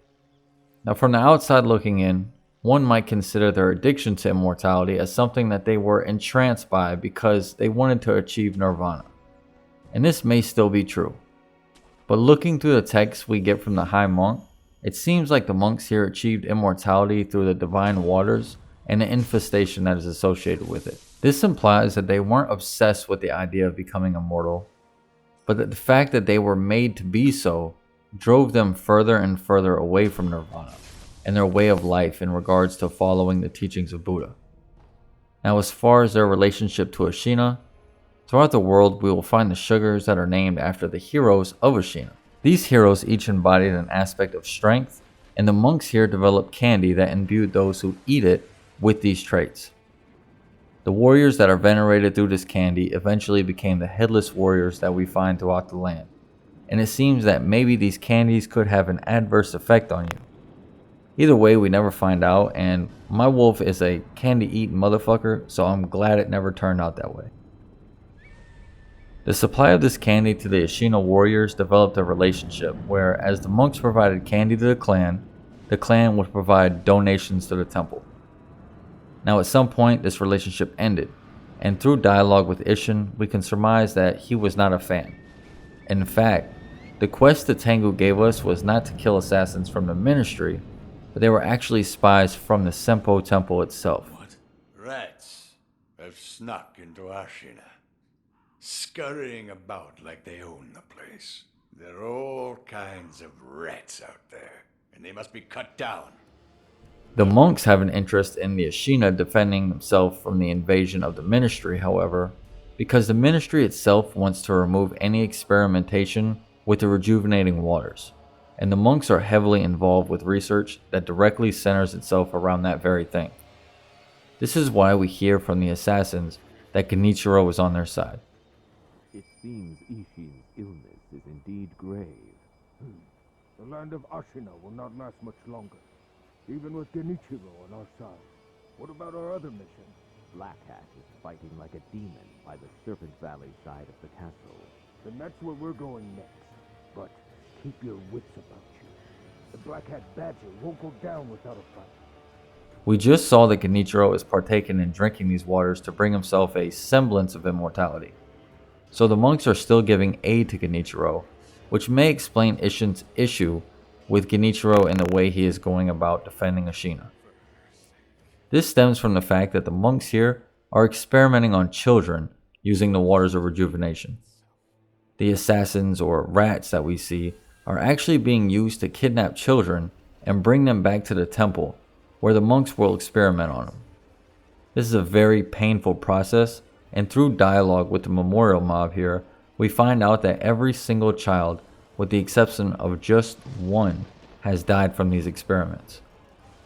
Throughout the temple, we find the bodies of dead people tied up and thrown to the wayside, not just ones or twos here and there, but literally everywhere. I believe these are the bodies of the adults that they stole children from, because while we do find the bound up bodies of the adults, we never find a single child. And while it's true that we don't see their bodies, there is an even darker side of the story. The children that were being experimented on died, and whether it is a token of appreciation or guilt, the small Buddha statues and red and white pinwheels are placed in remembrance of these children all across the temple. There are hundreds of these pinwheels located in Senpou, and the sheer number of these present just shows you how bad things are here. The monks went way beyond corruption, and this cost hundreds of children their lives. Well, maybe I spoke too soon. There is one monk here who is kind-hearted. His name is Kotaro, and we find him in the beginning of the level as he weeps alone under a tree. They left me here. Where did everyone go? Why did you leave Kotaro behind? Now what do I do? Why are you crying? Everyone's gone. I'm all alone. Who's everyone? Everyone? Huh? Who?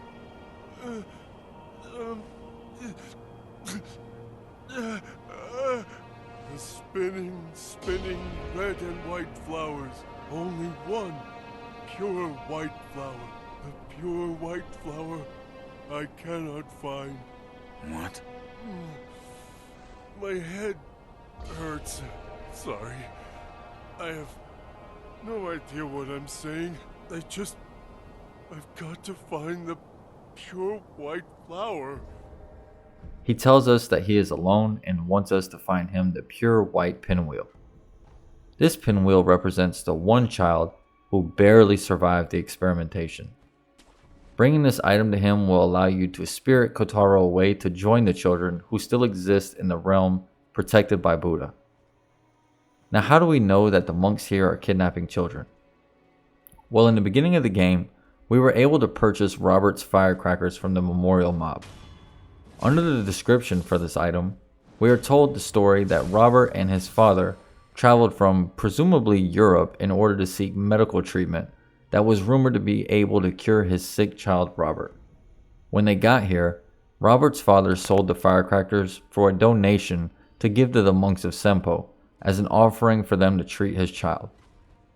The monks took this offering and the child and asked the father to guard the bridge that leads into the temple. So as we arrive to this bridge, we are greeted by the armored warrior here, who tells us to turn back. I always feel bad during this mini-boss fight because this poor guy believes that he is protecting the temple and its inhabitants who are presumably inside, healing his sick child. Little does he know that his son is likely long since dead, and what's more, likely being tortured beyond belief before passing. The armored knight fight is sort of a puzzle because you can't just outright kill him due to his heavy armor.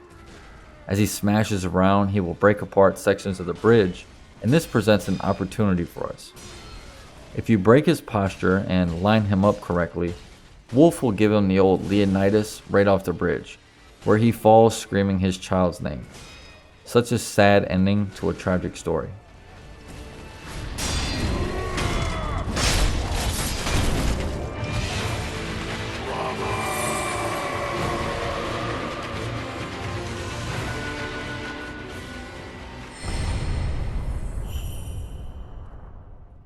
Now throughout the temple, we run into monks that seem much older than the others.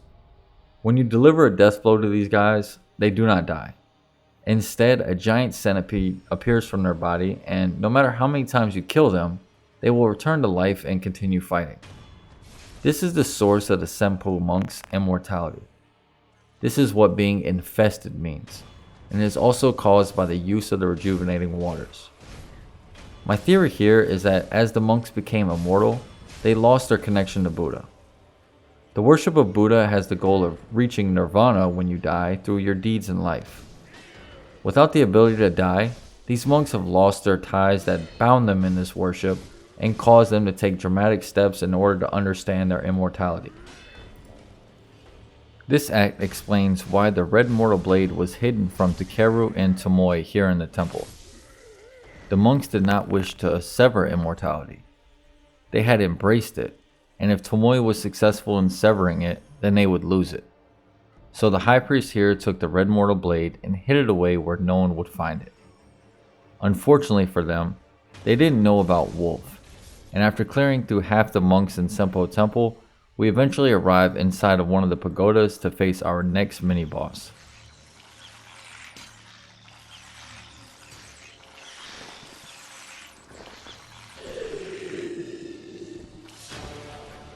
The long arm bosses here are a deflect check for the player. They have a very long 5 to 6 hit chain that they do, where the first 3 strikes come in very quickly, and then they pause, and then resume the attack. Finding the perfect timing to deflect the entire chain of attacks makes this fight a joke, and even if you mess up, you can just run around and heal, and there's really no need for an in-depth explanation here. Just focus on his arms. Literally. We finally reach the pinnacle of the temple, but before we go inside, we pass it and run through a dark cave behind the temple. Here, lining the cave, we see the deceased remains of past high priest of the temple. This is confusing at first, but pretty easy to explain. Infestation is not true immortality, and eventually it does end. These high monks came into this cave to die. Whether this is an attempt to hide the truth from the others or just a ceremonial burial ground for them is unclear, but as we pass their bodies, we come out in front of another pagoda where we find the Senpou Temple esoteric text. The abilities learned from this text will make the use of the sugars much more effective, as well as increase your farming abilities. It's more of a utility-based skill tree and well worth dumping points in, especially if you are doing a new game run after your playthrough. Also, the high monk ability absolutely shreds posture bars when enemies attempt their sweeping attacks. Now we can head into the temple where we locate a bell sitting on the table. Ringing this bell transports us to the Halls of Illusion, which triggers our next boss fight.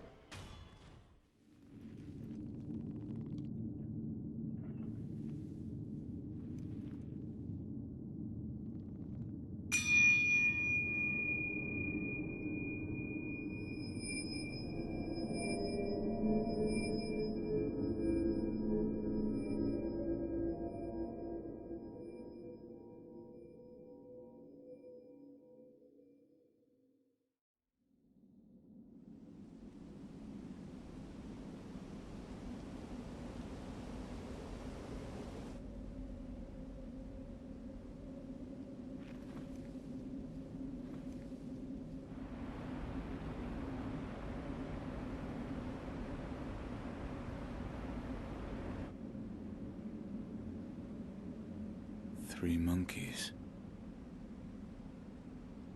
One of the panels is empty.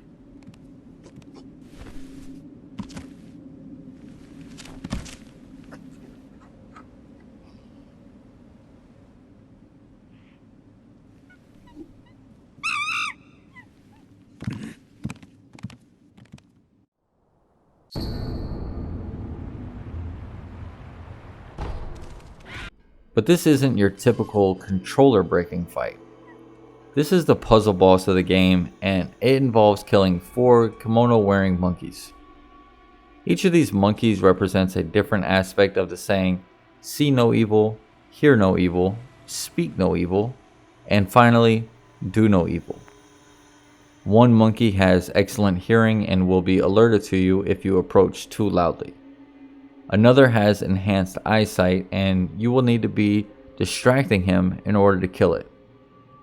The next will screech and alert all the other monkeys to your presence. And the final monkey is a bitch because he's invisible and will just trail behind you the entire time. I must have spent at least 30 minutes looking for him on my first playthrough. Each monkey has a specific counter located in the halls that you can use to catch and kill them. The invisible monkey runs through the water in the first room on the left and leaves footprints behind you as he trails. The seeing monkey can be lured into a dark room that you can flood with light, making it impossible for him to see you. The hearing monkey can be brought into a room that you flood with wind, drowning your approach to kill him with. And the final monkey can be confused by using a bell that stuns him, allowing you to get up to him and kill him. As far as puzzles go, I wouldn't say this is a difficult fight per se. I would be interested in seeing how many people had to go online and find out what the hell is going on here, but the developers were kind enough to include a helpful monk that explains the monkeys to you pretty well. You also receive a bell that, if you ring, will reset the fight and all the monkeys to their original location. So you can focus and target a specific monkey one at a time and then reset the fight. Wash and rinse and repeat until they're all dead. Now the monkeys here are guarding a secret realm that houses the divine child. Once you deal with them, we hear the voice of the child from the beginning of the level.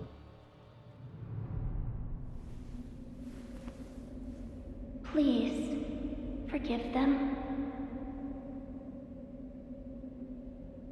They only sought to keep me hidden.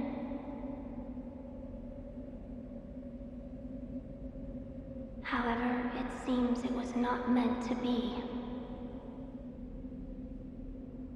Close your eyes. Let us meet at the inner sanctum.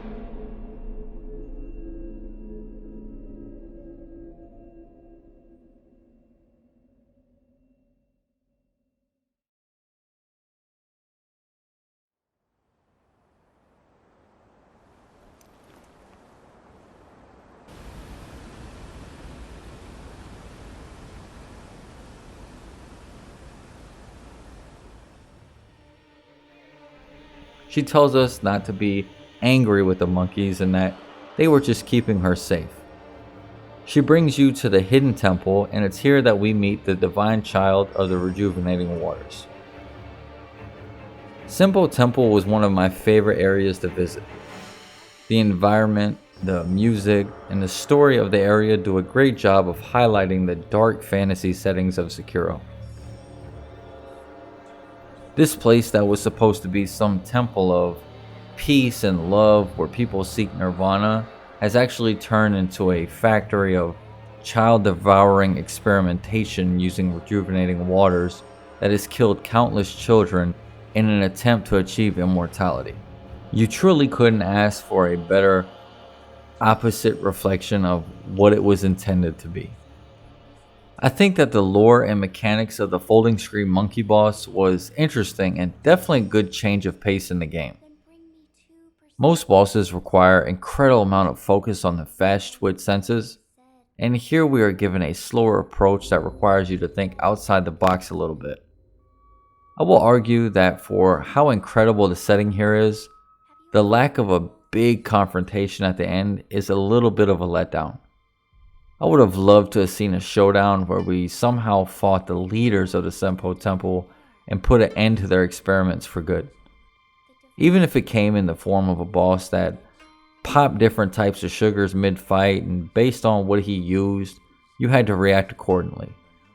Not to say that the monkeys were a letdown on their own, but it definitely ended the segment with a period instead of an exclamation mark.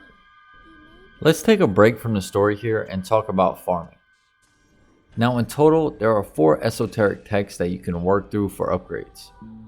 Each of these books has a different theme to it, and based on how you like to play Sekiro, the order which you upgrade will alter how enjoyable your experience is. The example I will use here comes from the Senpou Temple esoteric text. Here we can work down the upgrade path to unlock the most virtuous deeds ability. What this does is increase the amount of sen and items that drop from defeated enemies. Now you can only unlock this text by completing the Senpou Temple area, which means that for the first quarter or so of the game, you don't have access to it. But this ability will allow you to farm much more effectively. Arguably, it's worth coming here before defeating Genichiro and rushing to its location because it will double the value of time that you spend clearing enemies from the outskirts throughout the rest of the game. While it's possible to farm enough experience in Sekiro to unlock all the abilities in the skill trees on your first playthrough, no matter how much farming you do, you cannot fully upgrade the Shinobi Prosthetic. With this knowledge in mind, there is no real point to farm for sen or items unless you are specifically targeting a specific upgrade for a boss or trying to rack up on spirit emblems. Now don't confuse my meaning here. I'm not saying that farming is a waste of time. Farming up sen and upgrade materials will allow you to upgrade the prosthetic to almost complete, and this gives you more options in combat. More options means you have more opportunity to get creative, and that's always fun and useful.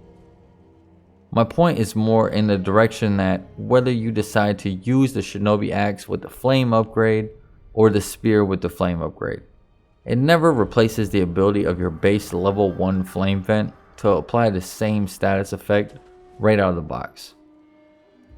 The prosthetics also have a tendency to be useful in such a small niche number of fights that going through the 30 or so minutes of farming to unlock it could feel like a letdown once you realize that you just passed the sole example of its usefulness.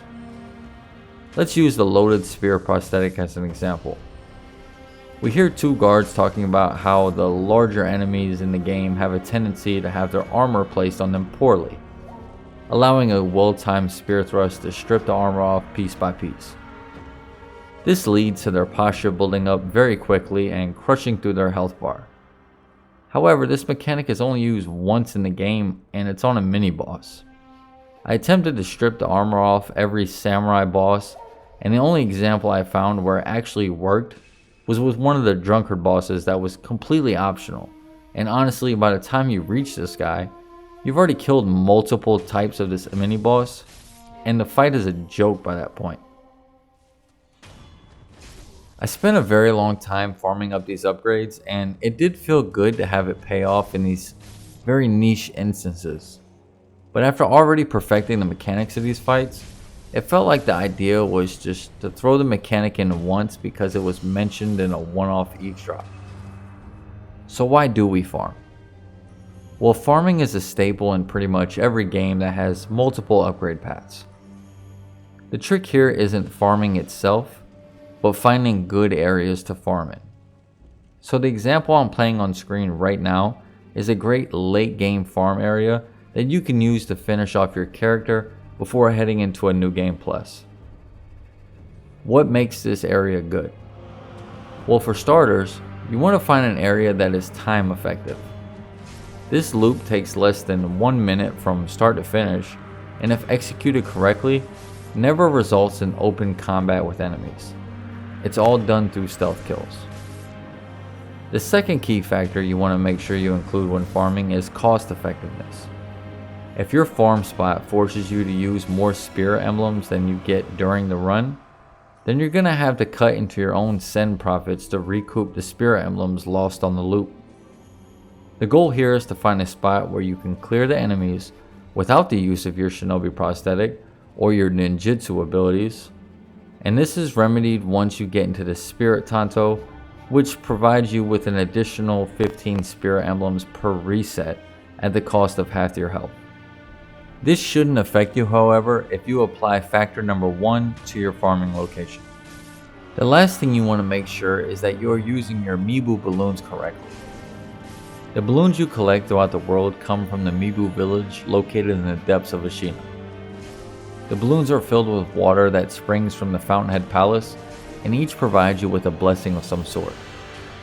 One provides a buff to the amount of sen that is collected when you go to absorb the spoils left over after combat, while another increases the drop rate for items when an enemy is killed. And finally, you have one that increases the amount of spirit emblems that you collect from enemies. In my opinion, Only 2 of the balloons are really useful, as spirit emblems can be purchased, and I would rather just farm Sen to buy them instead. But the other 2 will massively increase your farming effectiveness. Using the balloon that increases item drops before you begin your run will cause enemies to drop additional items, including those rare ones like fulminated mercury, more often.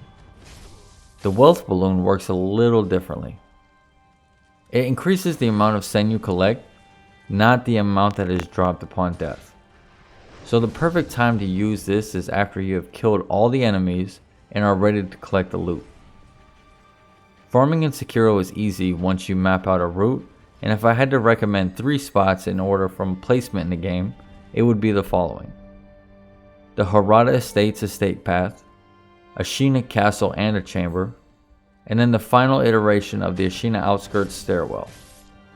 You can check out YouTube to see these routes in action, but if you're interested in farming up, these are the areas that I found were most effective.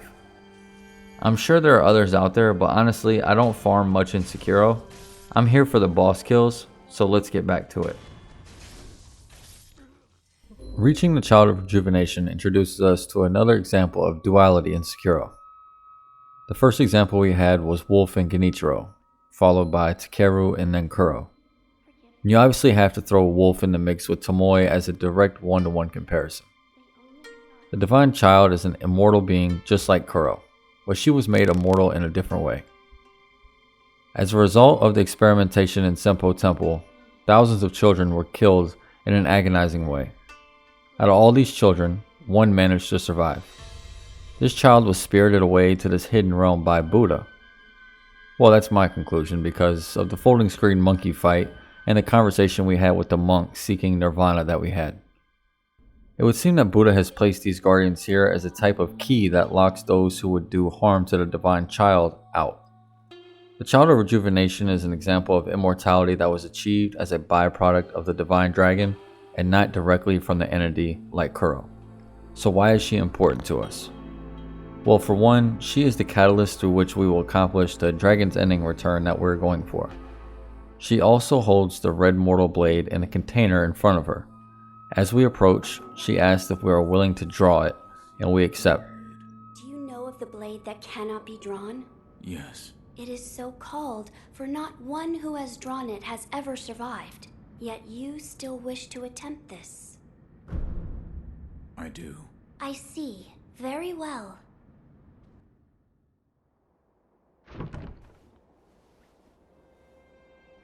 If you are prepared, you may gaze upon the blade.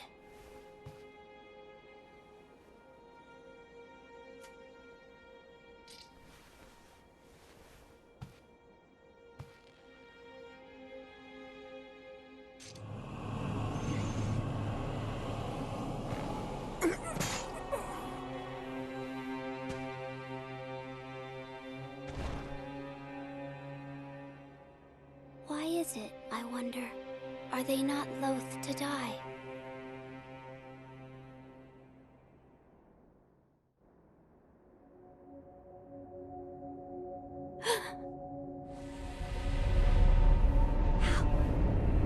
How are you?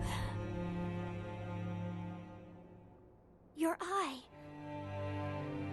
I see. You carry the curse of the dragon's heritage. The mortal blade. Without question.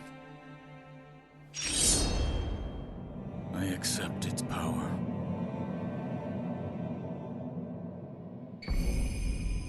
As Wolf draws the blade, we see him fall to his knees. The Divine Child comments on the insistence for people to draw the blade and sacrifice their life. As she laments Wolf's fate, he begins to rise, and when he finally gets up, he claims its power. The importance of the Red Mortal Blade in the story is a little understated in my opinion for 2 reasons. First, it is used mostly as an offhand weapon ability that eats away at your spirit emblems violently. This makes sense because how effective the blade is against certain enemy types, such as the Headless Ape that we will encounter later on.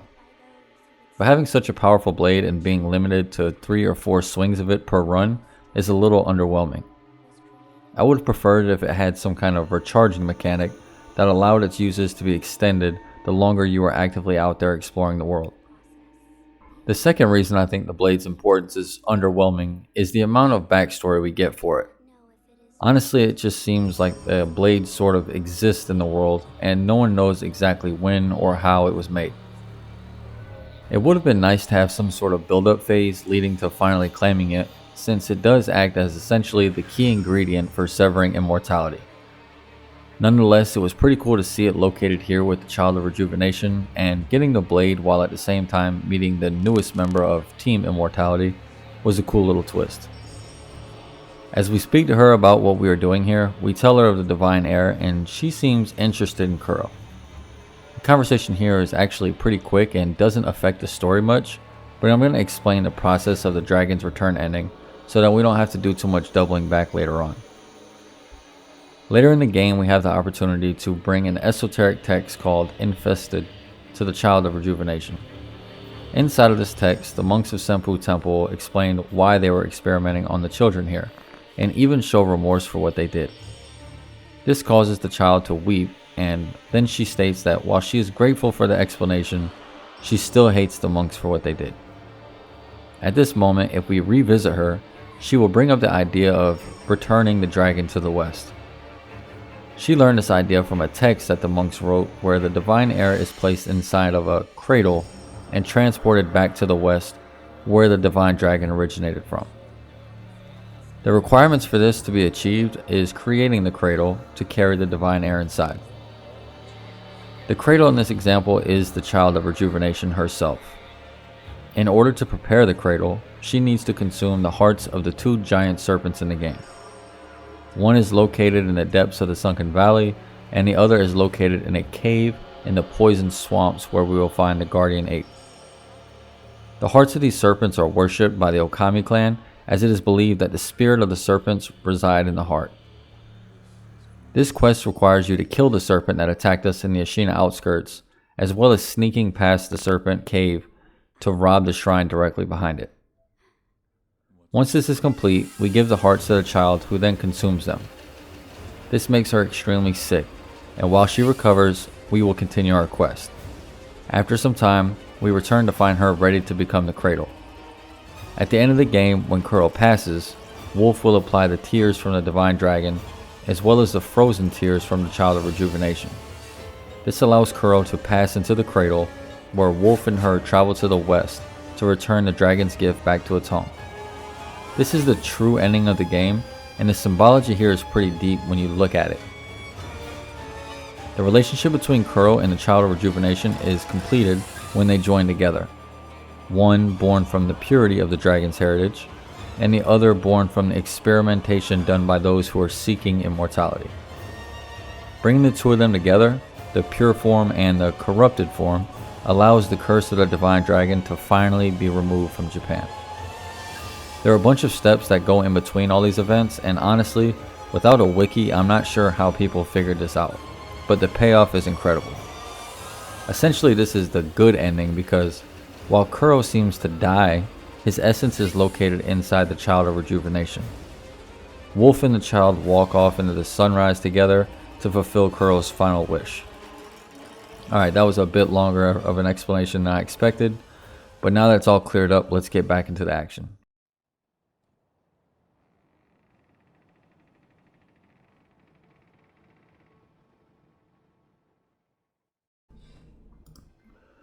Our next step in the journey brings us to the Sunken Valley. You can reach this location through the Serpent Shrine we traveled to when we first entered the castle. Hence why I made sure to unlock the shrine early. When we first arrive here, we meet the Tengu again, who is slaughtering more ministry shinobi in the area. At this point, you have a chance to gain the Mushin esoteric text that is basically a late game upgrade tree that involves fully unlocking multiple combat arts that allow you to unlock legendary techniques. If you take the time to visit Lord Isshin in his room at the Ashina Castle, you will find the Tengu outfit located in his quarters. This wasn't like a mind-blowing reveal, but it's pretty damn cool that they have this seemingly old, sickly man running around Ashina, killing ministry agents and whatnot. Maybe people here are underestimating his remaining power due to his old age. This little segment pretty much concludes the Tengu portion of the questline, however, and for a new player you likely haven't unlocked any legendary techniques yet. No worries though, as it's available later in the game or on a new game cycle. Let's talk about why we're going to the Sunken Valley first. Imagine, if you will, a palace sitting on a very large mountain. The water that collects at the top of this mountain is magical and has properties that do everything, including grant immortality to those who drink it. As we all know, water that collects at a high point must run down, and the Sunken Valley represents where this water ends up as it streams down below. At the lowest point in this valley, a flower blooms alone. This white lotus flower is an ingredient that's needed to create the aroma of the Fountainhead that we need in order to access the Fountainhead Palace. Along this descent, we encounter a few different areas, the first being the gun fort. Now, in times past, there was a group of individuals known as the Okami clan. These individuals were an advanced culture who ascended from the Sunken Valley and eventually came to inhabit the Fountainhead Palace at the top of this pyramid-style structure that the world is built upon. As they grew to prominence, they achieved a form of immortality. Now, those who did not ascend to the palace located above remained in the Sunken Valley at a place we know as the Gun Fort. This area is extremely rich in minerals and resources, but is also extremely poisonous. Those who occupy this area, once known as the Okami clan, are now known as the Sunken Valley clan. Now, this next portion is going to be purely speculation on my part, but it's an attempt to make sense of the vague lore here, so bear with me. When we learned the lightning reversal technique prior to fighting General Genichiro, it spoke of ghosts descending from the divine realm that wielded lightning as a weapon. The Okami clan are the only group who ascended to the divine realm, so we can assume that this invasion was orchestrated by them. But what about those who did not ascend? During this invasion, a weapon was given to the Ashina clan that was forged with the poison of the Sunken Valley. This weapon now belongs to Wolf in the form of Sabimaru. This blade exposed a major weakness in the Okami clan, and that was the poison that originated in the valley. Using this weapon, the Ashina were able to push the invaders back and successfully won the conflict. Now here's where we do a bit of guesswork. I believe that there was a split in the Okami clan, almost like a divorce, where the clan that remained in the gun fort developed a resistance to the poison and decided to remain in their home. As the invaders from the divine realm descended on Ashina, the inhabitants of the gun fort must have sided with the Ashina clan in their efforts and forged them a blade that would help in the war. When you look at the inhabitants of the gun fort, their bodies are almost completely covered, and they even cover their faces, as if they are protecting their skin from the poison that is natural to the area. We can also see the poison weakness in the first mini-boss that we encounter here, the first of the Snake Eyes. This leads me to believe that they either develop some natural immunity that is exposed as a weakness when the skin is broken by the blade, or that they never truly formed a defense from the poison, instead using outer layers to remain in the poisonous region. This mini-boss is one of the most difficult in the game for a first-time player. Her attacks are not very difficult to time, but she has a trick up her sleeve. She has a grab attack that forces you to take two options. You can dodge backwards and out of range of it completely, and then zip back into the face and continue the fight. Or you can risk it all and attempt to deflect the grab itself. Both of these are very viable options, but because of her ability to use her cannon as well as a very hard-hitting melee attack, she's a very tough opponent. But if you use Sabimaru, you will expose her weakness here and push her posture up extremely quickly. Once she is poisoned, her health drops very fast. This solidifies the fact that she is indeed a member of the Okami clan, and we are essentially using the weapon that they created for us against her. A great way to tie in the lore that's hidden in the world to the mini-bosses that we fight, and for this reason alone, the Snake Eyes are two of my favorite mini-bosses in the game. Yes, there is another one. I love these little lore bits that get tied into the game through the items that we find. It truly makes you feel as if you're connected to the world through the items and abilities that you unlock on your playthrough, and I think this form of subtle storytelling is the staple upon which these worlds are built. Now, it wouldn't be the gun fort without guns, and we see that as we maneuver through the area. The snipers here have insane accuracy with their rifles. You're going to need to use some cover to get through here with your health intact, and using the umbrella can be a crutch that will save you in a pinch.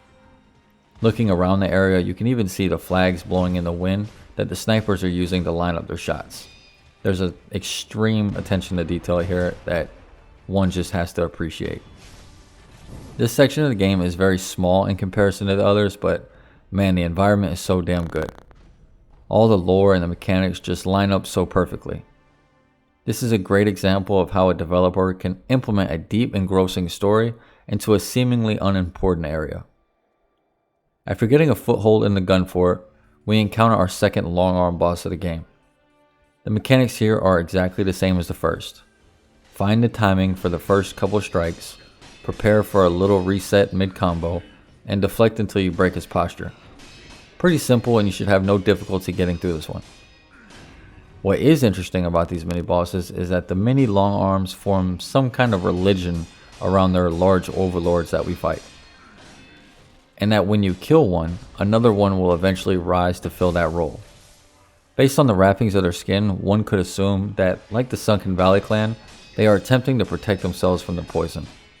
Although there doesn't seem to be any weakness to expose with Sabimaru. We explore the caves and find some useful items, and once we are done, we open the back gate that leads us deeper into the Sunken Valley. Here we are reintroduced to our giant snake friend. Now the snake here is interesting. The people of the Sunken Valley seem to worship the snake in some ways. This is implied through the Snake Eyes mini-bosses that we encounter, just in their name. This is our first true example of the old gods that were overthrown with the arrival of the Divine Dragon, and it seems likely that this worship of different deities may have been the rift that caused the split in the Okami clan. The serpent attempts to make a meal out of us yet again and smashes the bridge that we were crossing, causing us to fall into the waters below. We swim for our life to the Ribbon Cave where we plan our assault into the valley from a different approach. Okay, there's a lot to discuss here and I'm not really sure which is the best to talk about first. There are three major lore topics here. First is our sculptor friend, the second is the guardian ape, and finally the second serpent located at the bottom of the cave here. I guess the best option is to cover the boss first and then we'll get into the sculptor and we'll wrap it all up with the serpent. So let's get started. The enemies down here are all monkeys. Some are monkeys that smash you with their fists, some are gunners who use rifles, and some are samurai monkeys. And then there's the strongest enemies in the game that dual wield katanas and will fuck you up. Seriously, these guys are insane. But the monkeys here use the statues, branches, and cliffs to zip around, and you're going to need to parkour a fair bit amount to clear them all. Later on, if you come back here with a certain prosthetic, you can cause all the monkeys to go wild and fight each other, which is pretty cool since it ties the sculptor lore in with the enemies here. But after making it to the far side of the valley, we see a huge ape located in a pool of water, staring at a cave that holds our lotus flower that we're here to collect. Now the guardian ape offers a unique challenge in Sekiro that we haven't encountered yet. He is a two-phase boss that is going to challenge you in three distinct ways. His first phase is pretty straightforward, and he moves like you would expect an ape to move, jumping and thrashing around, even rolling and slamming his fist as he flails on the floor. He even throws shit at you. This phase mixes a lot of the mechanics that we learned to implement on the chained ogre and the blazing bull.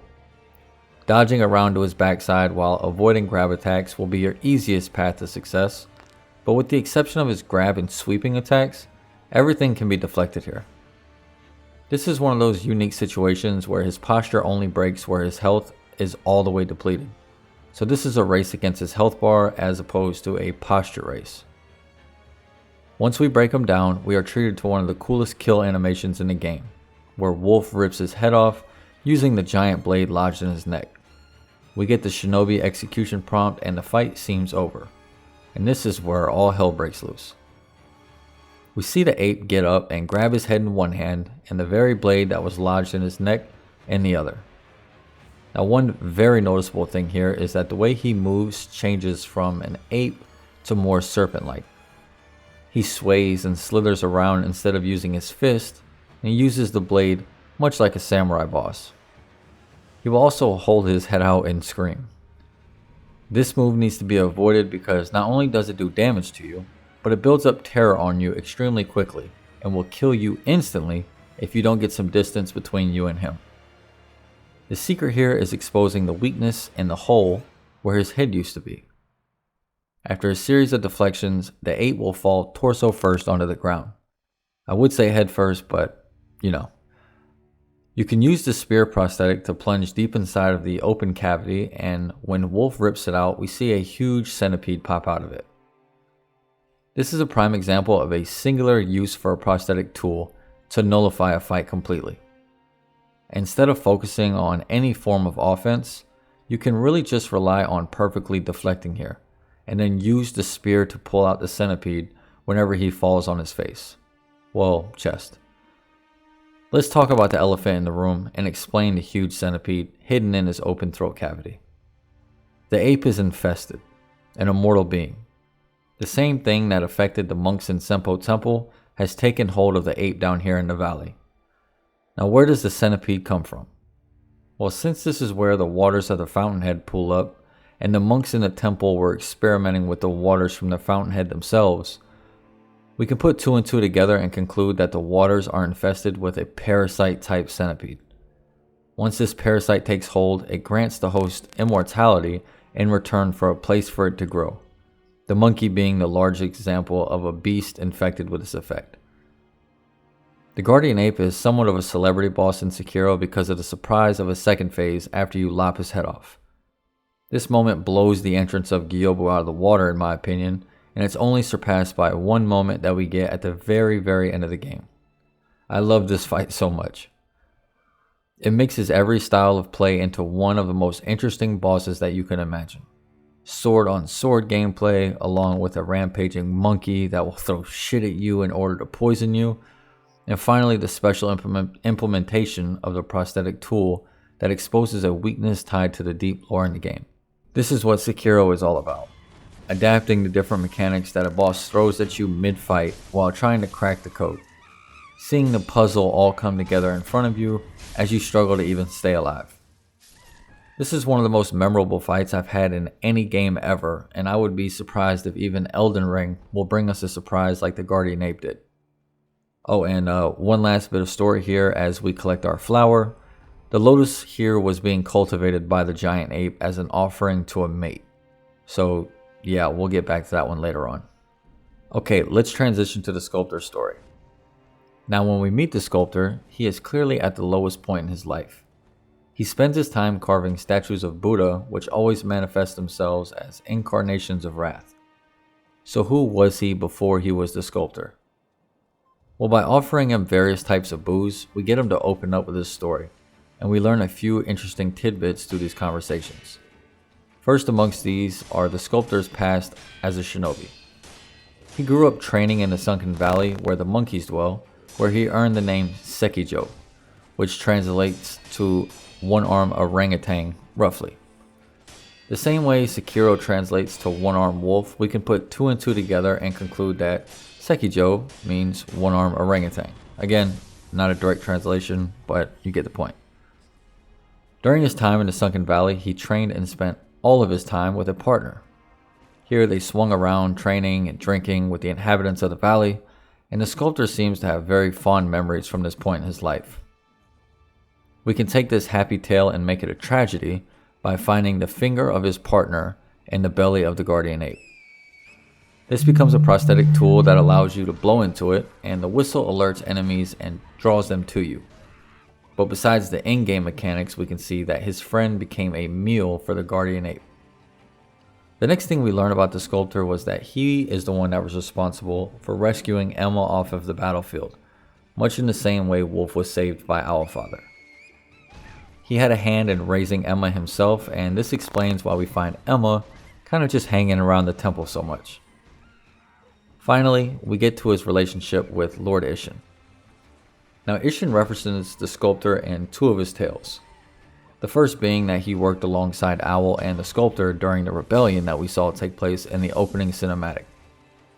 We can assume that Sekiro was a shinobi that aided the Ashina in their fight against the other clans for dominance. During this conflict, the sculptor began to lose his sanity. Shinobi have the ability to cause so much destruction and death that they lose their connection to the world and become an incarnation of hatred.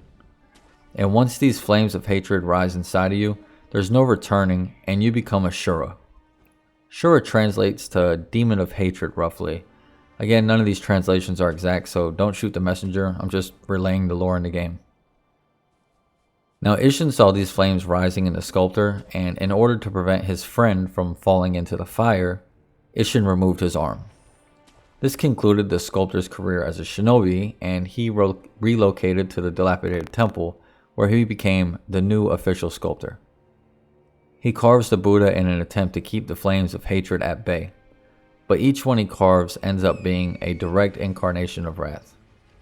This tells us that while Isshin successfully stopped him from becoming Shura, he did not make it so that it was impossible for him to fall off that edge, even now. We even get some dialogue from Emma when Wolf asks her who trained her to fight, and Emma tells us that Isshin taught her, and that she wanted to learn for the off chance that she must kill a demon. Obviously, Emma cares deeply for the sculptor, and if it came to it, she would be the one to put him down. Well, at least try. Eventually, the sculptor does lose this battle with himself. Once the Interior Ministry invades, the flames of war ignite inside of him, and he becomes the Demon of Hatred. He is an optional boss that we fight right before the final boss located in the Ashina Outskirts, where we battled Gyobu. This fight sees him transformed into an orangutan who is missing one arm and is also doused in flames. We'll talk about this more towards the end of the video, but this concludes the story of the sculptor's role in the Sunken Valley. The last topic of discussion for the Sunken Valley is the serpent located in the cave here. Now there's no crazy lore connections here other than the fact that the serpent is located near a shrine that is obviously used as a point of worship for it. That's no surprise, as we have already established that many people in Ashina look at these serpents as gods in the land. The important piece that we need here is the heart located inside the shrine that the serpent protects. We need this heart to progress the dragon's return ending, and with the snake sitting right in front of it, we'll need to distract him in order to gain access. This is where the puppeteer ninjutsu art will come in handy. Using this technique on the monkey will cause him to hop up in front of the serpent and dance. The serpent will strike at the monkey a few times, allowing us the time we need to go and grab the heart behind him. Like I said, this area is light on story, but it was pretty cool sending a monkey on a suicide mission to distract the serpent. Special mention to the samurai monkeys down here in the base of the valley. Seriously, the developers put these guys down here as a joke or something, because while you're dealing with the poison swamp that every Souls-like game has, you'd think the monkeys here would be rather harmless. These guys are deflect gods on their own and will fuck you down if you don't pay full attention to their attacks. Or just use the finger whistle to make all the other monkeys attack them. Shooter's choice. After we locate our dried snake viscera, we can continue through the cave and eventually we end up in the Ashina depths.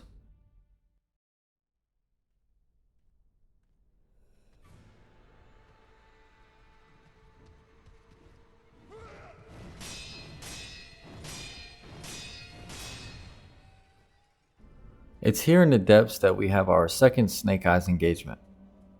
This version of the mini-boss is identical to the first, with the exception of the weakness to poison.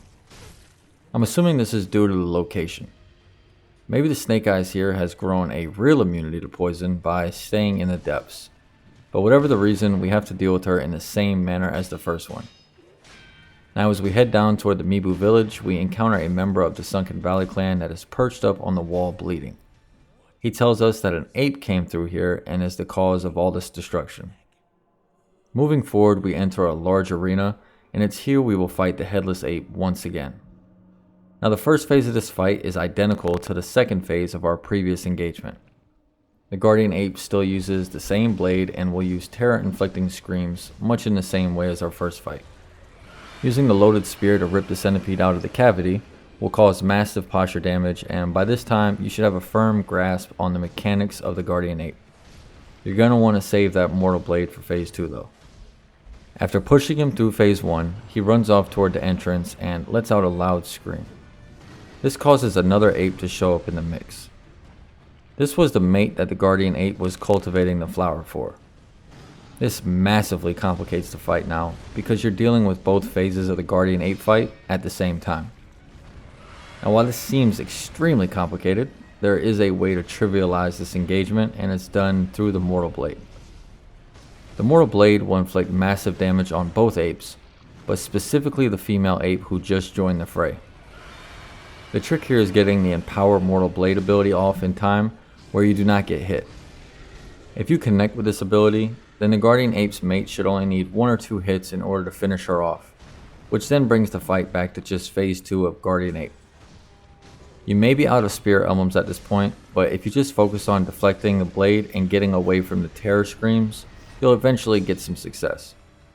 The cool part of this fight is the fact that you actually get 2 prayer beads and another memory to upgrade Sekiro's attack power. So while it does seem extremely overwhelming, you are rewarded in a significant way here. Honestly, the Guardian Ape arc that we just went on was an enjoyable change of pace.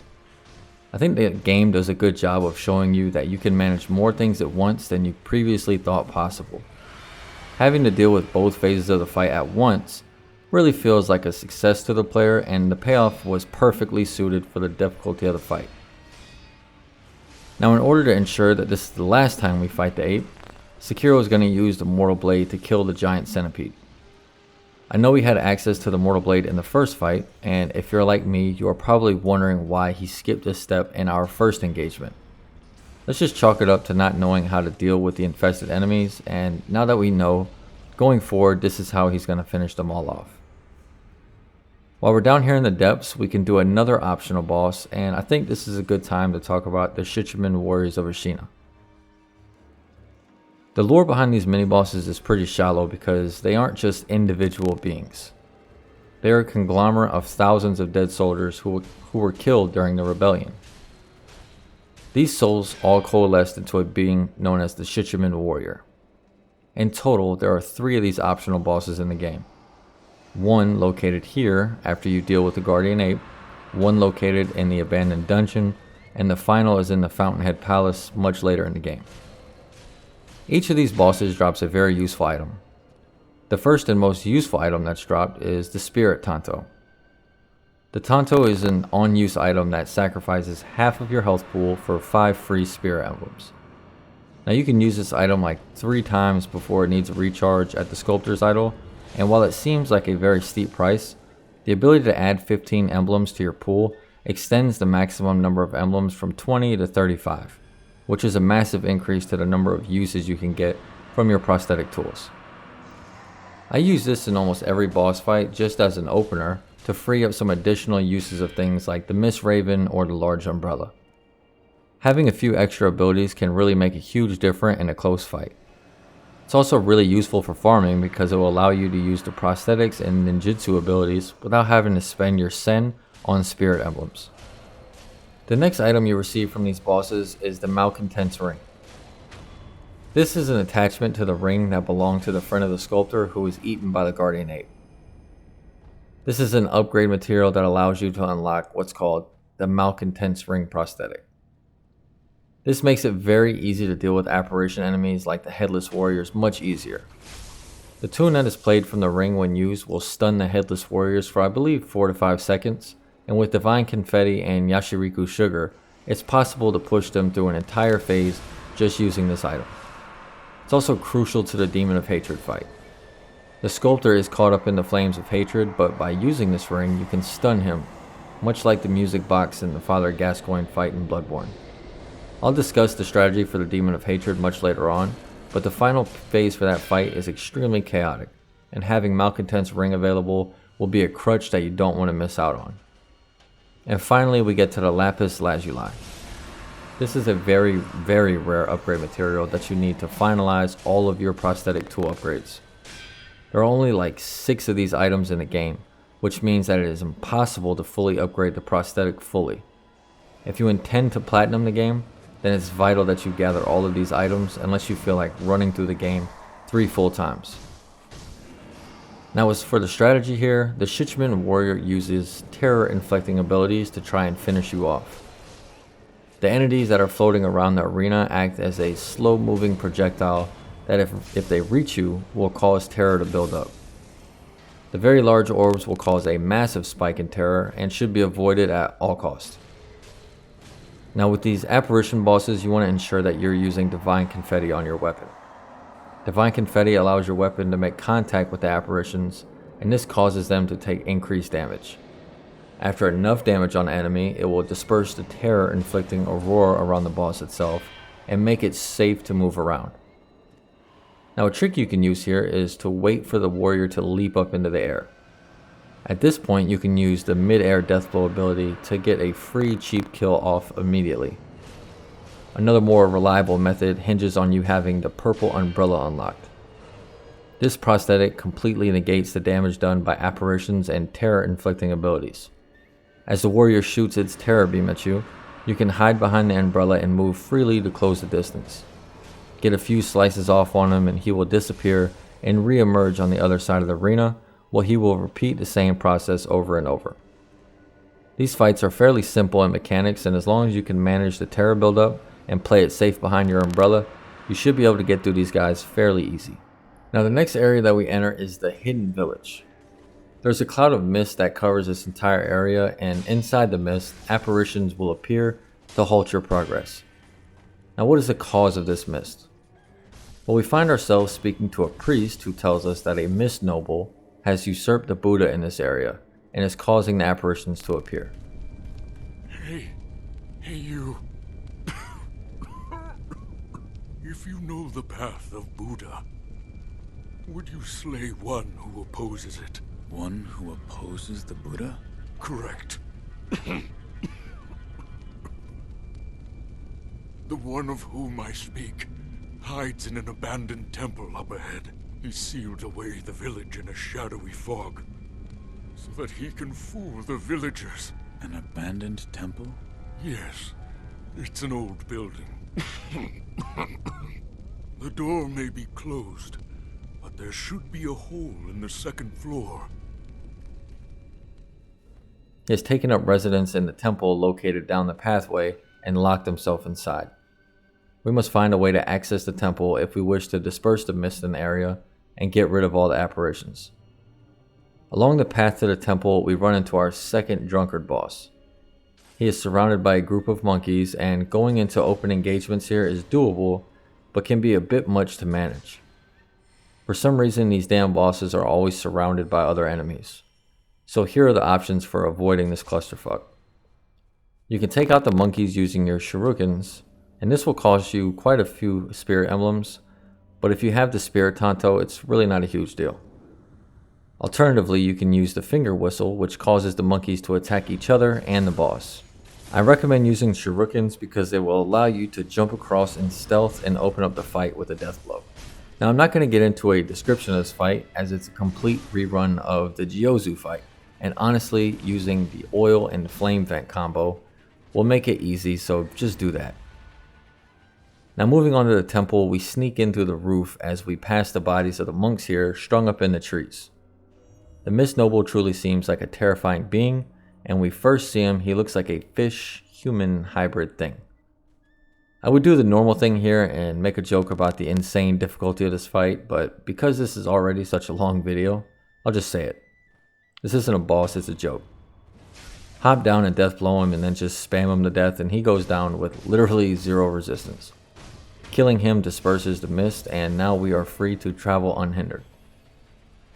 Now that we're done with the hidden forest, we can get into the Mibu Village. I do know that there is one more enemy here, the Headless Warrior, but we're going to get into that later, I promise. Now this next area has a very deep story and is incredibly important to the Okami clan lore in the game. Here you're going to find a river that runs through the heart of the village. The people here use this water to cultivate a drink that causes extreme thirst in those who partake. Think of it almost like an alcoholic beverage of some sort that causes the people to become extremely drunk. And once they're inebriated, they crave more and more of the drink. The high priest of the village is producing this drink, and the people have all been driven mad. So what connection does this village have to the Okami clan? Well, in times before the war between the Ashina and the Okami, the Mibu Village was a place where wedding processions would move through, ending at the cave located at the back of the village. Those who were partaking in these weddings would make their way to the cave and offer themselves to the Okami that called the Divine Realm home. They would ascend to the Divine Realm and join the ranks of the immortals located there. The water here has the same effect on the villagers that the rejuvenating waters has on the Ashina clan. Killing a villager causes them to resurrect unless you use fire to burn away their immortality. All but one villager here is deathly afraid of fire, and this individual has locked himself inside of his home while burning pine resin outside to keep the infected villagers away. What is wrong with the villagers? No idea. All I know is they all fear fire. For a while, I too was in the same daze, and I felt the fear too. An unquenchable fire. Even now, the thought of it gives me chills. An unquenchable fire? The hunter, Inuhiko, started burning pine resin and locked himself in his house. His pine resin burns a long time. It's a real nuisance. Inuhiko is the village outcast. He likes eating wild animal meat and the sort. That's why the head priest doesn't give him any sake. Where is Inuhiko's house? Oh, on the other side of the pond. Inuhiko's is the last house on the path. After the war, the wedding procession stopped completely. The Okami clan placed apparitions here in the village to prevent people from accessing the cave. The Okami, however, need young people to ascend to the Divine Realm because they feed on the youth of mortals in order to extend their lives. So in order to stop people from venturing to the cave from outside the village, the Okami placed the Mist Noble in the hidden village to shroud it in mist, preventing the return of the Buddhist monks. They then provided the sake to the high priest of the village to continue the process of cultivating shelter stones. What is wrong with this village? I'd sure like to know that too. Before I knew it, everyone had gone insane. For a while, I too was in a daze, but I snapped out of it after I threw up. I was thirsty, so I drank a lot of sake. I'm sure that's what made me throw up. The head priest sometimes treats us to sake, but you know, when you drink sake, you get thirsty. The sake cask runs dry in no time, so everyone has no choice but to drink the water in the ponds and rivers. But the more you drink it, the thirstier you get. You get thirstier and thirstier, can't ever drink enough. And allowing some of them to ascend to the Divine Realm. Once these villagers reach the Divine Realm, the Okami clan priest feeds on them and thus continues the cycle, essentially turning the Mibu village into a farm for their hungering desires. Hey, what are you doing? It feels... Oh, that's good. It's melting inside, but it's not enough. Keep pouring. Pour until it brims. Come forth, my people. Come forth and drink. Drink. Indulge yourselves in the sweet nectar. Come forth as citizens of the palace, one and all. Please accept us as your humble servants.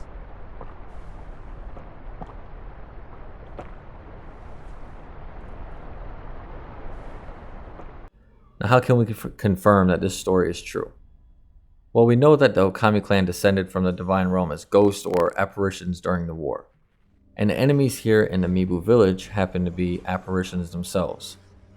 Once inside the mist, we face the apparitions generated by the Mist Noble. On the way to the cave, we encounter Orin of the Waters, who is also an apparition. And finally, the corrupted monk who awaits for us at the entrance of the cave is an apparition form of the true monk that guards the Fountainhead Palace. Let's talk about Orin of the Waters. Now, aside from the fact that she's an apparition, we can also confirm her heritage as a Okami clan member through her weakness to Sabimaru. She is considered one of the hardest mini-bosses in the game due to her fast-acting attacks and her ability to disappear and avoid taking any damage. The strategy here is pretty simple though. Use Divine Confetti to increase the damage done to her health and posture due to the nature of her being an apparition, and use Sabimaru to expose her weakness to the bane of the Okami clan. Avoid her grabs attacks and her sweeps by jumping or backing up from her. Honestly, it's just a fight about timing and understanding your limit when it comes to pressing the attack. 2 or 3 hits is all you need per window to make this fight easy, and by taking advantage of all her perilous attacks, you can make the fight simple. Now while this side story of Jinzaemon ends here, it's still rather confusing. He followed the sound of the music playing all the way from the well in the reservoir to where we are now. And finally we're able to hear the instrument being played, and we see that Orin is the one responsible. I believe she selected him to feed upon and lured him down to the village to spirit him away.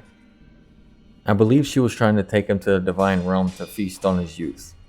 But it's never confirmed what actually happened here, and I'm not going to speculate because there's literally zero concrete evidence as to what the hell is going on. I'm so glad Lord Sakusa brought me that man in his stead. Oh, and he's right over there. Is that you? Are you there, Shinobi? Yes. I must give you my thanks, Shinobi.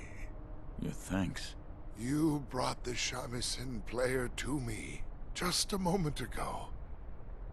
She caressed me while playing her sweet melody. It was a different song than before. Like a lullaby. A peaceful, warm melody. She spoke to me as she played. Thank you for coming to me, she said. It turns out she was calling to me this whole time. Shinobi, please, take this. After dealing with Orin, we meet the high priest who was responsible for keeping the status quo in the village. We see he has lost his mind in his attempts to become a palace noble, and he has been hoarding sake in his hut, drinking it fervently. We see the villagers outside begging for him to share with them. Basically, this guy is trying to become a palace noble by consuming enough of the sake to transform himself. There's an item that we can bring him from the Fountainhead Palace later on that completes this transformation. He drops carp scales and we see he completely transforms into the same thing that the Mist Noble ends up being. Now let's get into the Corrupted Monk fight. The Corrupted Monk offers a unique challenge due to a slight delay that she has during her long chain combos that she utilizes against us. She has a large sweeping attack that sort of winds up at the top, followed up with 5 or 6 attacks in quick succession. Mistiming a deflect here almost certainly leads to death because of the knockback effect that the attack has. In order to counter this, players must be on their toes and ensure that even if they miss a deflect, they are still at least blocking. Blocking here, however, will not stop your posture from being broken, and I highly recommend that new players use some type of buff in order to make sure their posture gives them a chance at recovering from mistakes. Another unique aspect of the fight is her insanely large health pool. Since she only has 1 health bar, the developers made her health pool incredibly large. This means her posture in turn will build up extremely slowly in comparison to most bosses that you faced up to this point.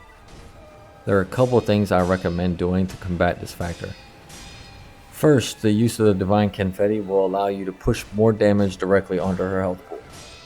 Divine Confetti is honestly useful on every boss, and while the difference may seem small, after about 10 hits on a boss, you'll see that it equates to about 13 to 15 normal attacks without the confetti buff. This not only saves you time in the fight, but it also saves you mistakes. As I mentioned before, the longer you're fighting, the more mistakes you make. The next item you can use to nullify the fight a bit is the snap seeds that you purchase from vendors. Using the snap seeds here will cause a stun effect on her and open up a few seconds of a window to freely attack. Again, this is saving you time and mistakes, and this is the most effective way to whittle down her health. This fight can either go quickly through aggressive play, where you use the items and buffs along with perfect perilous counters to push her health down quickly, or it can be a slow and arduous fight that becomes all about attrition and healing gourds. She punishes mistakes incredibly hard, so be on the lookout for those healing windows because she has the ability to clear halfway across the arena to get a slam attack off on you while you're mid-healing. As her story goes, she is the guardian placed here by the Okami clan in order to prevent anyone they don't want from accessing the cave. Inside this cave is the entrance to the Fountainhead Palace, and I'm assuming the Okami clan, after the war ended, wanted a way to prevent any type of invasion from the people of Ashina. She is actually a projection of the true monk that we'll run into later on, and that fight is very interesting. But for now, we put down the corrupted monk, and here we learned the Mibu water breathing technique. Sorry about that. Now at this point in the game, we have bypassed quite a bit of underwater diving areas on our journey to the Mibu Village. While most of the things found underwater are just treasure carp scales that we couldn't reach from the surface, there are some special items that we need to dive for in order to access. A couple of prayer beads, and most importantly, the Senpou divine text Infested. We find this in an underwater section in the Senpou Temple if we fight General Genichiro before heading to the Senpou Temple. How they expected us to find this, I have no idea, but this item is required to progress the Dragon's Ending return that we are seeking. Dragon's Return ending that we are seeking. Sorry. You can also obtain this book from one of the monks if you journey to Senpou Temple before confronting General Genichiro on top of the castle. I'm not going back to cover all these locations because the internet exists, and if you really want to find the treasures hidden underwater, it'll only take about 5 minutes on Google to find a video detailing their location. We head into the cave and we see another palanquin ahead of us, bathed in the light from above. It's here we find a shelter stone that we set off to find in the first place. Here we also find a note that describes a marriage procession for those wrapped in the aroma of the Fountainhead. This is exactly what we are attempting to do by combining the shelter stone, the flower, and the blood of Kuro together. Now it's at this point in the game that we notice some major changes taking place back at the Ashina Castle. Any items or areas you haven't explored in the castle now change and are lost as the game phases into an invasion environment. The shinobis working with the ministry, acting as a vanguard, have invaded, and this has major implications for the story. This is the first of two major changes that take place in the Ashina Castle, and it's at this point the story plunges forward with some critical events and reveals.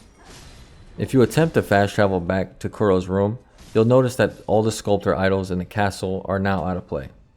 If you want to get back quickly, going through the abandoned dungeon is the quickest route back to the castle. It's here I'm going to discuss some of the events unfolding in the background.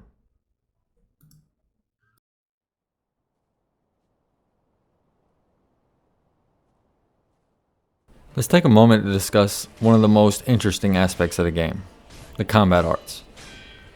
Now while the heart of combat in Sekiro resides in its deflection and attack timing, the combat arts are the flair that make it truly intriguing. I'm going to be discussing a few of the most standout points that I found during my playthroughs. First, let's get into some good. For the most part, every combat art has a very specific use when it comes to boss fights specifically. Most regular enemy mobs, in my opinion, will be tackled through stealth gameplay or straight up swordplay, and the combat arts only really come out in the mini boss engagements and as well as the main boss fights. Most of the arts have a very specific niche, with the majority not directly changing the way you fight. They are all useful, which is a good thing, but the trade-off for some of the arts, such as the Nightjar Reversal, aren't necessarily better than the alternative of just deflecting and attacking. There are, however, examples that, in my opinion, are borderline mandatory, especially for a new player. I'll give you an example. The Ichimonji double combat art is unlocked relatively early in the game. In its base level, it lands a slow overhead strike on an enemy that results in them not only taking damage to their health and posture, but it also dramatically lowers any posture that you have built up so far. The ability has a benefit on offense as well as defense. This combat art remains highly effective from the very first mini-boss to the last fight in the game. The balance of offense and defense makes its niche ability good and long-lasting. Now, as you unlock more of these arts and get deeper into the upgrade tree, you begin to unlock more powerful abilities. And later on, you can unlock some legendary abilities. Now, some of these, such as the Sekira's Wrath ability, are absolutely insane. In this example, Wolf will leap into the air performing a series of strikes.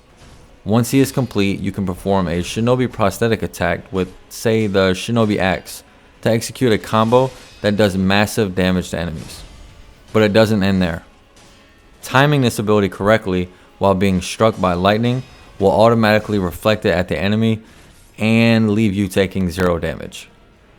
This ability not only provides damage in its base form, but can also be used defensively to jump over enemy attacks, as well as replacing one of the best Shinobi tools in the game when it comes to the lightning reversal. It's actually insane, and in my opinion is by far the best combat art in the game. The legendary arts also feel genuinely rewarding to unlock. I mentioned that it is impossible to farm up the entire prosthetic tree in one playthrough. This is not the case with combat arts and abilities. You can farm to your heart's content and fully equip Wolf with every art in all the books on a single playthrough.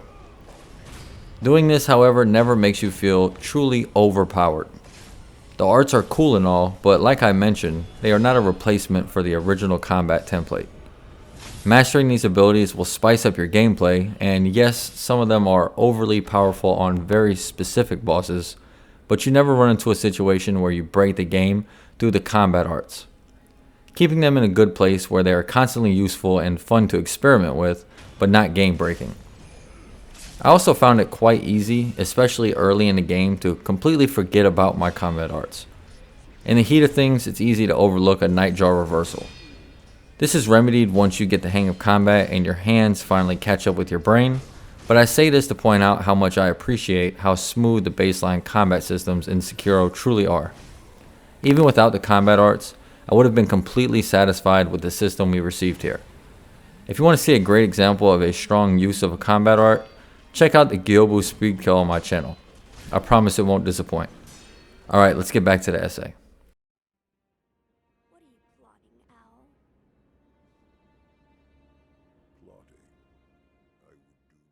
With the final item needed for us to create the Fountainhead aroma in our possession, we return to find the invasion of Ashina has already commenced.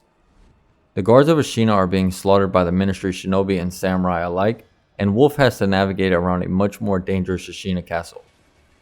The Shinobi enemies have placed ladders across the pathways, and now we must reach the top of the castle the hard way once again. But who is responsible for this invasion force? Well, the obvious answer is the Internal Ministry, but the more direct responsibility lies with Wolf's foster father, Owl. Owl has been playing double agent. Previously, he was an ally of Ashina, teaming up with Isshin, the sculptor, and the like in order to solidify Ashina's hold on the region. But now he is working with the Ministry. But this is for his own personal gain, and he is here with his shinobi to claim the dragon's heritage from Kuro. There are a few mini-bosses here, but none of them are anything new. We have another chained ogre located in the base of the Ashina Castle, as well as a shadow shinobi found at the Serpent Shrine where we ran into the Tengu. Masanari, I never would have believed a man of your ability could be slain. It appears as though a demon lurks within Ashina. I won't be covering these fights because honestly, there's nothing special here. The shinobi mini-boss mixes in poison with his attacks, and the second shinobi we encounter has a partner in crime that can be turned to our side using the puppeteer ability. This turns the fight from a chaotic, panic-ridden engagement to a manageable 2-on-1 fight in your favor. So after clearing to the top of the roof again, we see Owl and Kuro mid-conversation. I remember you well.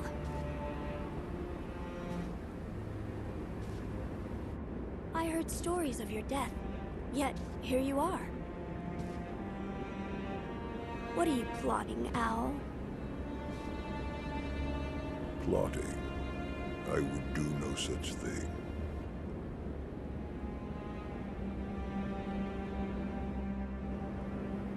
Now, my lord, I must ask that you accompany me. This old bird has but one desire.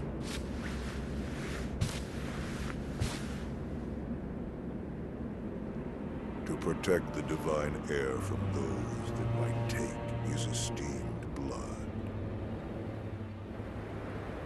So, the dragon's heritage has seduced you too. And there is nothing to discuss. Take your leave.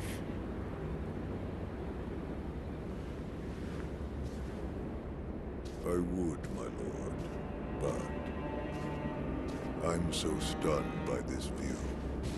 I'd like to take it in just a while longer. I'll leave when I've had my fill.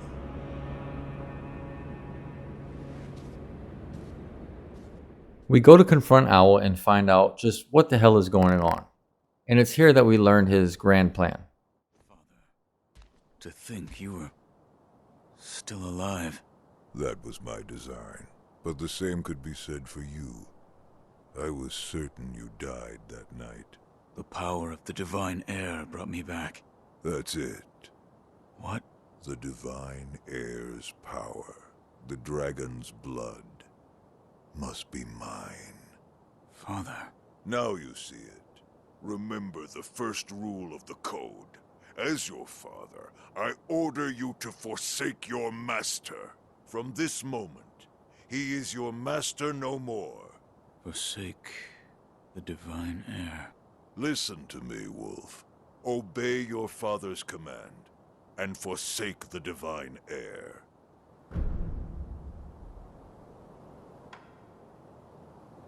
I cannot do as you ask. You... what? A shinobi, showing the likes of... compassion. Unthinkable. Such a miserable display.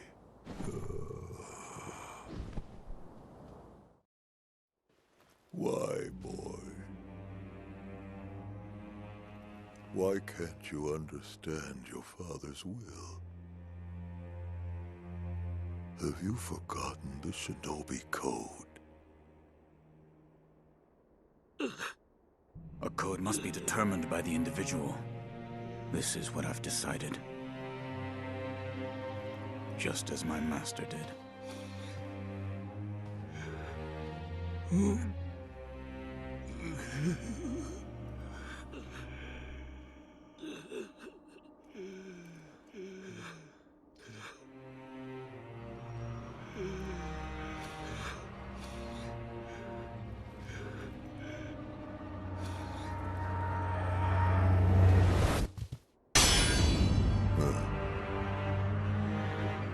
Seems you've grown, if just a little.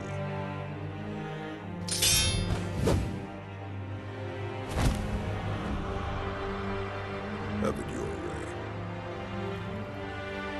young wolf.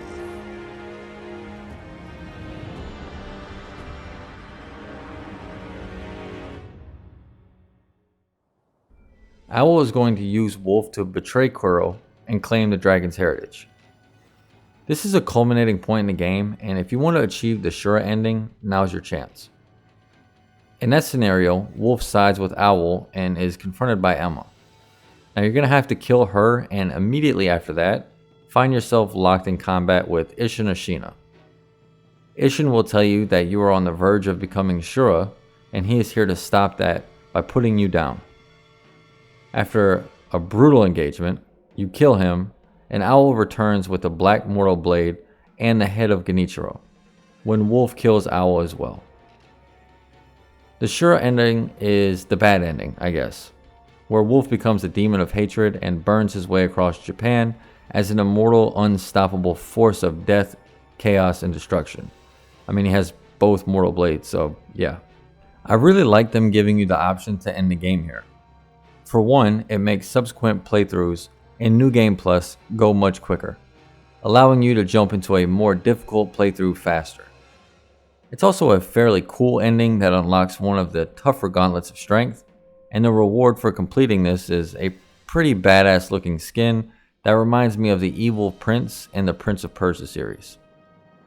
It also builds a connection between Wolf and the sculptor, seeing as the fate that befalls Wolf here is what would have happened to the sculptor had Isshin not removed his arm, and of course he wouldn't have the mortal blades.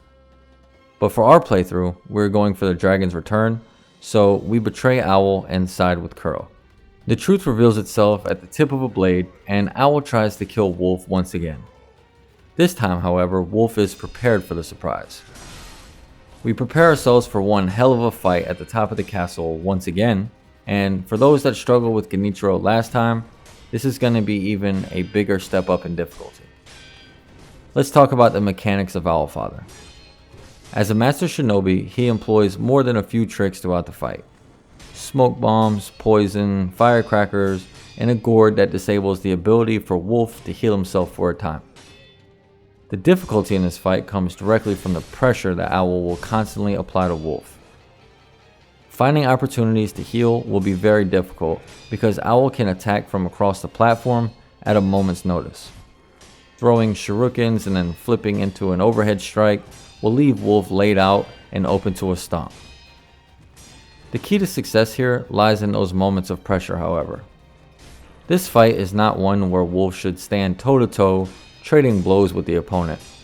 This is a game of attrition.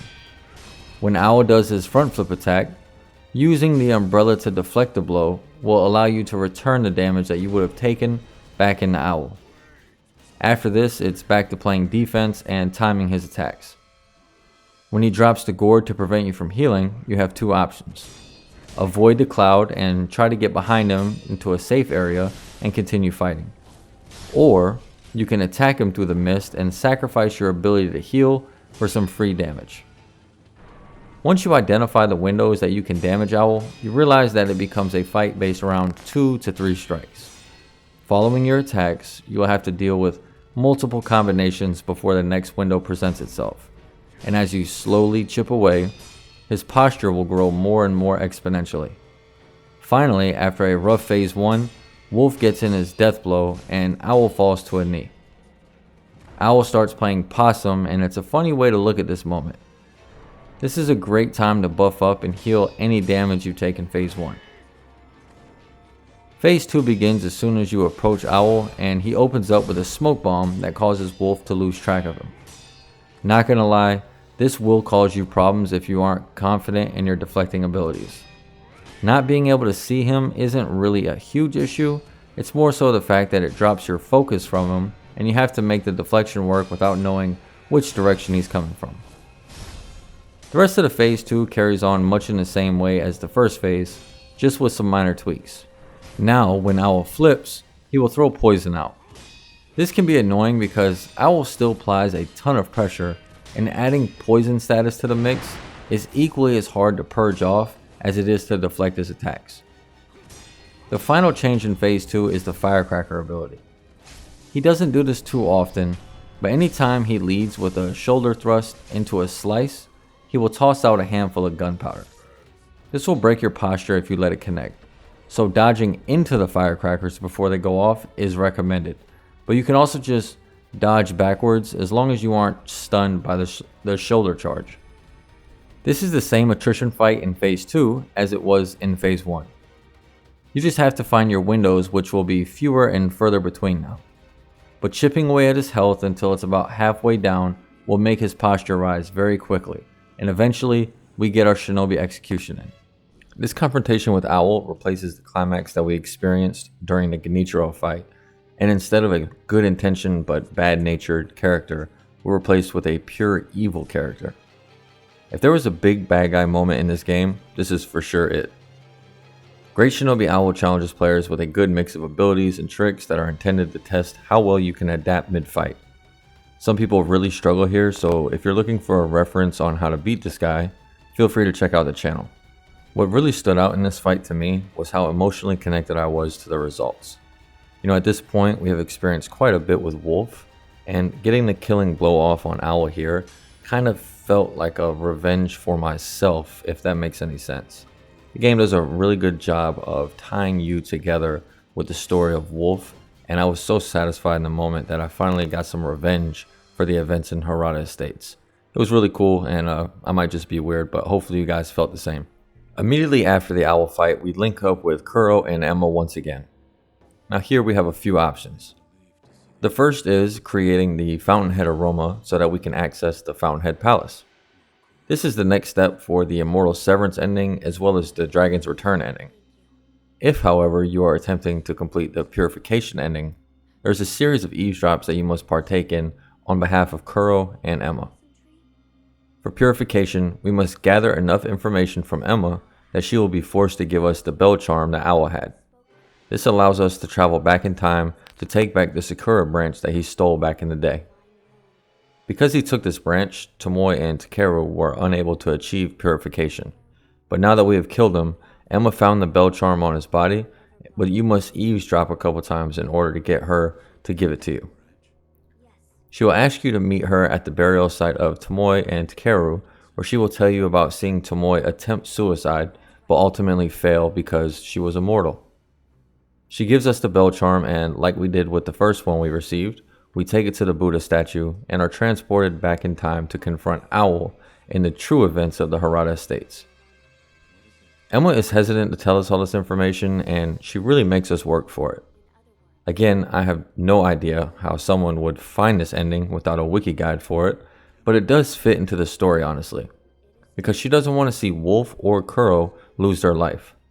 But she knows that in order to purify the dragon's heritage, it means that Wolf must die, and in order to achieve severance, Kuro must die. This puts her in a really tough spot. Luckily for us, we're going with option 3, and we're going to remain one big happy family. And when I say the true events, I mean from the perspective of those who enacted the attack itself. We begin the memory where we initially found Owl as he was dying.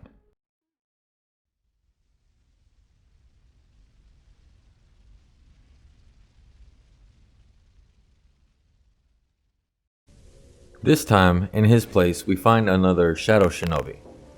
Now this particular version of the mini-boss is a little bit more difficult because periodically he will summon in some wolves to aid him in this fight. These can be taken out easily with the shurikens, but they do add a level of complication because it's going to draw your attention away from the fast moving boss. Now instead of going through the cemetery, we take a direct path to the temple where we must clear a large group of bandits and shinobi once again. Stealth is of course your friend here, and taking your time to clear out these guys will benefit you a lot because you are in for a very difficult mini boss fight up ahead. Taking the Hirata Estates was surprisingly easy. Owl's info was right on the money, you know. I don't like him. There's something shifty about him. The smell of a crook. He's a villain. A down and out villain, Masanari. Well, he's useful right now, so endure him. For all his scheming, he's a nameless rogue shinobi. His efforts won't amount to much. Ha! I'm not complaining, so long as there's coin and food.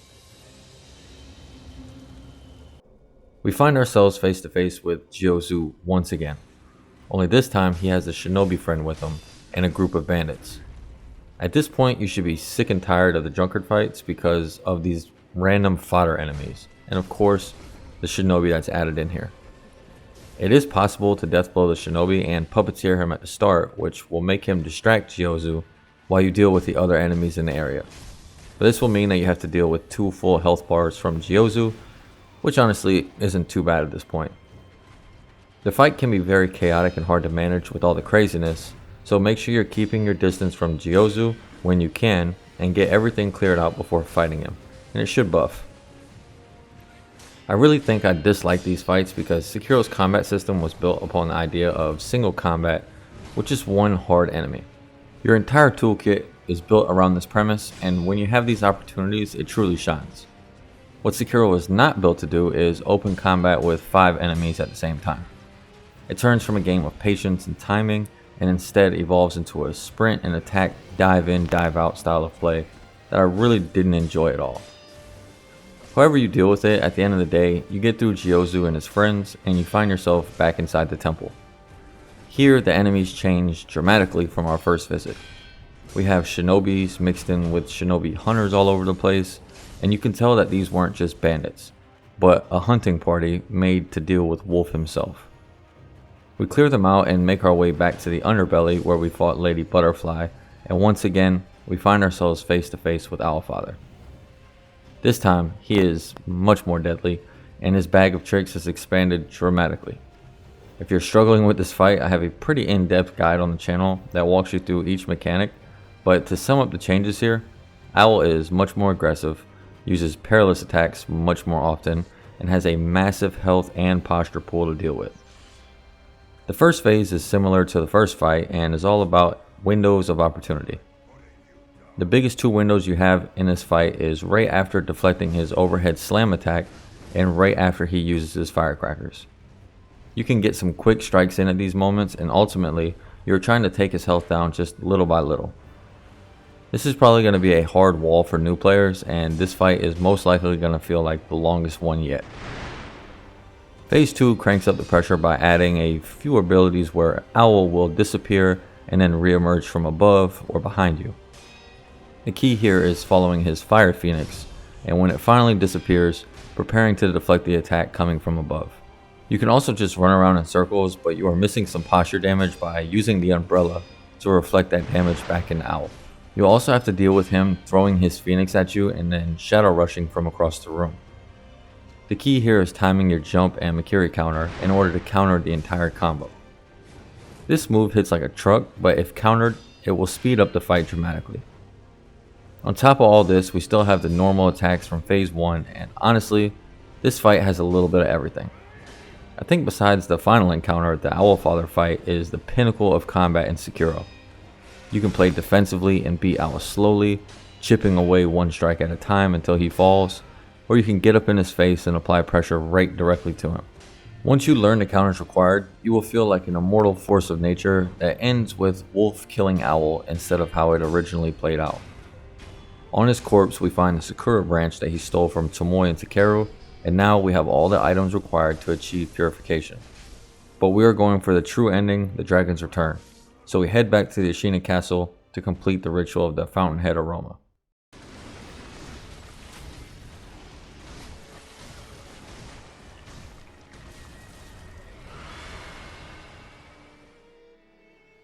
Let's take a short break to discuss the Shinobi Prosthetic for a bit.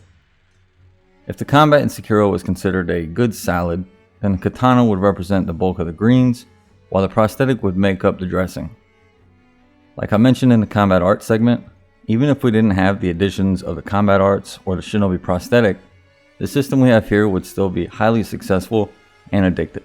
It must have been quite difficult for the developers to find something that complemented the gameplay without detracting from it at all. I believe they accomplished this by hiding the tools that would get you through those rough points in the game within your prosthetic.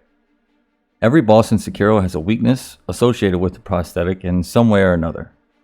For example, Lady Butterfly does a ton of flipping and leaping around during our fight. It's no surprise then that we receive the shurikens before we get any other prosthetic tools.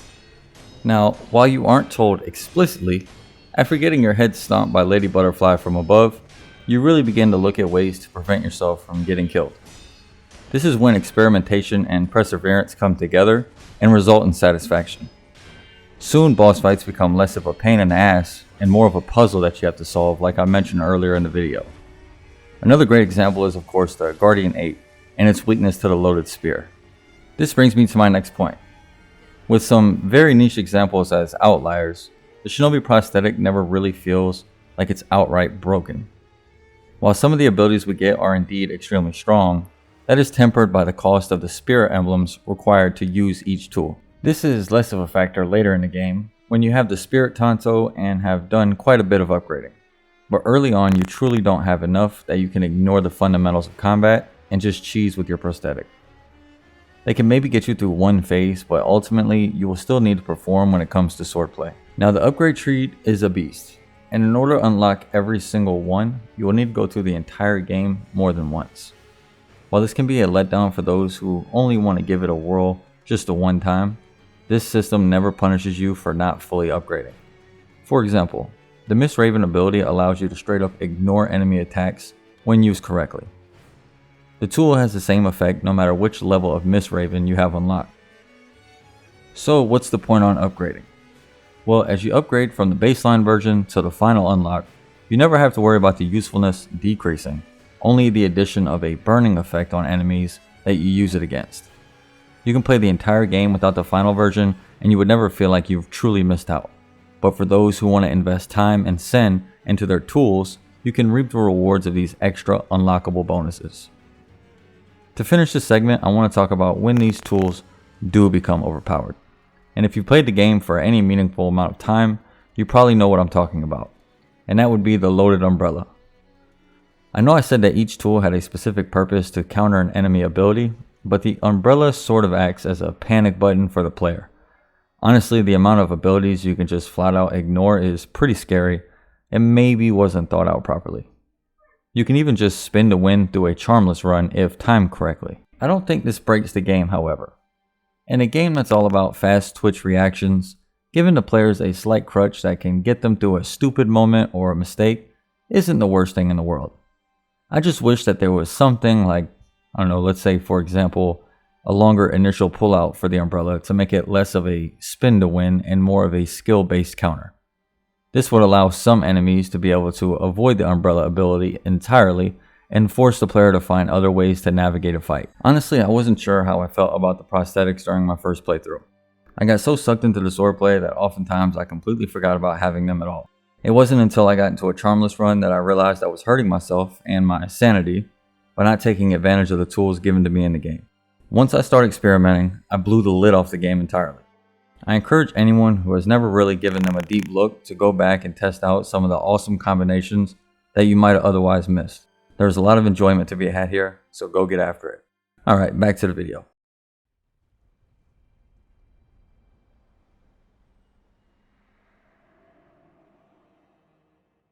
Arriving back at the castle, we complete the ritual, bathing ourselves in the aroma of the Fountainhead, and now we have everything required in order to head back to the Mibu Village to where we got the Shelter Stone.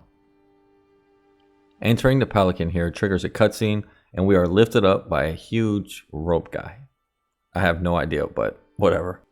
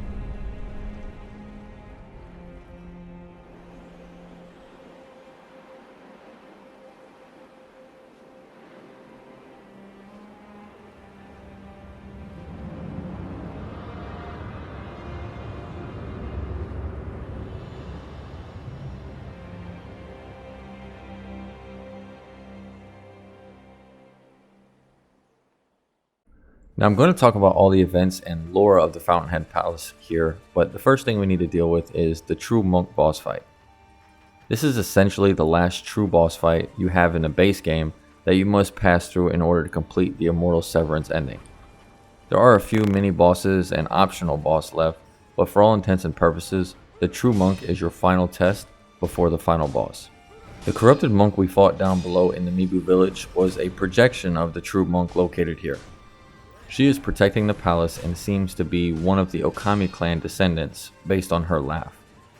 The Okami also have the ability to project themselves as apparitions to the world below, and the fact that we faced the corrupted monk protecting the Shelter Stone all but confirms her Okami descent. This is one of the only 3 phase boss fights you need to deal with. True Monk has a massive posture pull and hits like an absolute bus. Her glaive is deceptively long, with the ability to reach you from what you think is relative safety. She has the obligatory sweep and thrusting perilous attacks combined with some very long combos that you need to be on your toes to parry. She can crack your posture in just 1 or 2 hits, and if you get caught early in one of those combos, you can easily find yourself dead before you know it. Divine Confetti and Akko Sugar will do a lot of good here, because you do not want to find yourself in phase 1 for a very long time. Keeping the pressure on her will speed up the engagement and result in a death blow pretty quickly. Now when she goes into phase 2, you can cheese it completely by hopping up into the trees above you, and as she reappears, you can perform a stealth death blow on her instantly to negate the entire phase. If not, you'll have to deal with her summoning apparitions throughout the phase, and things can quickly spiral out of control. This is by far the hardest phase of the fight, and I highly recommend using the stealth blow to bypass it entirely. Phase 3 sees the monk here in her true form. A giant centipede erupts from her shoulder, and now we see why she was chosen to guard the bridge here. She cannot be killed. Phase 3 is almost identical to Phase 1, with the exception of the terror-inflicting vomit that the centipede inflicts on you at the end of her combos. This requires you to dodge her on the backside instead of getting ready to deflect or Makiri counter. It's quite easy to get lost in the Phase 1 combos and forget that the vomit is going to follow, so be aware that the terror buildup does not result in posture breaking, it just straight up kills you. My first time in this fight, I can't tell you how many times I almost had her killed just to get anxious and forget about the spit. The Corrupted Monk is one of the better engagements in the game, mixing in a little bit of typical samurai spearman abilities with the supernatural, and I will say, the fact that the stealth blow wasn't removed as a patch just tells me that it was intended for us to be able to skip phase 2. I love these fights with weird niche abilities that you don't see anywhere else, and this is a prime example of why Sekiro is such a great game.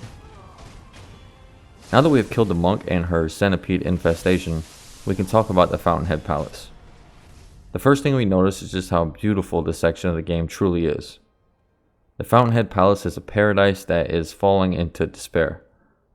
The temples are sinking back into the waters surrounding the palace, and you can tell that things here are not working as intended from a first glance. The Mist Noble we found earlier in the Mibu Village now becomes a regular enemy, and they are separated into 2 categories here. The first being the Okami warriors that wear heavy armor and are equipped with swords, spears, or bow and arrows. The second type is the noble enemies who use magic to cause an effect called enfeebling. This basically is a massive reduction of your health pool as they hold line of sight of you. The combination of enfeebling with the much tougher opponents in the Okami warriors can lead to instant death if you aren't careful. Now this next part cannot be confirmed, but it is heavily implied that Takero and Tomoe were of Okami descent, and we can see some evidence of that here in the Fountainhead.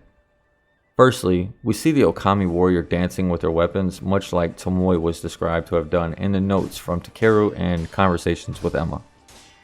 We also see the lightning being thrown our way from one of the leaders of the Okami, and it shouldn't be too much of a stretch for us to think that the way of Tomoe that we saw employed by Genichiro, who was taught by Tomoe, came from the Fountainhead Palace. The initial area we find ourselves in is very much an introduction to the new enemy combatants. We can utilize stealth here to completely wipe them all off the map, and without too much struggle, you should be able to make it through here with no craziness going on. It's beyond this area where things start to heat up. The temple compound we find ourselves in is very much a maze. We encounter a female NPC who seems to be one of the final individuals that were elevated from the Mibu Village, as she still retains her humanity. Please be careful. The palace nobles have a craving for the vitality of youth. They can't help themselves. They want nothing but to sap away more and more of it. I see. The courtyard ahead in particular. It is accursed. It's crawling with palace nobles. If you must forge ahead, you'd best go around it. She tells us that the nobles here feed upon the youth of life, and that should we be captured, things would get very bad for us. The enemies here follow a very strong hierarchy where we see the warriors are the protectors and agents of the nobles. We can see this in action as the warriors patrol along, protecting the nobles as they go on about their day. They actually form a pretty formidable combination if engaged out in the open, and I highly encourage you to take them from stealth as much as possible. Puppeteering one of these warriors here can really take a lot of pressure off of you, and these guys are pretty damn strong. Especially the spearmen who jump around a lot and cause a ton of chaos. Inside the same compound there is a hidden area we can visit that grants us the Fountainhead waters. You can take this item back to the priest in the Mibu Village, who will then drink it and turn into a palace noble. This confirms the theory that they were drinking the sake in an attempt to produce the shelter stones that allow them to ascend to the Fountainhead Palace. The waters here can transform a human into a palace noble, and these squid-looking beings are said to be immortal. There is no context provided as to when the invasion of Ashina happened at the hands of the Okami, but you get the sense that the Fountainhead Palace never truly recovered from their defeat.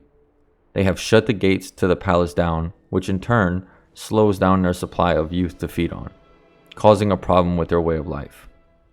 The old lady spoke of her father being tricked by the palace nobles earlier, and we will discover the truth of what happened to these people later on. After clearing the compound, we find ourselves facing the Sekiro Bull mini-boss. Very similar to the Blazing Bull fight with one minor change. He can be killed instantly if you use firecrackers to scare him into charging the wall right at the start.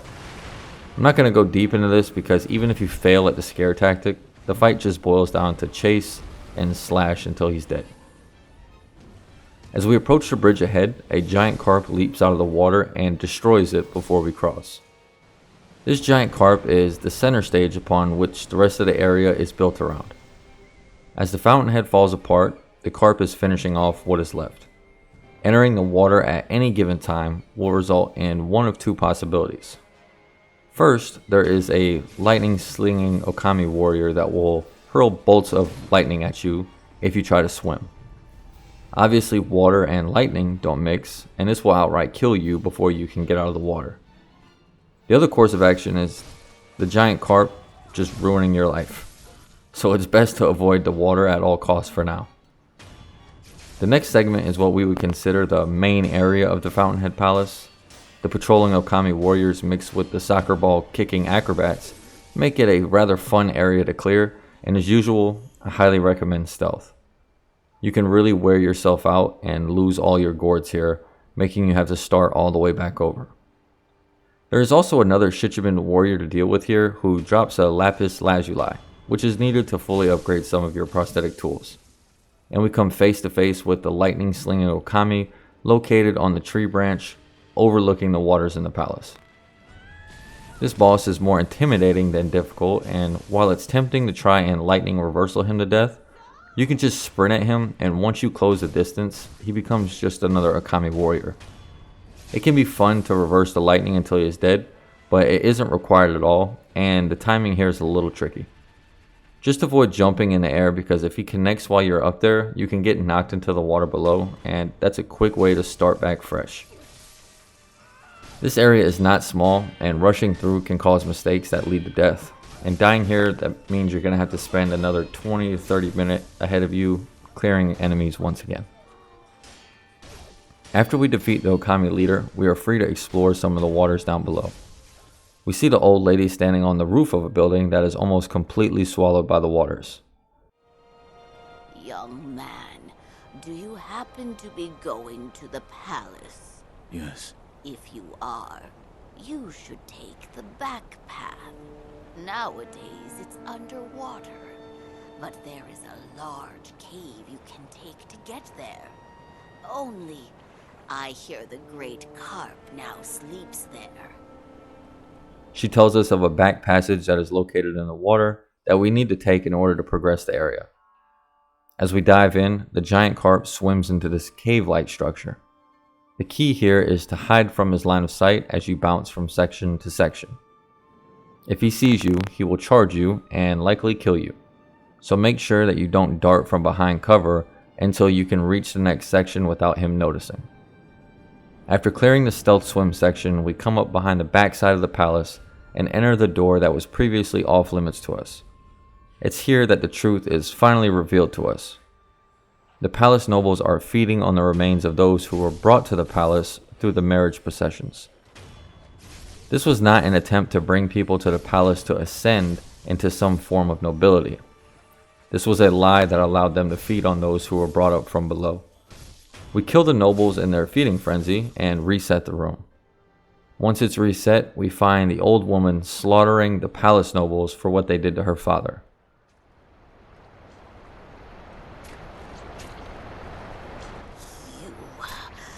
You beasts!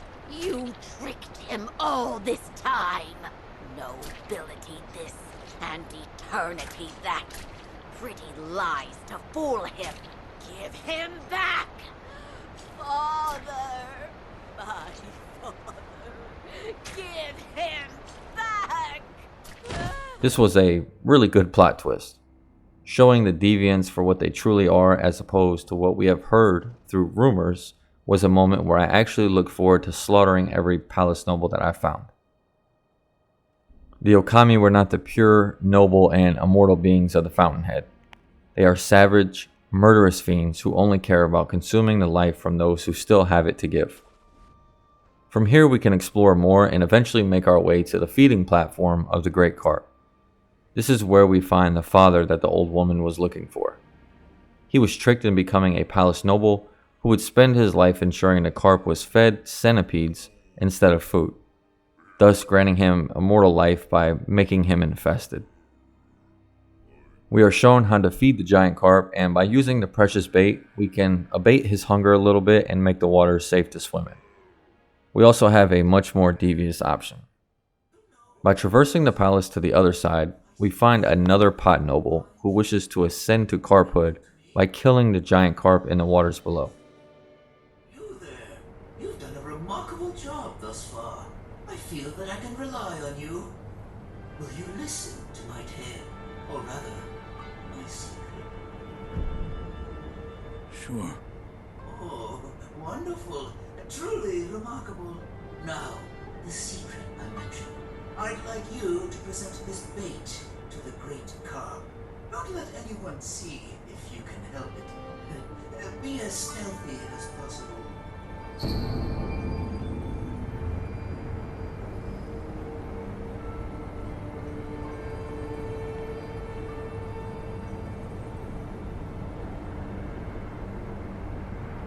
Do that, and I'll bestow upon you the palace's secret treasure. He gives us the truly precious bait, which will kill the carp. After feeding him the bait, we return to the pot noble and find that the pot is empty and he made his ways into the water below, presumably to take his place as the next great carp. There is no wrong choice here, and either direction you decide to go results in the waters being safe to explore now. An interesting bit of lore here is that if you travel back to where we fought the guardian ape in the Sunken Valley, the corpse of the giant carp that we just killed will wash up here. This only makes sense because the Fountainhead water all pools up inside the Sunken Valley, and I thought it was pretty neat that they transferred the corpse based on your decision to this fighting arena. Now inside the waters at the Fountainhead Palace, we can also find the headless warrior Yashiriku and his unborn brother. We will talk more about the headless after the completion of the main story, but once you defeat him, we can see the corpse of yet another giant carp down here. The key difference between the one we just visited is the presence of the huge centipedes in and around the deceased fish. Now we can see why this giant carp truly lives so long. They are infested as well. As you can see, infestation runs deep in the lore of Sekiro, and it all stems from the waters of the Fountainhead Palace. There is a theory that the food the Okami are feeding the carps leads to the water itself becoming infested, which then spills down into the lands below, and as the inhabitants of Mibu Village make their sake from it, they spread the infestation around to the rest of Ashina. Now it's easy to get lost in the craziness of the Fountainhead Palace and forget what we came here for, but as we ascend the mountain located behind the palace, we are surrounded by the lightning strikes coming from the clouds we are ascending into. We finally come upon a cave where we see the body of a woman that some people believe is actually Tomoe. There's no solid evidence of this, but By praying at this altar, we are transported to the divine realm, where we will claim the tears of the divine dragon.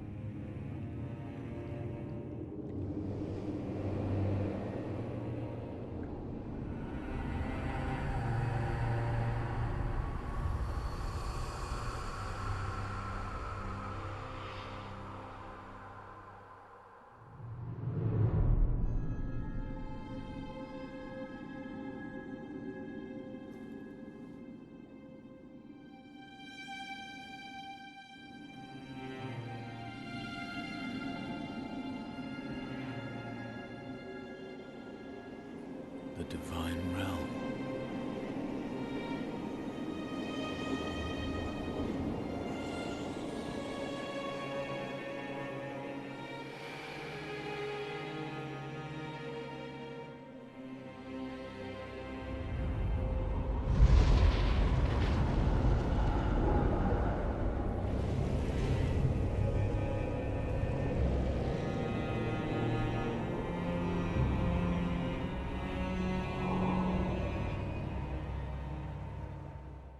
So the mechanics of this fight aren't really important. Honestly, this is much more of a set piece fight than an actual challenge. We begin with the smaller dragon type enemies that come in two varieties, the pure white color and the blackened corrupted versions. I believe the corrupted dragons represent the Dragonrot that takes place as a symptom of the dragon's heritage. Killing these dragons results in a tree springing forth from the ground, and doing an aerial assault on them will wipe out any of the dragons that stand in the wide arcing slash that Wolf pulls off here. After killing a couple dozen in this first phase of the fight, we are introduced to the divine dragon itself.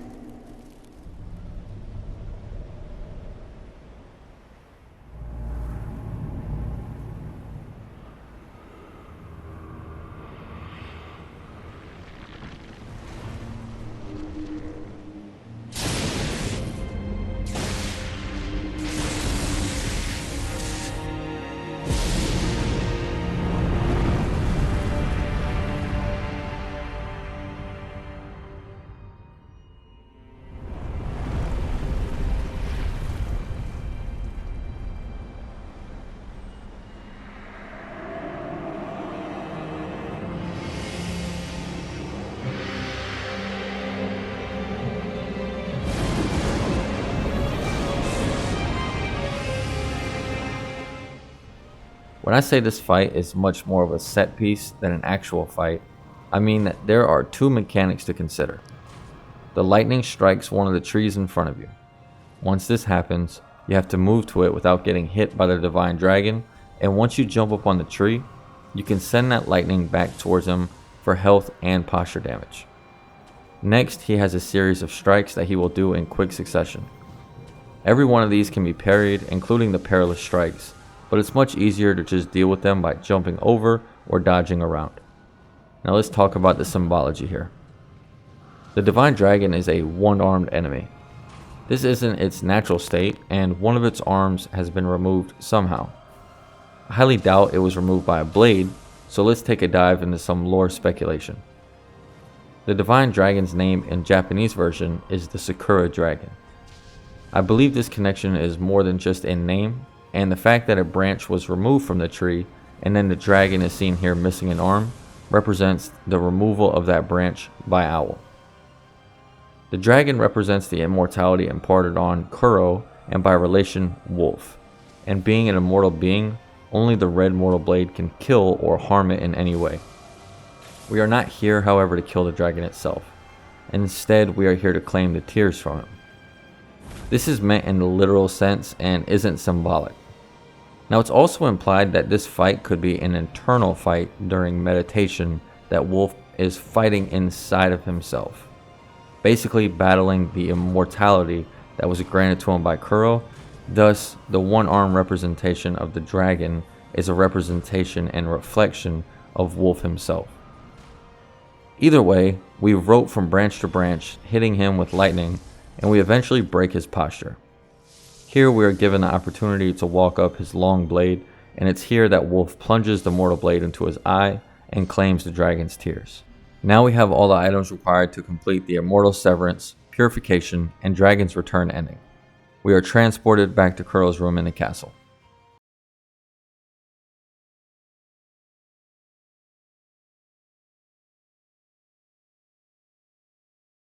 Now, a lot of things has happened since we left for the Fountainhead Palace. Most notably, Lord Isshin is dead.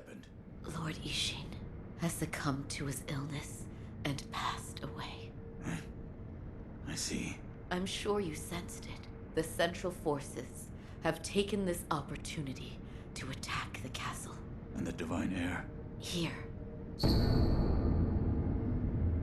This key. My lord has escaped the castle through the secret passage? Yes, Master Wolf. The secret passage can be found along the moat in the Ashina Reservoir, not far from the Moonview Tower. Lord Kuro escaped the castle through that secret passage, and should be waiting for you in the Silvergrass Field. Understood. The Nightjar have left smoke signals on the roofs under Lord Isshin's orders. The smoke should lead the way to Lord Kuro. This isn't necessarily a shock, as Isshin was very sick the entire time we were playing, but it does come at a time where the Ministry is in full-blown invasion mode, and these two events are probably related. Isshin was the bulwark of Ashina, and the Ministry feared him deeply. Now with him gone, we see that they are emboldened by his passing, and have released a horde upon Ashina. The next change is the fact that Kuro has made his way back to the escape door in the Ashina Reservoir. We are given the task of linking up with him by Emma, who is staying behind with Lord Isshin to mourn his passing. So we set off on the rooftops to make our way towards the reservoir. The chaos here is truly a sight to behold. Samurai fighting each other all around the castle, fires burning in the background, and the Ashina clan is noticeably on the losing side of this engagement. The Red Ministry agents are no joke, and the guards have more than their hands full with them at this point. You can clear these enemies out fairly easy by using the ninjutsu abilities, specifically the puppeteer. This will cause all kinds of chaos and mayhem as you make your way back to the front gate. Here an NPC tells us to go reinforce the Ashina Outskirts. The Ministry invaders have placed a bridge down, and without the help of Wolf, the Ashina warriors will fall to the enemies here. So we will follow the Nightjar smoke and use a kite to land in the outskirts, where once again we see a battlefield before us. In this first area, we have a mini-boss in the center with a large amount of Ministry agents surrounding him. And honestly, it's suicide to try and engage them all at once, so take your time here and make sure that the coast is clear before you engage him. The large red samurai dual-wielding Adachis is an incredibly tough opponent, and you will need to have your deflect timings on point to avoid getting stomped by him. Now let's talk about this mini-boss. He is, once again, another version of the drunkards that, at this point, I am sick and tired of fighting. He has a weakness that the others do not, however. Using the loaded spear, we can pull his armor off piece by piece. This causes massive posture damage to him, and if you open the fight with a stealth blow, you should have no trouble at all blowing through this guy's health pool. I was a little disappointed to see this mini-boss here because I was looking forward to seeing the Ministry have some crazy enemy types. Seeing a recycled boss here, well, specifically a drunkard boss, let me down a little bit, but I did appreciate finding another use for the loaded spear. After dealing with Gyozu 3.0 or 4.0 or whatever, we head back to the beginning of the outskirts, passing through one of the best farm areas in the game. Seriously, the next idol after the boss is incredibly good for rare materials, sen, and experience, so take some time to knock out those upgrades that you've been waiting on. The final area in the outskirts is a pain in the ass to deal with, and I will tell you now that there is nothing of importance for you to find here. I recommend just sprinting through, avoiding the chained ogre NPC and gunners, and pushing up to the flaming doorway. If you are looking to challenge yourself, this is a great way to do it, and while difficult, it is possible to stealth your way all the way through. Be sure that you are always checking up when making sure an area is clear to move, because the cannoneers here can cause real problems if you don't take them out before dealing with all the enemies on the ground. As we approach the wildfire burning before the idol, we are told by a Ministry agent here that something nasty lies in wait where we previously fought Gyobu. I will preface this by reiterating that this boss is 100% optional, and that's for a good reason. The Demon of Hatred is more of a challenge than any boss you have previously faced, and I hoped you brought a controller case along with Sekiro because you were going to need it. It was hinted at through the entire game that the sculptor was still dealing with the flames of hatred that almost drove him to becoming Shura. Well, a quick trip back to the dilapidated temple will reveal that the sculptor is now AWOL, and the merchant can recall hearing him screeching off howling as he left. When we talk about boss fights in Sekiro, specifically the main boss fights, I'm often referring to the sword clashing and face-to-face confrontations that show the combat system's polish in full effect. This is not one of those fights. The Demon of Hatred uses fire, obviously, to punish any deflections you make on his strong arm. That would be the one that is still intact. While it is possible to parry some of his attacks, oftentimes this will still lead to the buildup of fire damage, and it's incredibly annoying, and it's something that you're just going to have to adjust for. He is also extremely agile with his movements, and it's not surprising considering the sculptor's name was Orangutan when he was a shinobi, and his moveset here just shows how adept he was at mimicking the movements of a monkey. In Phase 1, there are 3 things you need to pay close attention to above all others. First is his slam attack. He leaps up into the air, and as he crashes down below, he causes an explosion of fire. You must outrun this blast, and when he lands, jump and grapple back to him to get a free shot in. Alternatively, you can hide behind the Suzaku's flame umbrella and soak up all the damage, but this is a quick way to lose the spirit emblems, and on a first kill, you're probably going to need as many as you can for Phase 3. The next attack you have to be aware of is his charge. You will see a red kanji appear over your head, and this means it's time to jump. While it's considered a charge, the hand in the ground is looked more as a sweep attack, and as long as you jump over it before it makes contact with you, you'll be fine. He will follow this up with an overhead slam that sends fire streaming your way. You can again avoid this by using the umbrella, or if you're fast enough, you can sprint towards him and get inside the hitbox to avoid the damage altogether.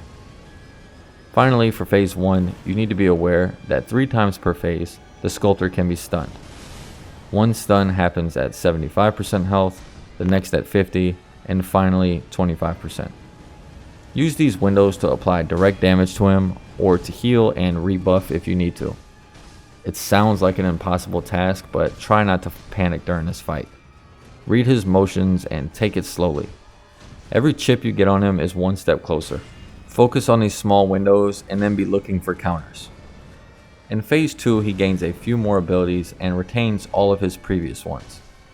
The most dangerous here being his funny looking monkey dance, where from a distance he will shoot balls of fire at you.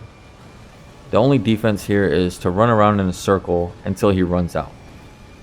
Make sure you are sprinting, or else he will make contact with you, and it's very likely that this ability will kill you.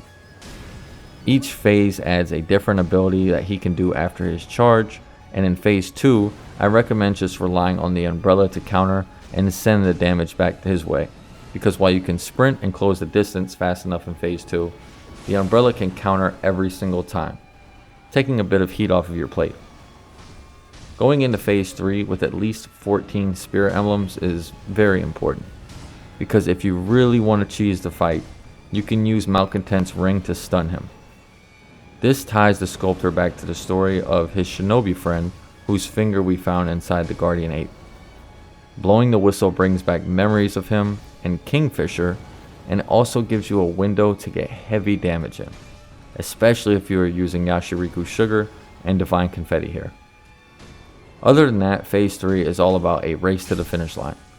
Play defensively, but remember that every second you are waiting on him to do something is another second that you can be making a mistake and starting from scratch. This is by no means a short fight, and is easily in the top 3 hardest fights in the game. So don't feel too defeated if you spend an hour mastering Phase 1.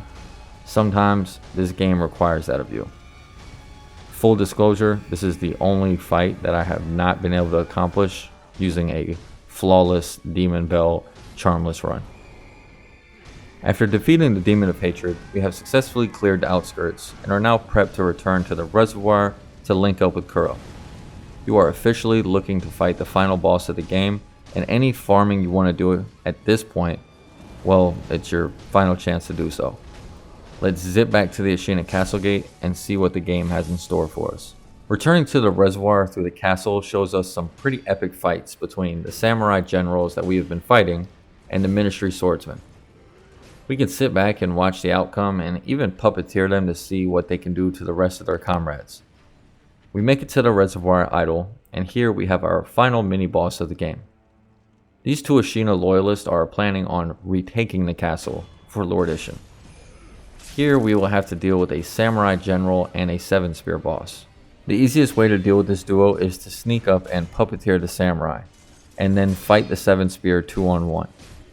This is easier said than done, however, unless you are okay with just watching, because getting caught between the two of them can also lead to instant death.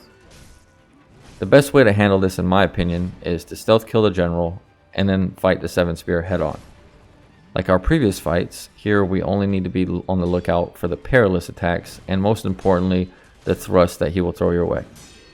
Now this arena is a bit smaller and the fire can make you feel claustrophobic at times, so it's best to avoid running around too much. Stand in front of him, and by this point in the game, I really hope you feel confident in your parrying abilities. Counter the thrust and you should walk out of here just fine. Now beyond this, we have a very interesting encounter heading our way. The next fight is arguably the best fight I've had in any game ever, and while I could go on for hours about the lore implications here and how good of a fight it is, we're going to split it into two sections. First, the story elements and implications, followed by a rundown of the boss fight itself. If you're looking for an in-depth guide, I have one on the channel, and in the background I'll put some of my better kill footage from this part of the game. Spoiler alert, this is the final boss, which I will show the final ending for, so you've been warned.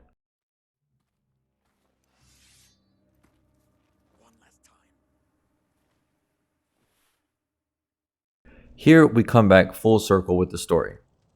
The same place we lost our arm is the same place that we will have our final engagement.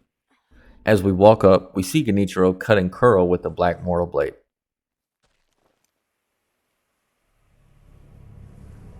Shinobi of the Divine Air, we meet again.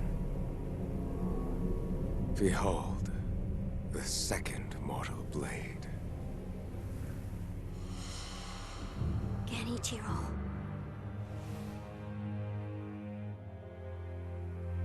If you think you can change Ashina's fate with such a thing,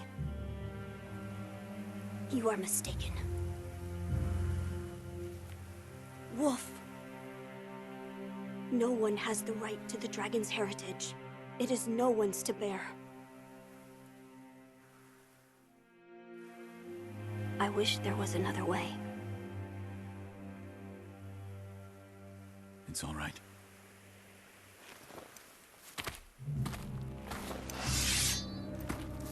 One last time.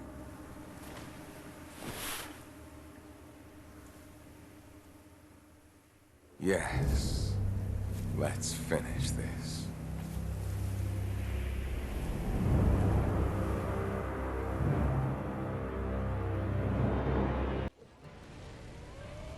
How he got this weapon or where it was found is unbeknownst to us. The important thing here isn't the weapon, it's the fact that he used it to harm Kuro. Wolf steps up to the plate, and in this final engagement we have two mortal blades, one black and one crimson, being wielded by the two drivers of the story. Wolf is more than ready for this fight, and Genichiro, while empowered with the blade, seems to be exactly the same as we left him last. As we deal the final blow, Genichiro realizes that he is not strong enough to get past Wolf. He knows that his quest to achieve the dragon's heritage is folly, and in a last-ditch effort, he commits seppuku.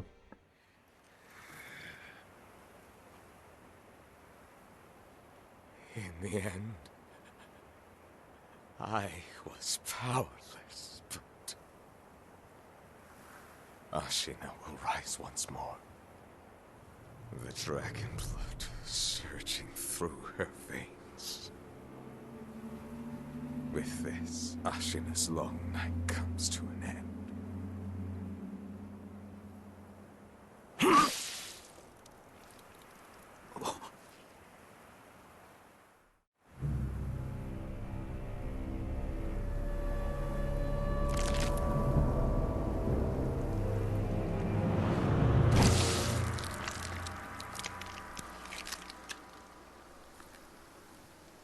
pitiful grandchild. This was your last wish.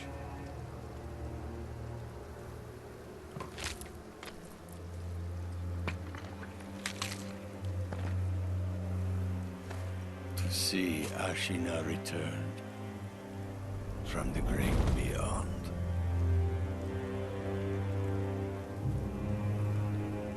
Which means Sekiro. I must destroy you. Now I know I glazed over the fight, but honestly this is the exact same phase 3 that we had in the previous fight, and at this point in the game, it shouldn't be a problem for you. Alright, so back to the story. Now while the Crimson Blade enabled us to collect the tears from the Divine Dragon, the Black Blade is known as Open Gate. What it does is restore someone from the underworld at their strongest point in their life. It requires a sacrifice of the wielder's life, and in a last-ditch effort, Genichiro slices his neck to bring back none other than Sword Saint Isshin. This isn't the sickly Isshin we saw at the top of the castle. This is Isshin the Sword Saint that we saw in the opening cinematic. Now there's been quite a bit of back and forth as to why Isshin continues to fight with Wolf. Admittedly, Isshin likes Wolf and has helped him in his quest. Some think that while Isshin supported us in our journey, the Black Mortal Blade grants the wish of the one who sacrificed himself, and since Genichiro wanted to ensure Ashina survives the attack, Isshin must kill Wolf and move on to defeat the Ministry. Not really sure if he was intending on fulfilling the Dragon's Heritage quest that Genichiro was on, but we're going to stop him anyway. I don't agree with this assessment, however.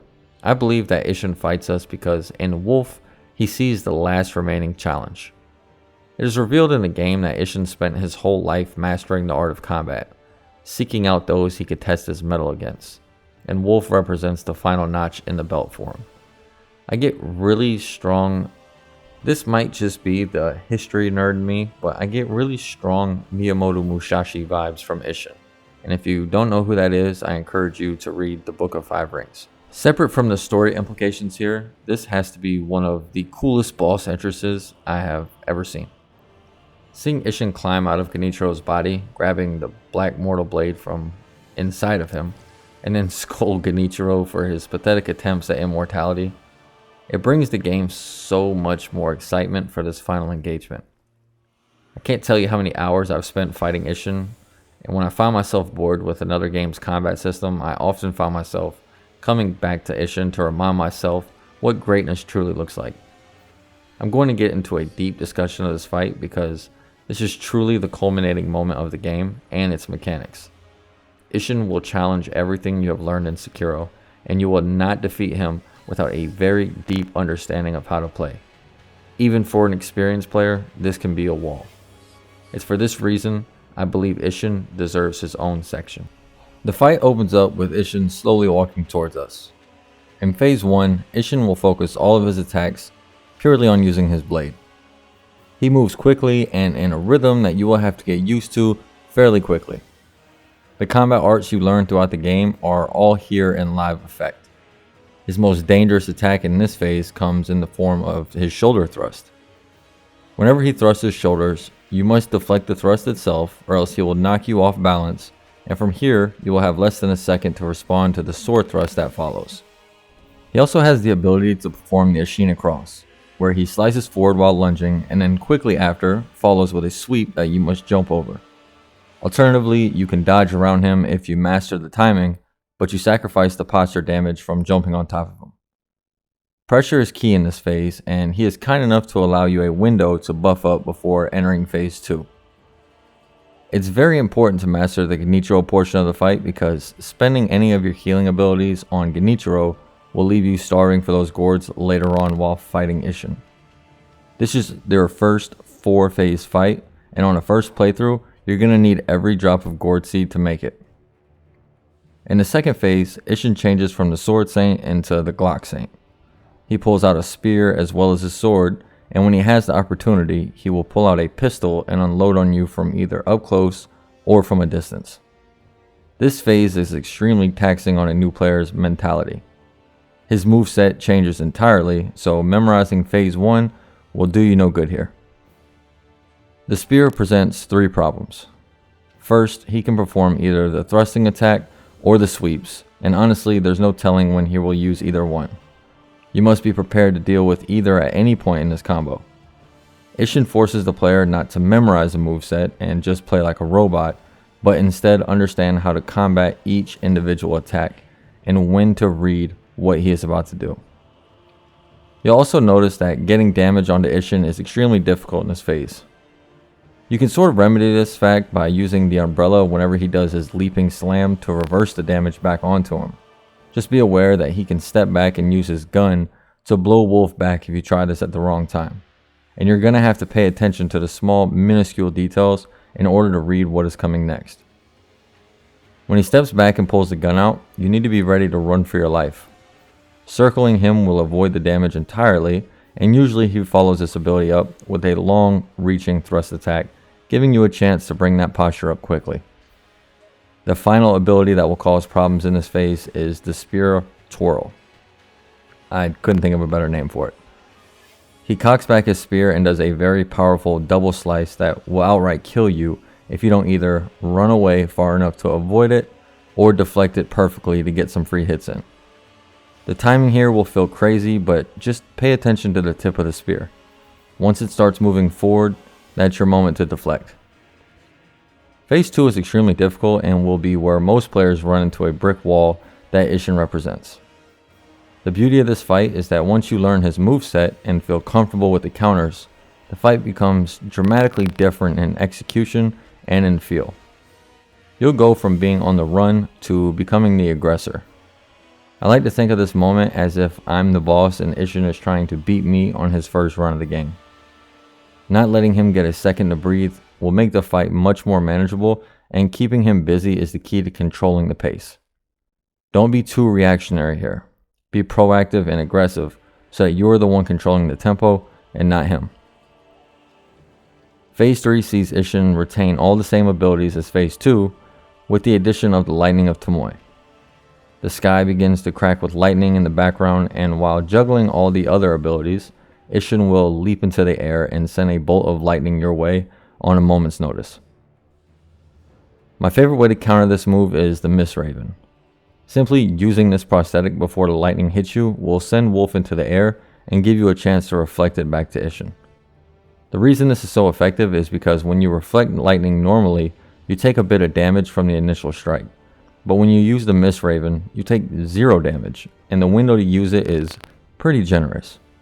Just be sure that you hit the button as he reaches his peak, and you should be fine. In this phase, you want the lightning to do the work and not your sword. The key here is to survive and let him take down his own health bar. Continue playing aggressively, but realize that you don't have to hit him in order to win here. You just can't miss the reversal windows is all. Overall, this fight was god tier in terms of action, mechanics, and balance. Isshin feels like a true end boss. Going forward, any action RPG that doesn't have a payoff in the end, like the Lord Isshin fight, will be seen as a letdown, unless there are some huge plot-driven circumstances that make up for it.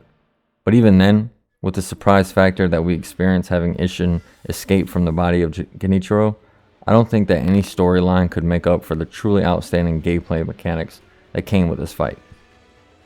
Every Souls-like game has a culminating moment in the form of a boss fight. In Dark Souls 1, I would say Gwyn was a good bar to set for the rest of the series, even though you could get away with some parrying cheese there.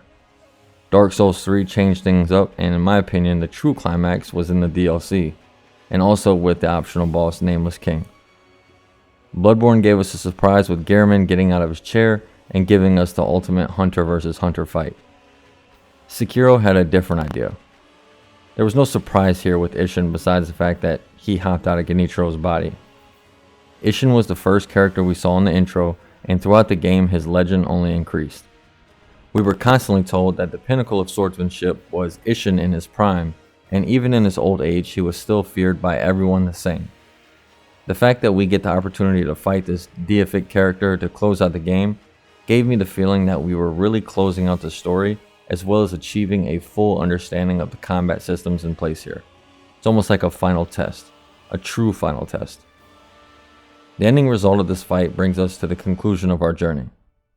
Depending on what direction you take in your playthrough, there are 3 options here. In the Severance ending, which is the most basic version, we see Kuro sacrifice himself to sever immortality. Wolf gives him Tears of the Dragon, and with the Mortal Blade, Wolf ends his life. This stops the process of immortality coming to take another divine heir, and although we lose Kuro, we meet his end state of making sure that this power doesn't take hold in Japan again. In the Purification ending, Wolf instead sacrifices himself by using the Tears of the Dragon with the Sakura branch that we found in Owlfather's memory. We purify the dragon's heritage from Kuro, and to sever immortality, Wolf takes his own life in payment. Kuro is spared at the cost of his guardian, which is a worthy trade for Wolf to make in order to grant his master life. Where are you?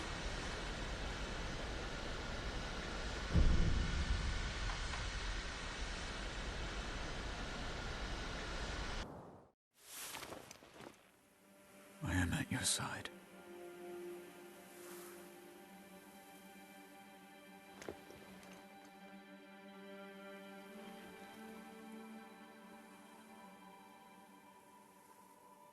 Take the dragon tears.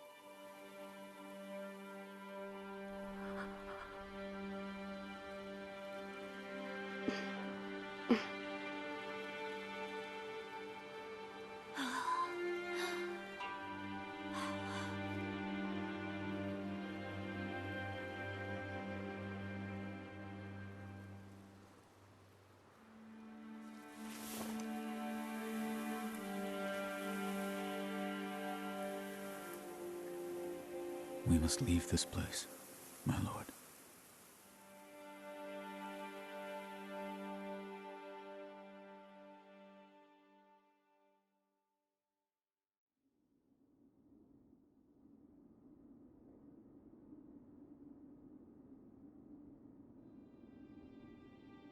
Lord Kuro, may you be at rest.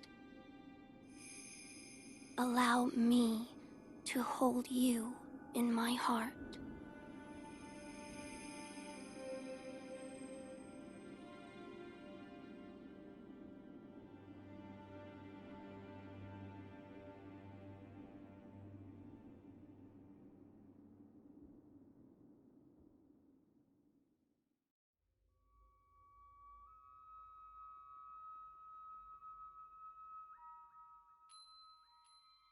Everyone, it is time. I must depart. The journey to sever our ties with fate will be a very long one indeed. And yet, you still wish to join us. I do. You have my thanks, Shinobi of the Dragon.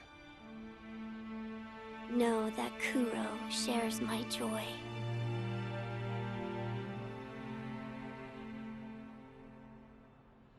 Let us depart to the west,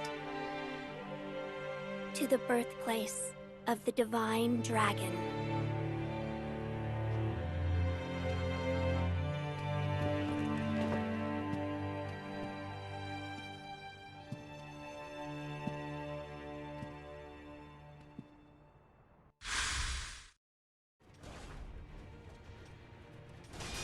The ending we achieved here is the Dragon's Return.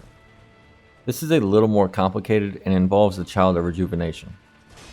Wolf gives Kuro the tears from the dragon along with the frozen tears from the Child of Rejuvenation. This doesn't have the effect that we would expect. When the Divine Child refers to a cradle to return the dragon's heritage, she was speaking about herself. Kuro dies and she takes the essence of Kuro inside of her, keeping his life force intact, and they become one. The connection of the divine and the human becoming one. Again, that sense of duality we talked about, now converging. Wolf acts as the escort and they depart Ashina together, heading west, to the home of the Divine Dragon. This ending originally left me with the assumption that we would receive a sequel or at least some kind of DLC. I thought it only made sense for a journey to the west type deal, where Wolf protects a divine child from the dangers in her journey. There was also a highly anticipated and expected DLC, where we would assume control over Tomoe in her quest to achieve purification with Lord Takeru. Sadly, we never received either pieces of content. At first, I couldn't believe that they would let such a successful title be standalone at first. But after looking at it from a different perspective, I realized that Sekiro was a full experience that didn't require any expansion of the story. It stands alone on its own as an experience from start to finish, and man, it's one hell of a ride. The ending didn't really leave any loopholes to be closed, with furthering Wolf's quest in particular, and it was the greed of wanting more Sekiro that drove my original disappointment. Sekiro itself was an experiment for the developers. After sticking to a tried and true formula with the Dark Souls franchise and the addition of Bloodborne, they took a leap of faith with Sekiro, and the payoff was immense. What they achieved here was the perfect harmony of an enticing story, stunning graphical presentation, and gameplay that can only be rivaled by a handful of titles. The fact that we even got to enjoy our time with this game should be considered a victory for gamers, showing us that there are developers out there who are not only willing, but able to push the boundaries with something new and unexpected. I say all this to celebrate what was accomplished here, but it doesn't conclude my dissection of the game. We still have quite a bit more to talk about. Sekiro follows the tradition of Souls games where you can arrive at multiple conclusions, each with their own assumptions and implications based on the path that you chose while you were playing. You have the tragic ending, the sad ending, the evil ending, and the true ending, all available to you at the start. While it takes some more effort, having 4 separate endings incentivizes players to play through the game multiple times. That brings me to my next topic. How is the new Game Plus cycle in Sekiro, and what activities are unlocked at the conclusion of the game?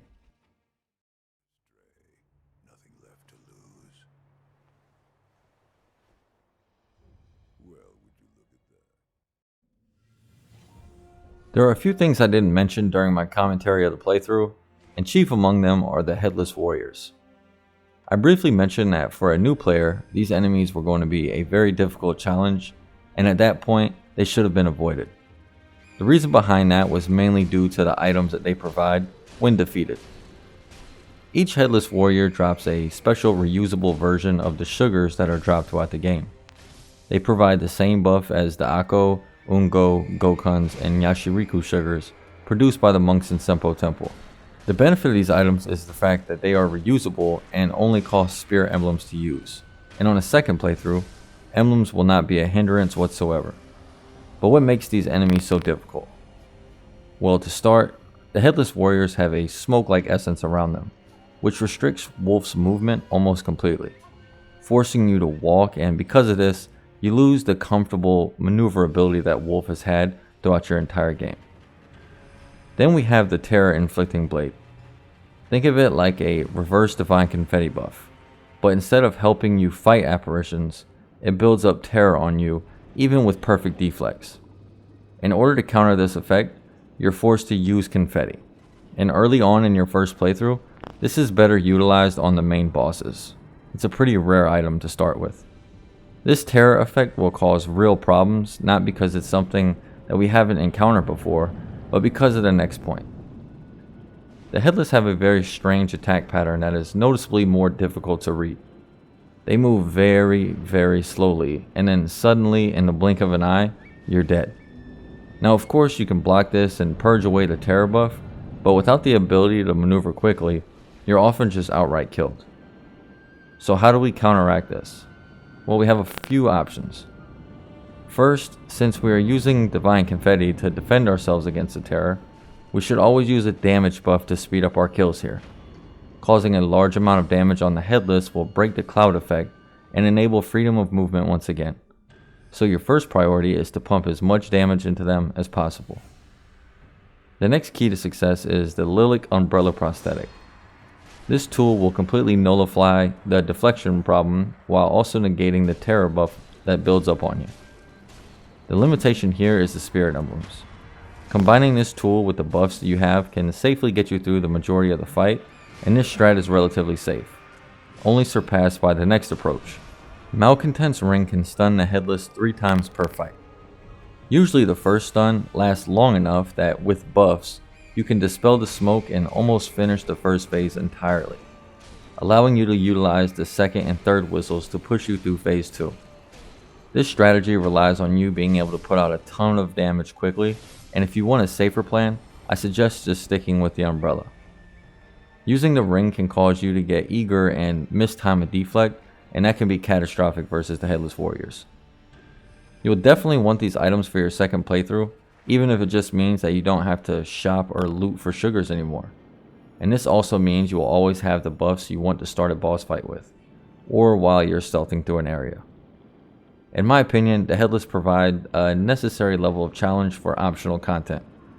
Dangerous enough to be a puzzle that you must solve, but with enough weaknesses that you can afford to make a mistake or two and still make up for it. Oftentimes, optional content in games like this become trivial, and the Headless Warriors, no matter how often you fight them, always give you pause to take caution. Another great addition that was added post-launch were the Gauntlets of Strength. This content served multiple purposes after concluding your first playthrough. Chief among them is a boss rush mode. Now in the base game, after defeating a main boss, you could always revisit them in a reflection of strength that allowed you to jump back into any boss fight from any idol in the game.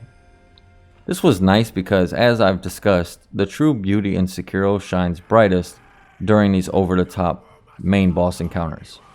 The payoff for doing this additional content was lacking, however, and after running through the bosses, you were left wanting for more of a challenge. The developers added a tiered system that followed the endings that were unlocked during your playthrough. Completing the Immortal Severance ending unlocks the Divine Air Gauntlet.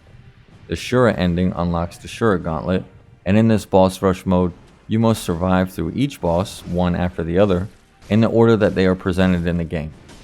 Dying is punished by forcing you to start back from the top of the chain each time as you push to defeat the entire gauntlet without a single death. Reaching the end unlocks an inner version of the final boss in each gauntlet.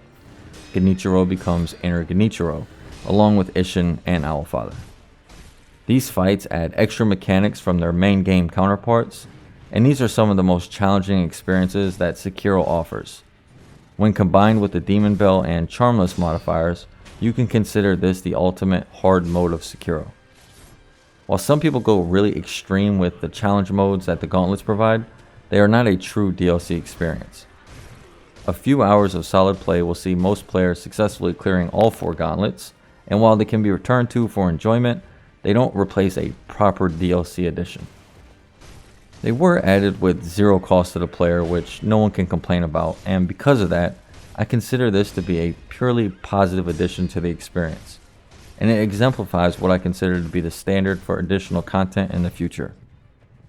I realize that this is a pipe dream, but it just goes to show that FromSoft is truly into the art of making a great game and not just maximizing profits. We'll hopefully see them stick that through with Elden Ring. I spent quite a bit of time wondering to myself what the best way to close out this video would be.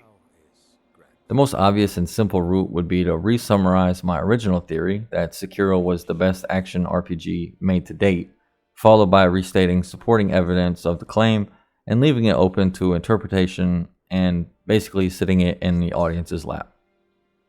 But instead, what I want to talk to you about is what Sekiro, as not just a game, but as an experience, did for me. I'm a fairly avid gamer who enjoys a very niche type of game, you could say. Generally, I only play the games that most people claim are hard, and on games that don't have that reputation, I'll crank the difficulty up to max without ever playing the standard setting. Sekiro changed that mindset for me.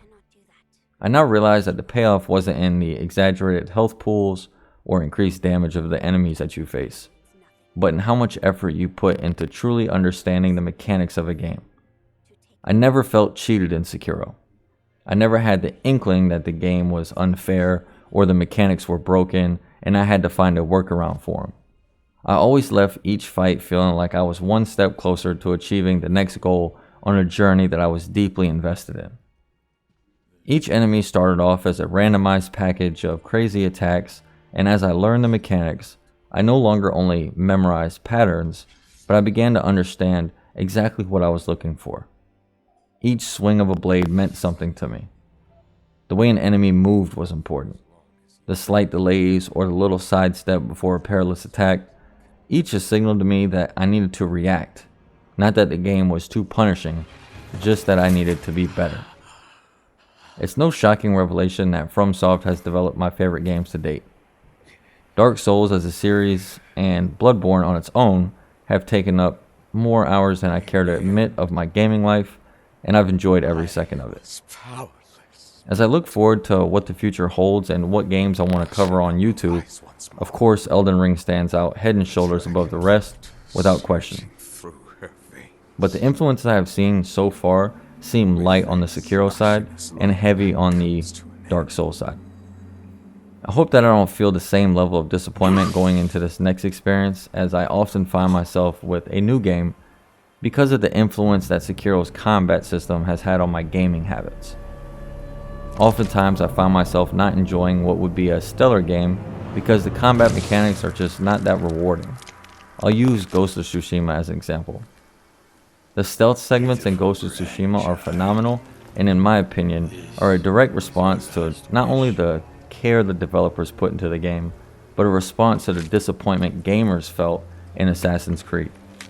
But the swordplay, while fun and cinematic with a lot of really great moments, just felt shallow when compared to Sekiro. Deflecting didn't have that same satisfaction. A last second dodge didn't give the same feeling of release. Every moment felt great, but somewhat lacking in one regard or another. This segment isn't meant to bash any other titles, and believe me, I play a wide variety of games. But I think that the over 300 hours I put in Sekiro, I finally put it to the side and move on from it. I'll find myself searching for the same challenge somewhere out there in the ether. If anyone was ever on the fence about playing Sekiro 2 years after its release, I'm here to tell you that those concerns are without merit. You absolutely should dive headfirst into this game, even after having it spoiled story-wise here by yours truly. The true beauty of Sekiro doesn't lie in the cinematic, but in the sense of conquest at the end of the journey. So thank you for watching, and I hope you enjoyed the video. I put a lot of effort into the writing of the script and editing for the video, and my hope is that you will return to the channel in the future to check out my latest projects. If you wouldn't mind subscribing and leaving a like or a comment, I would greatly appreciate it, and I look forward to dissecting another game in the near future. Thank you, and I'll see you in the next one.